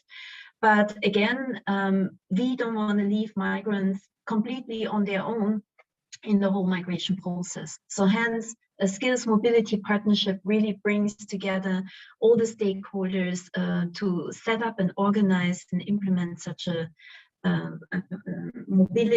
skills mobility scheme from A to Z.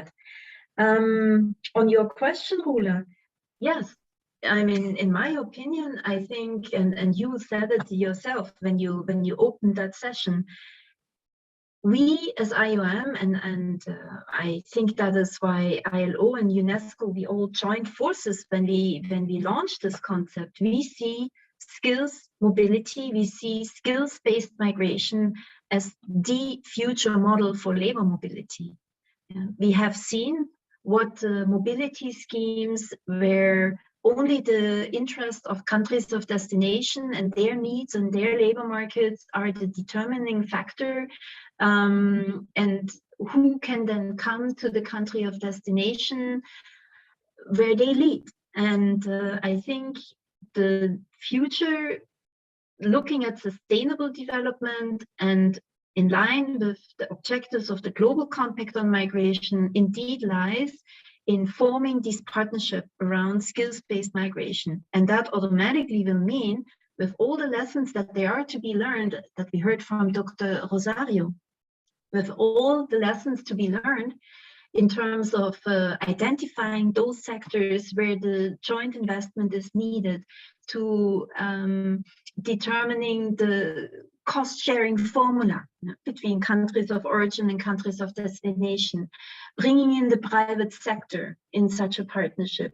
I think that the main idea here is really that through the upskilling, we are empowering migrant workers to be able to take on better jobs for which they can demonstrate that they are certified, and gives them therefore a better position in negotiating their working and living conditions, and ultimately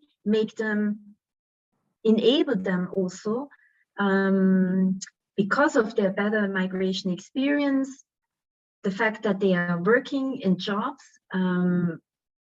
for which they are qualified, that they can develop further personally and professionally. That again will then also benefit the country of origin. So it's not just the empowerment of the migrant for the migration experience, but it's the empowerment of the migrant, you know, for the migration as well as the migration for development. So eventually when the person returns, or when the person even stays, but he can still or she can still engage in the country of origin. But for that, they need to be, first of all, well equipped with the skills, and then they need to be integrated in the country of destination so that they can professionally, socially, personally develop. And then you see also how that migration can work for development in the country of origin. I don't know if I answered exactly your question, but yes, I would definitely think that skills mobility partnership have a lot to do with empowering migrant workers. Thank you. Thanks for that, Tanya. And I'm going to you, Sarah, and I'll give you the chance to answer this, but I also wanted to ask you a specific question. And this is in relation to the context of Qatar. The 2030 National Vision of Qatar has emphasized the importance of attracting and retaining high-skilled workers. And I was wondering if you can share your thoughts with regards to how much do the skills mobility partnerships contribute not only in the attracting part, because this is something that has been adequately covered, but also in workers' retention. I mean, Uday mentioned the recent reforms that have happened in the country, where there is more mobility in the labor market. And I think one crucial point is a better, more trained workforce able, you know, from a sense of retention. Does that also work better in terms of outcomes? What are your thoughts? And also if you'd like to add anything else on the rest of the questions. Thank you, Rula. Yes, I wanted to quickly respond to the first question on these massive open online courses. And I do feel that they have a role to play in skills mobility partnerships. And yeah, just as their potential of opening access to a wider audience of learners, which is already good. And yeah, I think also in the Match project, there have been digital learning and courses have been used in the pre-departure phase and when they moved into a hybrid model due to the pandemic. And I also believe that these micro-credentialing that then comes out of Coursera and other skills, online skills training providers are also, yeah, might be a good way out of informality when these micro-credentials, yeah, could be recognized by employers. And on worker retention and also talent recruitment and attraction, I believe that the skills mobility partnerships, they're really a cooperation of trust. And what we've been hearing from projects is that sometimes foreign workers, they are not reliable or they lack some of the social skills that they would like to see. And so skills mobility partnerships would touch upon this. And yeah, and with the skills mobility partnerships, there's also a matching of expectations and also aspirations. And the better these two things are matched, so the expectations of migrant workers themselves, but also of the employer, we believe the more trusting the relationship is also between employer and employee. And that would hopefully lead to better retention if the migrant worker wishes so. I don't know if that yeah, answered some of your question. Thank you very much for that, Sarah. It's been a very rich session, actually, and I know we've been talking about skills throughout the program, but in this session we've really gotten to zoom down on what are the concrete elements of how we can contribute to that. We've seen a lot of initiatives, whether on the side of origin and the side of destination, but connecting these existing initiatives, I think this is where it's really essential. And the skills mobility partnerships is really the connecting dot, the connecting element in all of this. So I'm hoping we would get more opportunities to discuss this. I'm very aware of the time. We are actually, unfortunately, coming to the end of this very rich discussion. But I'm sure we will find ways to continue this, whether bilaterally, but also with different stakeholders, because as you and Tanya have both pointed out, this is a multi-stakeholder kind of approach. I thank you, Sarah. I thank you, Tanya. I thank you, Uday, for these wonderful perspectives that you've brought to this panel. It has been very, very rich. And with that, I'm very pleased to hand over now to our Chief of Mission, Ms. Iman Ereiqat, to give us the final remarks and to sign us off. To you, Iman. Thank you so much, dear Rula. Being the last speaker, after a day loaded with distinguished speakers, I hope my remarks will be so light. Dear all, I have the honor of delivering the closing remarks for today's roundtable discussion on good practices and lessons learned in making migration work for all. The idea of this roundtable discussion was one that we have been discussing with our esteemed partners, Qatar Foundation and Hamad bin Khalifa University, for a while now. I'm very pleased to see that these joint brainstorming efforts have resulted in such interesting and productive discussions on making migration work for all. This wouldn't be possible without our valuable partners, to whom I am very grateful for their partnership. As it was mentioned earlier, migration is shaping our world at every turn. It touches all states and people more than ever before. We can no longer imagine our economics, societies, or cultures without migrants. A full managed migration can benefit all parties, host countries, sending countries, and transit destinations. The key here is how well migration is managed. And today's discussions are relevant as they cover different aspects of migration management, namely migration data, labor mobility, and skilled migration. These are in line with the UN's 2030 Agenda for Sustainable Development, where Target 10.7 makes a clear reference to facilitate orderly, safe, regular, and responsible migration and mobility of people. The topic of today's event is also interesting from the point of view of Qatar's reform agenda, as best practices and lessons learned from the different parts of the world have been discussed and shared. Actually, indeed, Qatar is the perfect example that demonstrates the tangible benefits of migration for host and sending countries. IOM's approach is to maximize the potential of migration to achieve sustainable development outcomes for both migrants and society as a whole through building robust partnerships at the national level. The Qatari government has shown a clear commitment. The Qatari government has shown a clear commitment to continue its reform agenda.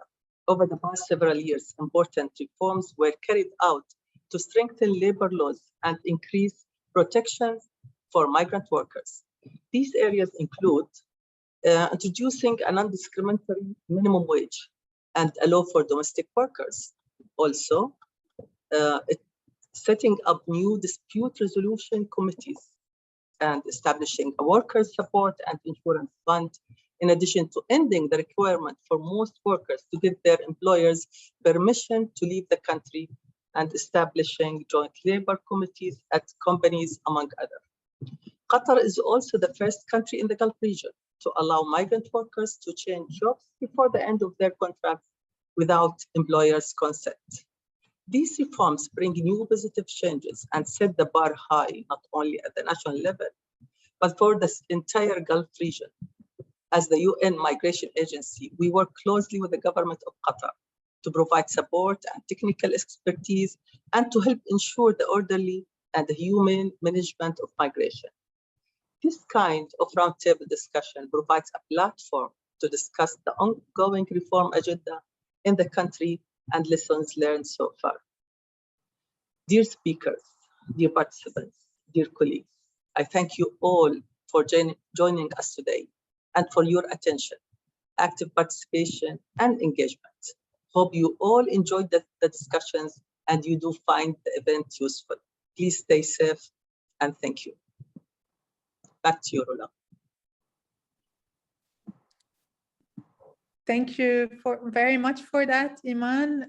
Thank you, everyone. We wish you a lovely day. I don't know if Dr. Jarvis, you'd like to say something at the end as our super moderator? No, that's fine. Thanks very much to everybody, and especially to all the helpers who put together the technical aspects of this, including Miss Aya and all those at IOM and Qatar Foundation. Thank you very much. Bye now. Bye-bye. Thank you, colleagues. Bye-bye.